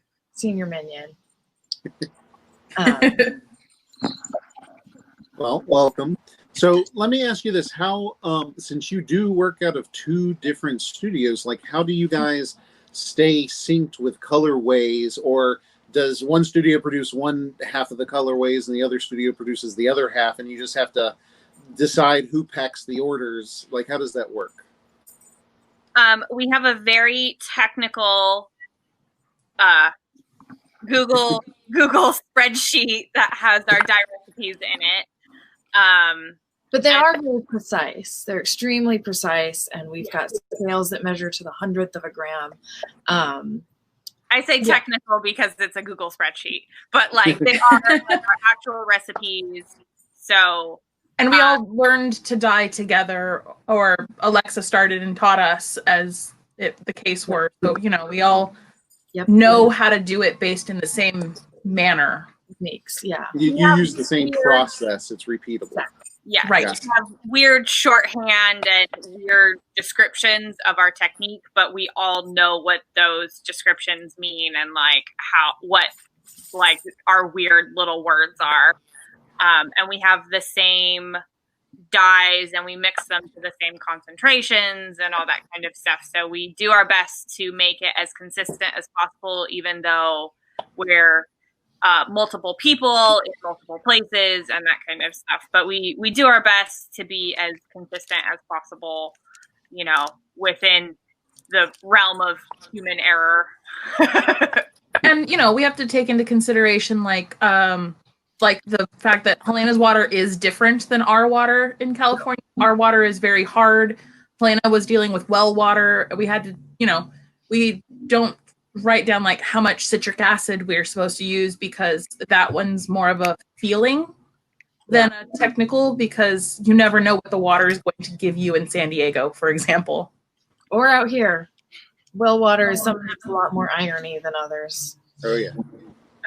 So yeah, we found out that some of the dyes behave differently from our studio to Helena's studio. Some are a little more angry and get kind of goopy, or they'll break or stuff like that. So we just have to figure out. We had a weird oxidation issue with one of the colors. It oxidized green with us and like teal with Helena, and it was really, really weird. And so we have to make that color fresh every single time. Yep. For whatever reason, it's either my water or something changed the color completely of this dye. We almost got in a fight. We had an argument about no, it's not supposed to look that way. It's you did it wrong. No, I didn't do it wrong. I followed the recipe. Gotcha. Well, let me because we only have a few more minutes here. Yes. I have one question that's not on my list for you. So if you think your names are funny, why don't I hear what everybody's favorite yarn name is? Okay. Stardust. Piggy Stardust is Piggy Stardust is mine. Which isn't one of the punniest, but it is. Mm-hmm. It's funny. Piggy Stardust. I think that my favorite name is Deal With It, specifically because of the story behind it. Was we got on a pickle train, and then Helena said, well, people have very strong feelings about pickles. And then I just threw offhanded, well, they can just deal with it. It broke Helena. She like fell on the floor laughing. And so the ones that break us are my favorite. Yeah, when we can't stop laughing. I think one of my favorites right now is Simply the Zest, partially because the color just makes me really happy. She's got it. But like, I don't know, it's just like, it just tickles me right now. Like it's just tickling my funny bone. I'm trying real hard not to sing that one every time. Right? It's one of those where it just like, it is fun and it makes me smile every time. My favorite is Cautionary Whale. There was a big giggle when you said that from Spencer. I don't know if I have a Cautionary Whale. I have it somewhere. I just have to go. There we go. Helena found one. Yeah, it's a good one. It's a good color. All right. So, all right. So, getting back to the question list. So, do y'all have any specials for today or this weekend or anything going on right now? Yeah. So the coupon code gets you free shipping on any order, which is the coupon code that everyone's using. Yep. And for the entire month of June, we are donating 25% of all retail sales to Black Lives Matter oriented charities. Yes, we're not donating to official BLM. They have, not that we're targeting our donations to organizations that need it more and can put it to better use than a larger organization. Gotcha. So is it going to be multiple organizations then? Yes. Yeah. Okay. So we're giving a portion to the NFC Momentum Fund, so to Karida's Neighborhood Fiber Fund. We're also giving a portion to the Sylvia Rivera Law Project.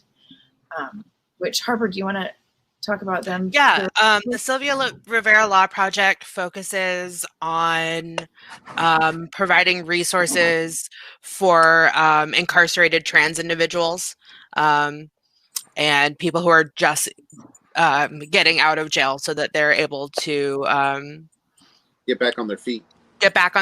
And get back into life outside of jail, and they're a fantastic organization that oftentimes gets I think overshadowed by other LGBT charities, which are all really fantastic.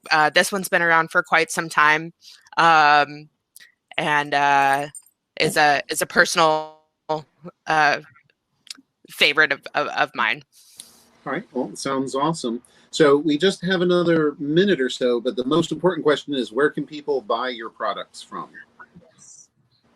So oinkpigments.com. Not everybody at once. That actually was pretty good. So oinkpigments.com. Yes. Oink as in the sound of pig. Yes. Pigments.com. Yes. Okay. Yes. I probably, you know what? I probably should have started with, how did you come up with your name? If you have a 30-second answer, we can take that. We love pigs and we think we're hilarious. Is the 30 seconds for that? Yeah. It plays off sort of our punny, nature and just is kind of fun, and it makes us laugh. And on the website, we also have a map if you want to support your local yarn shop. Yes, we have a list of local yarn shops that carry us. And today we just debuted a beautiful new website that's been in the works for 7 months now. So it's all pretty, and please let us know if there are any issues that you have, because I just put one 5 minutes before we got online. But so yeah, you can buy all of our stuff on our website. If what you want is out of stock, you can get it dyed to order and use that coupon code to get free shipping. Yep. All right. Well, thank you. I think we've reached the end of our time. We appreciate so much that you were all able to join us. This is, like I said, we're very familiar with Helena. We love when we have shows where she is, and it's good to see the rest of you here as well. So, Spencer, who's going to be our next guest? Our next guest is Bead Biz. So Bead Biz is going to be our next guest. So, oh, yay, we love Bead Biz. Yeah, exactly. So, thank you all for joining us. And thank you for having us. Sure. Bye. Bye.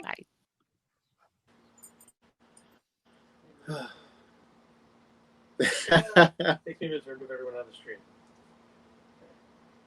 So our next guest is Bead Biz. Yes, our next guest is Bead Biz. Hey there, how you doing? Hey. So yeah, we're doing well. I watched Oink. They were fabulous. I purposely got us so we could have dueling mugs, but we don't have our own mugs. Nice. I drag my doctor. So, all right. So first off, thank you for joining us. You are Bead Biz. You focus on selling beads that people can use in their projects for knit and crochet. So let me start out by asking you to tell us about who you are and a little bit about your business, more than what I've just said. Well, we sell fabulous beads right there. See, I left off the word fabulous. There we go. That's a key word. They're fabulous beads. Not only do we sell beads, we started out just selling beads that people could use in knitted, crochet, or fiber work. And then we realized that it was really cool to give people a hint, look what you can do. So we currently partner with 15 different designers and dyers, and we do these beautiful kits that have beads in them. So what we really, it's kind of now an even split between selling the beads and selling the kits that have the beads in them already put together. But what we really like, two things. First is that, excuse me, when you get a kit, it's not like other places. You can choose both the colorway of the yarn and the colorway of the beads. And we think that's really kind of fun because in everybody's kit is different. Even if you say, oh, I'm making, I'm going to make this loon shawlette. Well, that's great, but you might make it in purple with what is this? Silver line beads, or you might make it in blue with gray beads. You can do it your own way, so everything is really unique. And the other thing we really love is that we do partner with indie dyers and indie designers. So we get to sort of spread the wealth around, and that makes us really, really happy. It's not like, I can't afford to hire people and give people a living wage. So it's just two of us. but I can help people out by saying, oh, look, you do fabulous dyeing work. Come do a project with me, and I'll order the yarn from you. Oh, look, you're a really cool designer. Come design something for me, and we'll split the profit that way.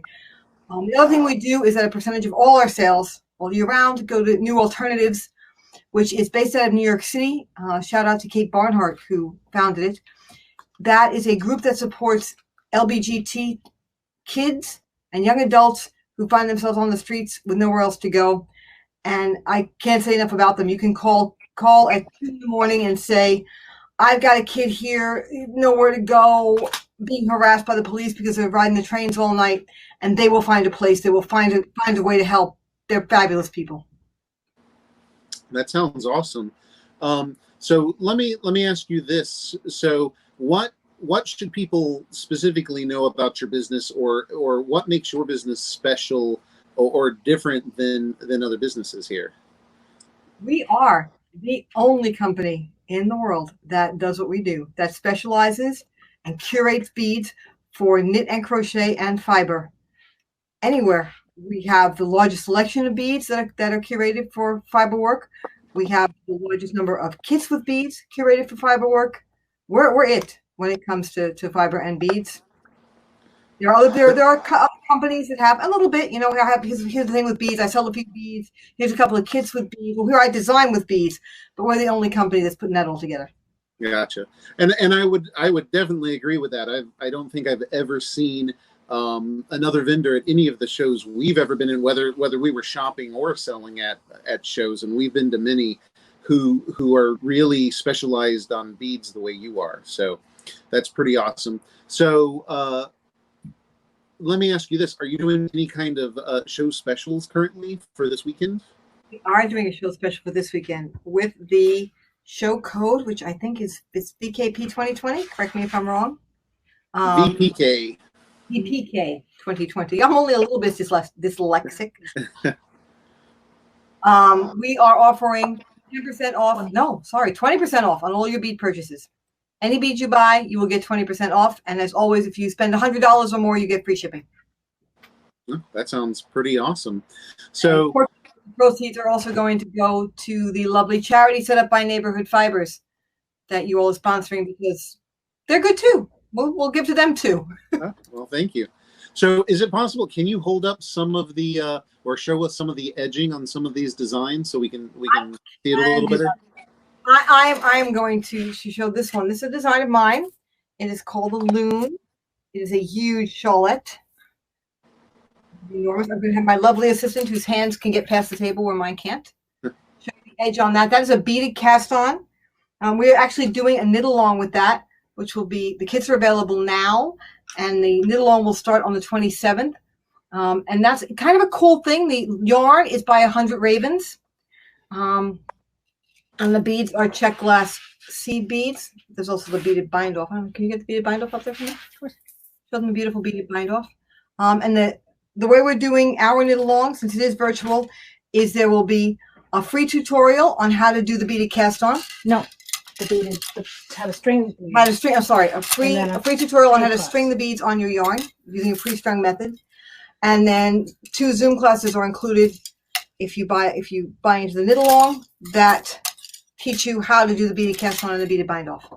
So we're really excited to be doing this, and especially working with 100 Ravens because their yarn is just so amazing.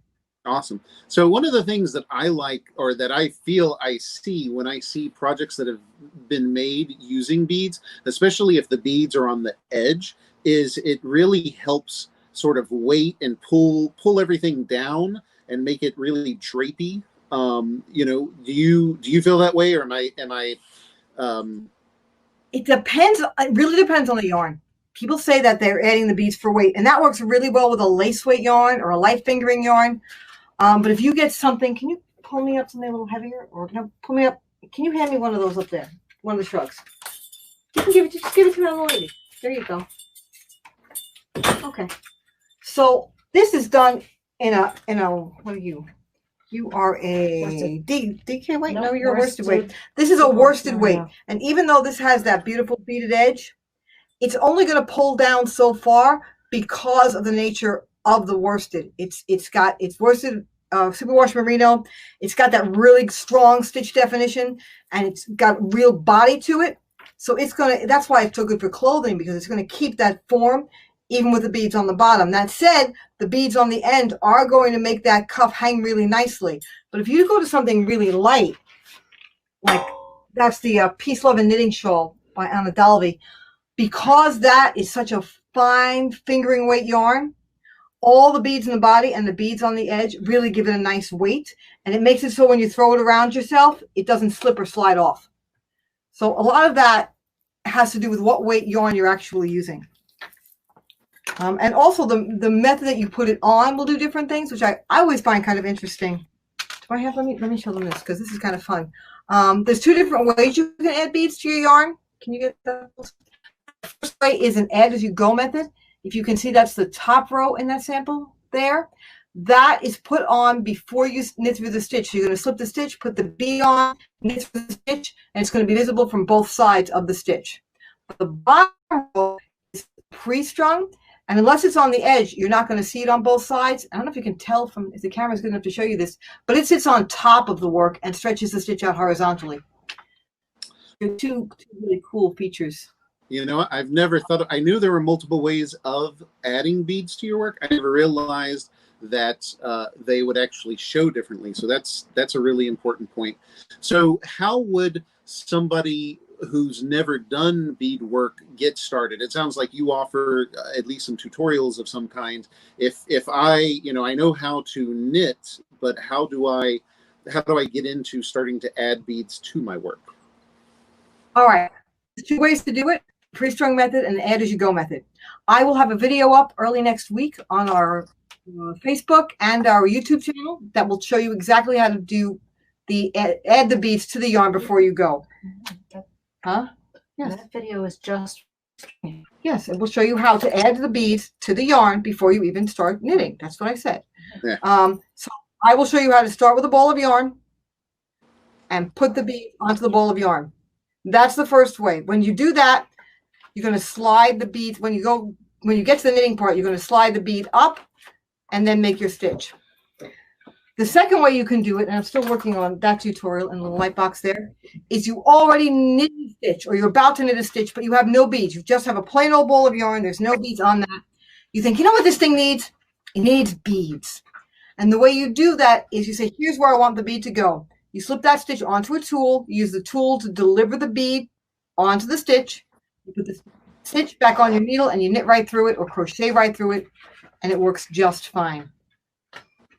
So those are the two different ways that you can add beads to your work.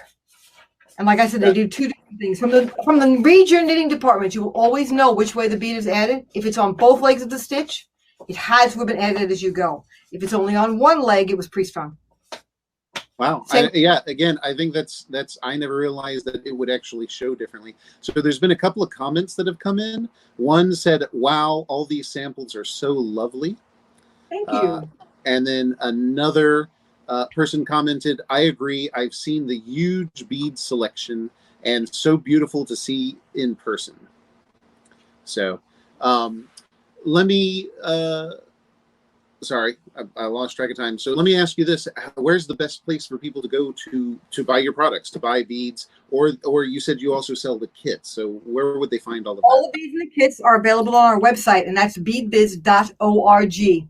People always say, how come you're ORG and not com? Because when we went to get our website and we tried to get beadbiz.com, somebody was sitting on it. And we said, hey, we'd like to buy that from you. And he said $20,000. And I said, you know what? No. Because the vast fortune, and as you know, we all in this business are making a vast fortune, right? Is not going to be spent on buying the .com. So we just went with the .org. So it is beadbiz.org. I'm going to take a minute. Huh? Oh, I just wanted to point out it's Biz, B-I-Z. B-I-Z. I can. Yeah. There we go. Just like that spelled. beadbiz.org. And we also shared the address in the comments here. So awesome. I'm gonna give a plug to this once again to our fabulous knit along that we're doing with 100 Ravens. If you want to join us for the knit along, you can get the loom kit is $65. The class is $25. It starts on June 27th. It's going to be awesome. We're going to have a knit and sip. We're going to have prizes. This thing is going to be like rockin' fun. I'm so looking forward to it. And if you would like to get the kit, you can go on our site and link you over. The 100 Ravens is handling all the sales for the kit for us because you're so nice over there. They're going to handle the sales and the shipping. Oh, wow. That makes it easy for you, huh? Yeah, it's a great way. This is a really good beginner project. If you want to learn how to knit with beads, this is going to be an awful lot of fun. All right. So we have just another minute or two before the next vendor, the next segment. So is there anything else that you think people should know about either your business or about adding beads to projects? I will say this much more about beads, this little known fact. Just like yarn has dye lots, beads have dye lots, but they're never numbered. So you can't call me up and say, well, I got these beads and this is the SKU number and I want these beads exactly the same again. Well, this is Silverline Crystal. Sure, I can get you that, no problem. But if what you want is, grab one that doesn't, here's a good one. This dark purple Silverline. It may be exactly like this. It may be a lot lighter purple, depending on where the minerals used to make the glass are sourced. So my strong advice to you, if you're going to buy beads for a project, please buy as many beads as you think you'll need, and then a little bit extra. So if I said there's typically 1,080 beads on a size 6 bead hank of beads, and you need 1,080 beads, buy 2 hanks. Pro tip. And you can always, if you have any questions, you're welcome to call us. We love to help people. We'll do shows virtually where you can match your yarn, and we'll hold up the beads next to your yarn, and you can figure it out there. So we love to help. What I miss most about shows really is you guys coming in with your yarn and us helping you match it to things, because that is awesome fun for us. So we miss you guys a lot. We can't wait till we can be back in person with you guys. We totally agree with that. So thank you very much for joining us. I think we've come to the end of the segment. Just as a reminder, it's beadbiz, biz.org, and we appreciate you joining us. And I think you have an amazing product that's very unique compared to a lot of others. So thank you, and thank you for doing some fab show. I've been watching it all day. I've been riveted to the screen. It's fun. All right. Well, thank you very much. So the next segment apparently is me and Spencer. So you'll notice there's another chair, and he will be joining me in just a moment. So thank you again. Thank you again for joining us, and we can't wait until we can see you in person again. Awesome. That'll be great. Bye, guys. Bye. Bye. So I'm going to add since I'm coming back into frame, I won't be moderating the comments. All right. On either the chats. So I'm adding our link to the chats first, and then hopefully nothing goes wrong. Otherwise I'll have to duck out of frame. All right, everybody. Spencer's about to join me here. He just posted the link to our website, thefiberists.com. Fiberists, sort of like scientist, but it's Fiberists.com. So Spencer and I have been dyeing for, what has it been, 10 years? 11. It's been a long time. So to begin with, I'm Reggie. This is Spencer, although I'm wearing the Team Spencer shirt and he's wearing the Team Reggie shirt. So a little bit about us and how we got started. We have a very dear friend, Evergreen. Her real name is Jennifer, but she goes by Evergreen. She, in high school, learned she had a chemistry teacher who did a tie-dye day, and from that point on she became obsessed with tie-dye. She literally everything in her house, if it was dyeable, she's dyed it. When she went and bought slip covers for her chairs, she made sure they were cotton so she could dye them. All of her clothes are cotton so she can dye them. She ends up just using cotton sheets as her tablecloths because that way she could dye them. We were going and visiting her on a regular basis. We were visiting her at least once a month, and we would end up dyeing a couple of T-shirts. It got to the point every shirt in my closet was tie-dye. Fortunately, I work in an area where I was able to wear tie-dye every day, and it was fine. But at some point, I decided we lived practically across the street from a local yarn store, and I said, Spencer, I want to learn how to knit. I want us to learn. You wanted to torture me. I wanted us to learn how to knit. And yes, I actually thought he was going to hate it, is the reason why I decided to do that. So anyways, we went and took the class, and turns out he loved it. I enjoyed it too. But, you know, we did very quickly, and I think this was a story a lot of people mentioned. You know, you start looking at the yarn and you're like, I really like this yarn. I like the hand of it, but it doesn't come in the colors that I want to use for this project. And we decided to start researching. You know, we knew that the process we were doing for tie-dye was specific to cotton. So we started researching how we would transition to dyeing yarn. And it started out very small, where we were only dyeing like one hank at a time for ourselves. But very quickly, Spencer was enjoying it enough that we decided that we were going to start dyeing and selling yarn. When coming up with our business, we both decided that we both enjoy science, which is where the name came from. We are not scientists by trade, either of us. I work in IT, and he works as an architect. I'm a licensed architect in Virginia and DC. So not really into science, but both of us enjoyed science when we went to school.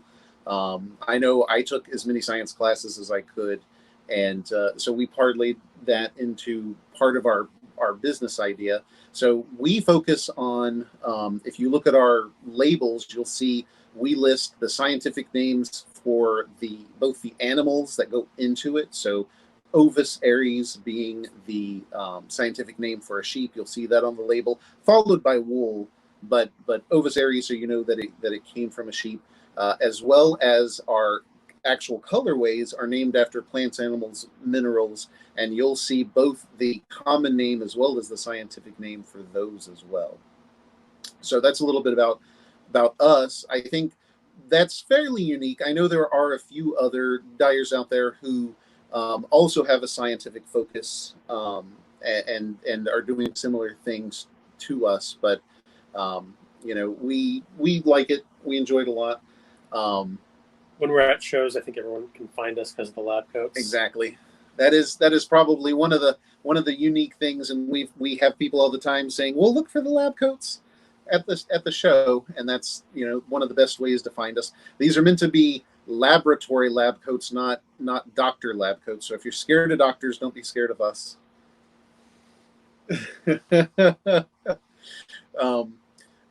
Let's see what's next on the question list. So you already talked about what people know about our business. Oh, because I think you rambled into that for a little bit. That wasn't rambling. We've also been married for 4 years. Oh, we've been together for 15 years. Yeah, it's been a long time. We've been married for 5 years this December. It's been that long? I haven't divorced you yet? No. Okay, so to start talking about some of our products. So we don't have a lot of designs. I know a lot of dyers are doing both the dyeing and the design. We have a lot of ideas, but unfortunately we still work our day jobs. We don't have a lot of time to spend on actually trying to bring our designs to life. But one design we did manage to complete, and it has been published, is this design. This was designed by Spencer. I'm going to hold it up while he starts talking about it. And we actually have 2 different versions, which he'll also talk about, and I'll show you that one as well. This is our Rosalind recognized shawl in our Franklin fingering. So Franklin fingering is named for Rosalind Franklin, who, if you don't know her history, she was an X-ray crystallographer, someone who dealt with photographing using, it's a scientific process. And her work was essentially liberally borrowed by Watson and Crick to help develop their concept of the double helix. She actually had previously given a talk about the helical structure of DNA, so there is some record of her being on record before them, but her discussion was not about a double helix shape. She, like many women of her age and time, never really got the recognition during her lifetime. She ended up dying early, passing away from, I believe it was ovarian cancer. And so she was not alive when the Nobel Prize was awarded to Watson and Crick. And so I named it Rosalind recognized because I felt like I wanted to recognize her accomplishments. There's a lot of little things in the shawl. So there are 23 crosses of the different I do need to stop you there. I'm sorry. I think I was holding this upside down a minute ago. I had it right side towards the camera, but upside down. So this should be the right way. Yeah. So there are 5 cables in the middle. There is a cable along the top, which is a cable along the outside. So each cable consists of 23 crosses, which 23 chromosomes in the human genome, and then this stitch in the middle is meant to look sort of like fishing lace, but I really liked how it sort of expanded. Our test knitter, when she was knitting it, made an alternate version because she originally misread the instruction. It's a lace pattern and it's written left to right, then right to left, and she read it both in the same direction. And I really liked what the sort of happy accident turned out. It's hard to sort of see, but instead of it being a open mesh knit lace, it kind of has a zigzag structure, which also reminded me of a DNA helix. So if in the pattern, there's actually 2 versions of that same infill pattern. And then there's also a little secret along the outside edge. There's these little square borders where the cables start and end, and that is based off of the X-ray crystallography image that was used by Watson and Crick. It doesn't actually look exactly like it, but the chart looks like it. So both of these samples are done in our Franklin fingering, which was named after Rosalind Franklin as well, but it can be done in other fingering weight yarns.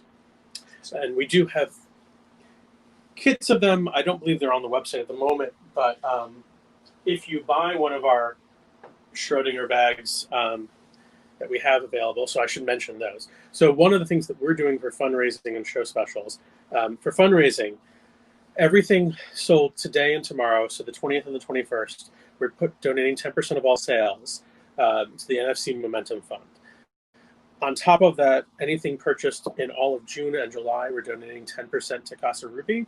Casa Ruby is the only bilingual LGBTQ center in the DC metro area. It caters to those most in need.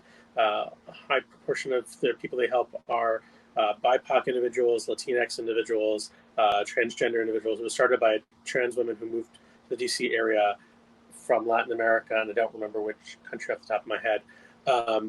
So we want to make sure that people realize that Pride is not just June, and so we're donating for June and July because Pride is all year.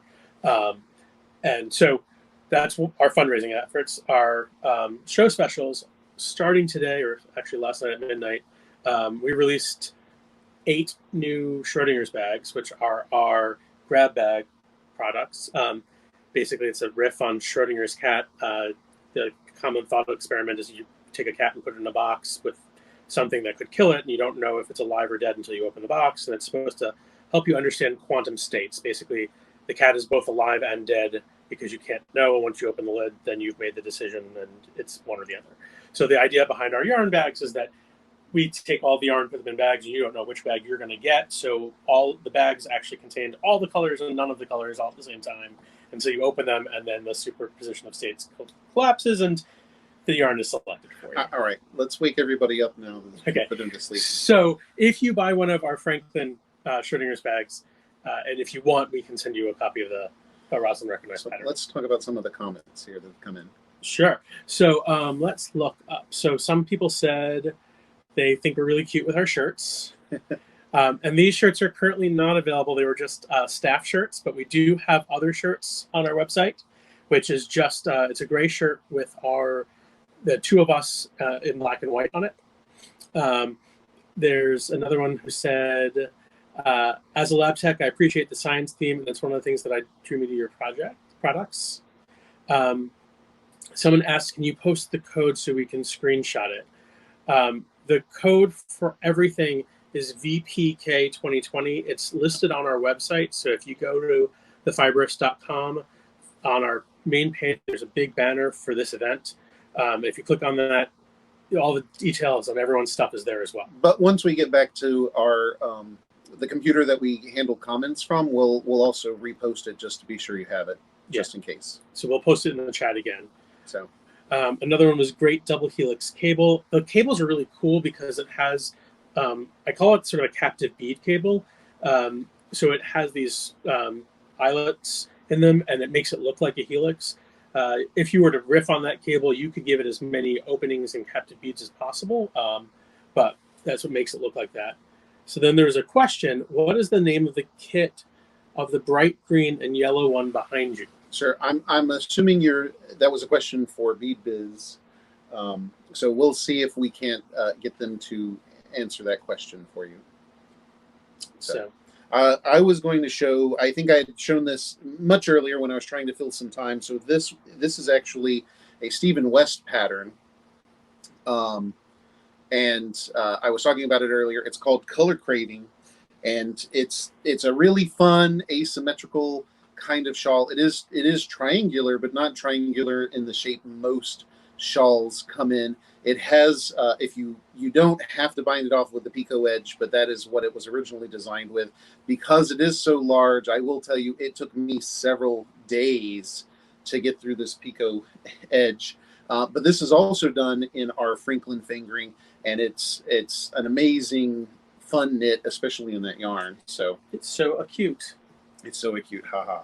So it takes 3 colors, that pattern does, and it works up amazing. So the next product I have to show off is our hopper fingering. If you want to talk about that. Sure. There is a question that said, if we forget it on an order, can it be added? That's, I assume, about the discount code. So for the Fiberists, we're actually not running a discount code. The discount codes are for other vendors. So you'd have to reach out to them and ask. Our stuff, the only sale that we have running special is our Schrodinger's bags. Those are actually marked down normally. And we have them at a special price this weekend. On Monday, they're actually going to go back up a little bit in price. So they're debuting at a special price. Those will actually be online through August. For anyone who shopped our shows in the past, we usually just do a limited run and then they're gone. So for these, because we're doing this special for the summer, we figured it'd be great to just make them available all summer long, and they're our summer special. Okay, so this is a... Do you want to talk about the sock or this thing first? Do you want to do the color, that one? Sure. So this is another Stephen West pattern. It is called Marled Magic. So it's very interesting. So this was knit by Spencer. What we did, this is made out of our hopper fingering weight yarn. This is hopper fingering. Oh, yes, hopper fingering, sorry. I got confused. So we wanted a way of showcasing all the colors. So we do hopper fingering in about 10 colors. And because this is marled, it's almost like a great sampler of how all the colors can go together. In this case, in the middle, it's all the colors just mixed with the darkest, very dark gray color. And then we have a green and yellow, 2 blues, a blue and a purple, the blue and the dark gray, and so on. So it's a great sampler. If you haven't seen this before, it's also sort of a sample of different kinds of stitches. You have this very lacy center panel, which is where you start at. You also end up leaving all of these tails, and in the end, you braid them. That's at the end of the project. There are some basic garter stitch. There are seed stitch. One color brioche. Some one color brioche. That's true. Although it's 2 colors because everything is held double. Everything is marled here. I find actually this sort of, if you've done some of his other projects, you'll say, oh, I recognize that stitch pattern. I used it in this or that. Some of these stitches, as Spencer was working them, I was like, oh, I saw that in this other project that I made.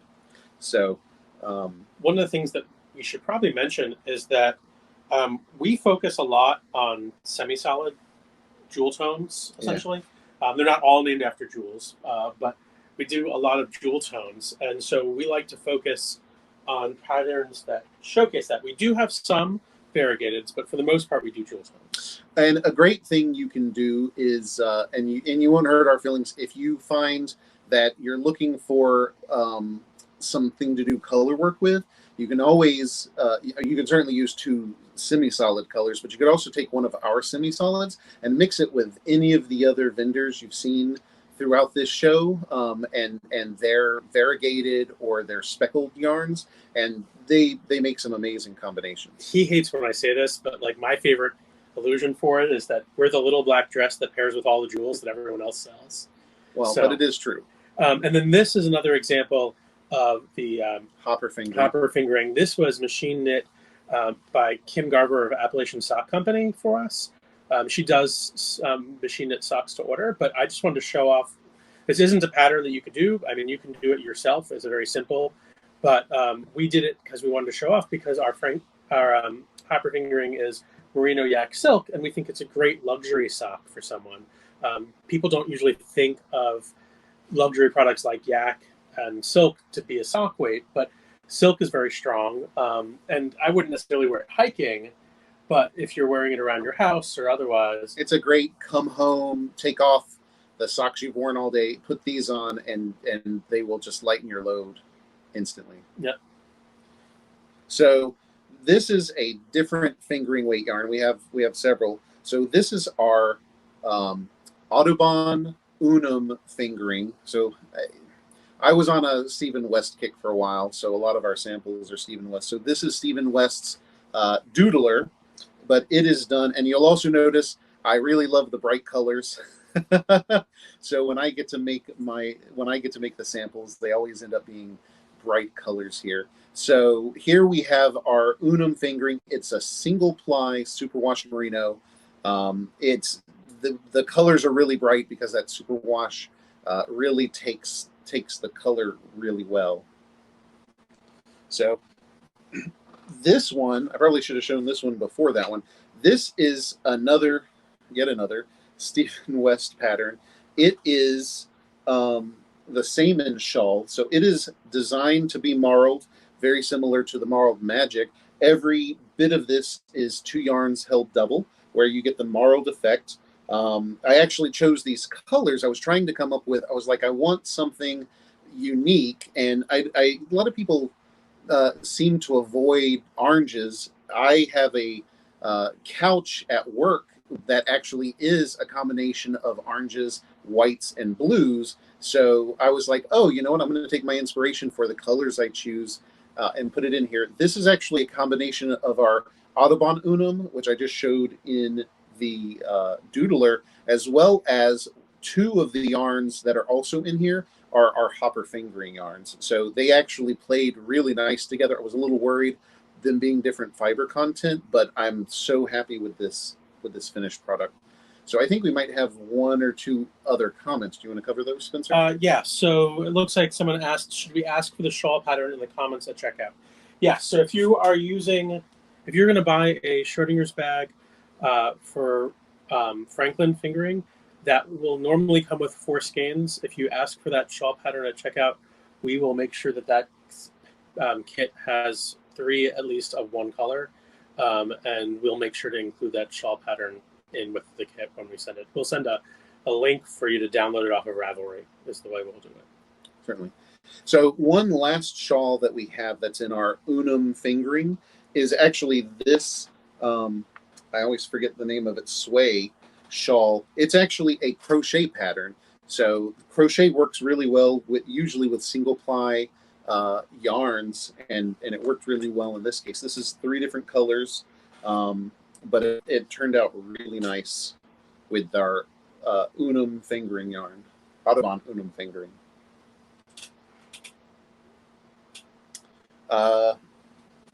So something that we actually have 2 samples of. The designer actually gave us her original sample, and then Spencer also made a version of it. So this is the Not So Simple Shawlette by Judy Murgia.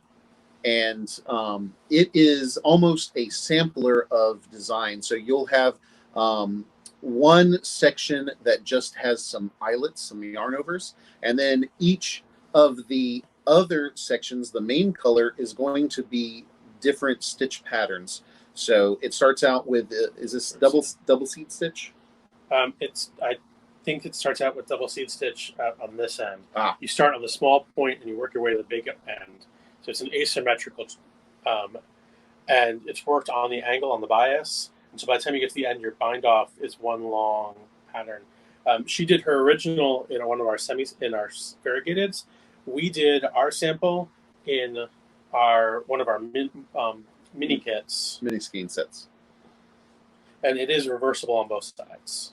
So here, in both cases, the main color is a semi-solid from our collections. But on this one, like you said, it is variegated. It's a purple, dark gray, and light gray color. And in this, each section is a different mini skein out of our mini skein set. So let me hand those to you. I thought that would be a fun way to interpret that. So we only have a few minutes left, Spencer. If is there anything you want me to skip to? No. I mean, we can. The other thing is that we are going to run this a little bit longer so that we have time to crop it down on the end. Okay. For anyone who didn't join us early on, we are going to try to post this as soon as we can. We do have to cut the first hour out because of our licensing agreement. Yeah, our contract with Cecilia does not allow us to actually post a recording of her segment. But we are going to give some recap on that when we post it. So it may take us a little while to get the video online, maybe a day or two to get it back up. So if you're just catching us right at the end, there's about 5 minutes left in the posted time, but we may run a little bit long. So if anyone wants to know how to shop our products, you can find us at Fiberists.com. I posted that link in the chat earlier. You can find us on Instagram at the.Fiberists. And on Facebook, it is the Fiberists. And I think there's actually links to buy products through all of those, but our website is probably the best. We're pretty bad sometimes about getting things posted on our website. So there's some specials and things that you might have seen at our shows that are not posted online, and we may have those in stock. We just don't have them online. If you think you saw something and you don't see it on the website, feel free to email us or try to contact us. It may take us a day or two to respond, but we respond to anybody who contacts us. So the other thing I should mention is that we are Ashford dealers. Oh, yeah. So if you are a spinner or weaver or into any of the other fiber crafts that we all do, or you're interested in getting started in some of those other fiber crafts, we do sell those, and we can arrange, if it's something that we have a sample on to demo in the shop, we could arrange to do a Zoom meeting or a chat meeting or something so that we can show you one-on-one in person to look at some of the things that we have on hand. So we do have that available as well. So going through, we just have a few more samples to talk about. So this is one of my favorites. I think if I had to choose between the two, which was my favorite, I think the Color Craving is my absolute favorite that I've knit a sample out of. This is definitely would be my close second. So this is an Exploration Station, yet another Stephen West pattern. But when I chose to do it, I decided to use our Newton worsted. Newton worsted is a worsted weight yarn. It is 60% wool and 40% silk. And what that does is there's actually a sheen. I don't know if the camera is really picking it up, but there's a sheen here from the silk, and it's also very drapey. And because this pattern is originally calls for a fingering weight yarn, when I went up a needle size, when I went up a yarn size, this actually ended up being a much larger shawl. It's a schlenket. It is a schlenket. I can tell you that it was November when I was finishing this. It was cold, and I literally had this draped over me as I sat on the couch trying to bind off and weave in the ends, and it worked to keep me warm that night or a couple of nights while I worked on it. So the other thing is that because it's a 60-40 wool silk blend, when it's warm, it's not necessarily, like if it's warm out, it's not necessarily uncomfortable to wear. The hat that I'm wearing right now is made out of it. And it's, it's warm in the studio with the lights on, and it's not that, it's not bad to wear in a hat. So this pattern is a free pattern. It's called Man Thing, MANTHING. You can see the pattern. So yep, it's an 8x8 block of I've lost my mind after 6 hours. An 8x8 block of garter and stockinette stitch. And if you I'm not going to take it off because I have, not seen a barber or stylist in 6 months, and my hair goes down to basically my shoulders. He won't let me cut it. No. He doesn't trust me. I'm waiting. So I'll be wearing hats from now on if you see me anywhere. Which is funny because you normally don't see me without a hat. Yeah. All right. So moving on, this is our Audubon worsted, which is a 100% superwash merino. This particular pattern is called the Charlie Combustible Cowl. Spencer will hold that up and show you. This is done by Heather Booz. By Heather Booz. She's an up-and-coming designer. We actually have another item also in the same yarn weight, much more elaborate product. Are you ready for that, Spencer? Yep. So this is called Amanda's Secret. It is a, what would you call that, sweater vest? So it's a shawl that converts to a sweater vest. I'll call it a shrug. So I'll take the button out while you hold it up. Certainly. So it has armholes, but you certainly don't have to use those armholes. You can just wrap it around yourself, more like a shrug. And it has this amazing zigzag pattern to it. We're showing the backside. Don't pay attention to the...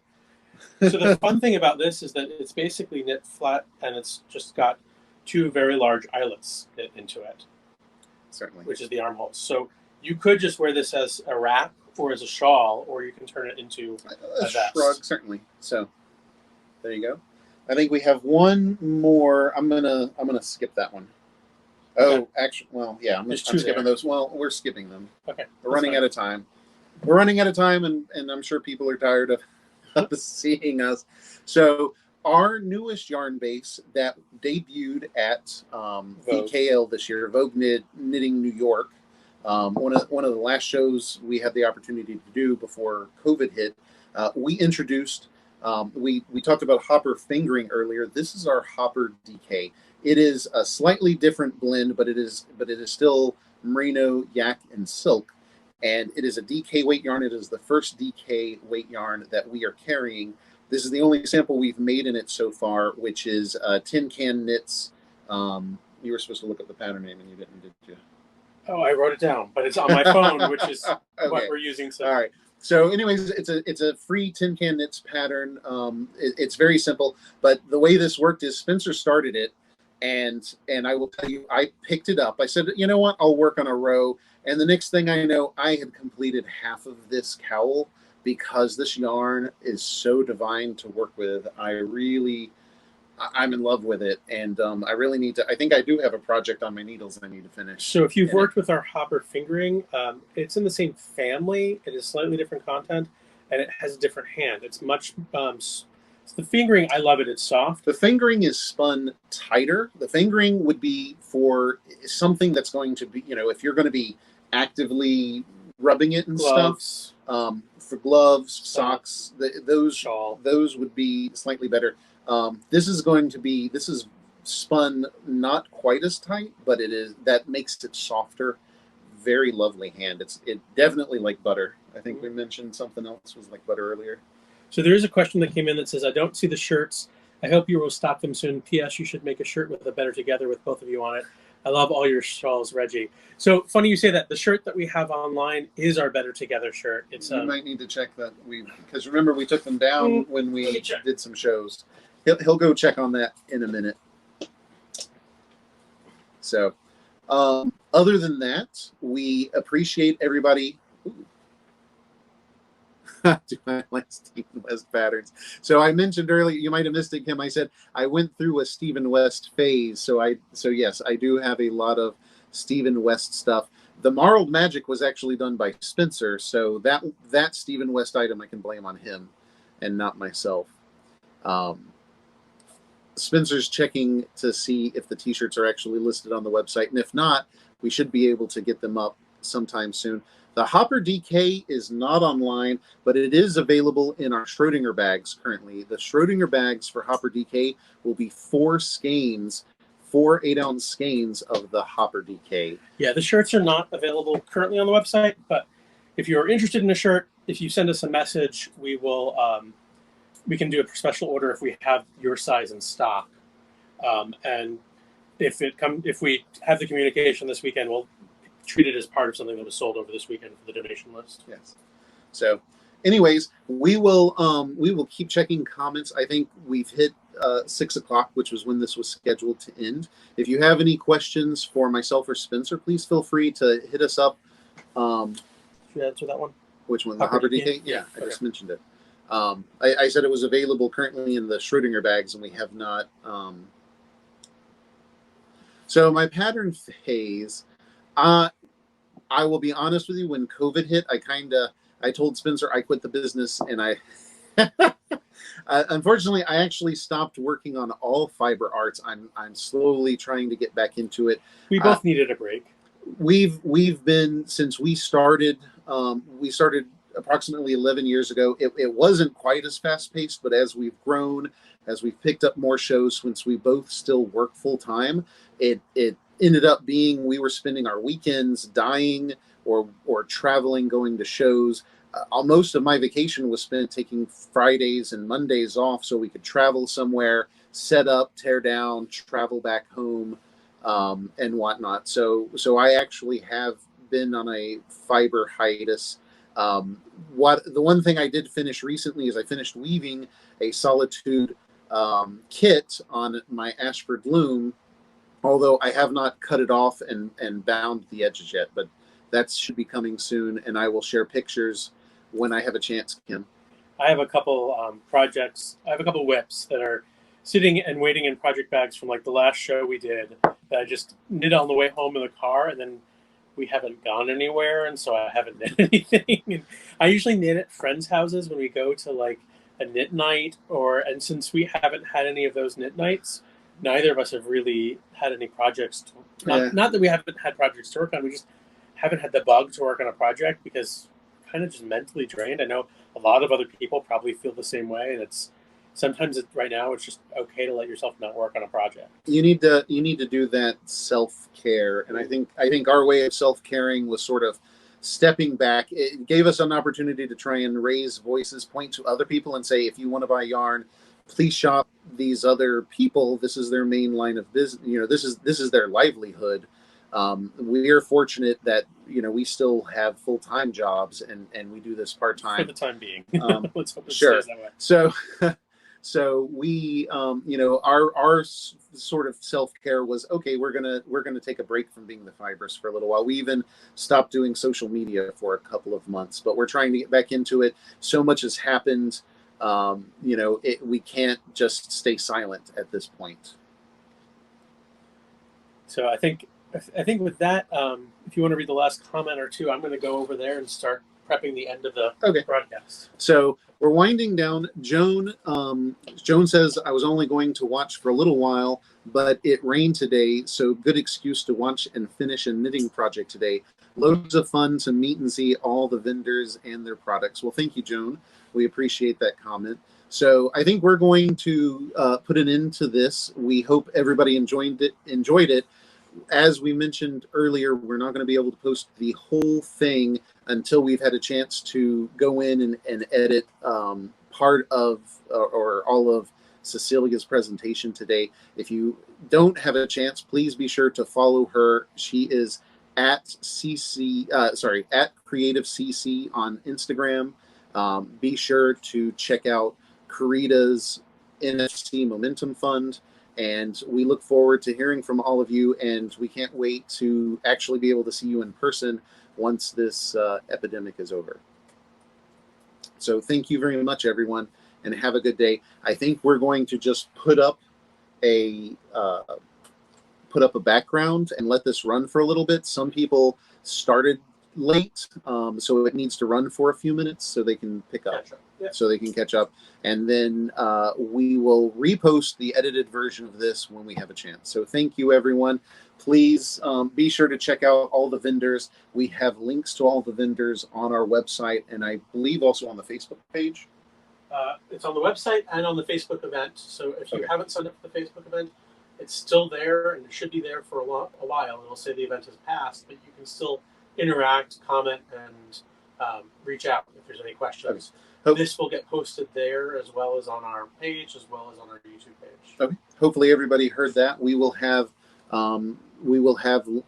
do have links to everything on our website as well as on Facebook. And once we edit the video, we will also post it to Facebook as well. So again, thank you everyone, and we hope you enjoyed the show.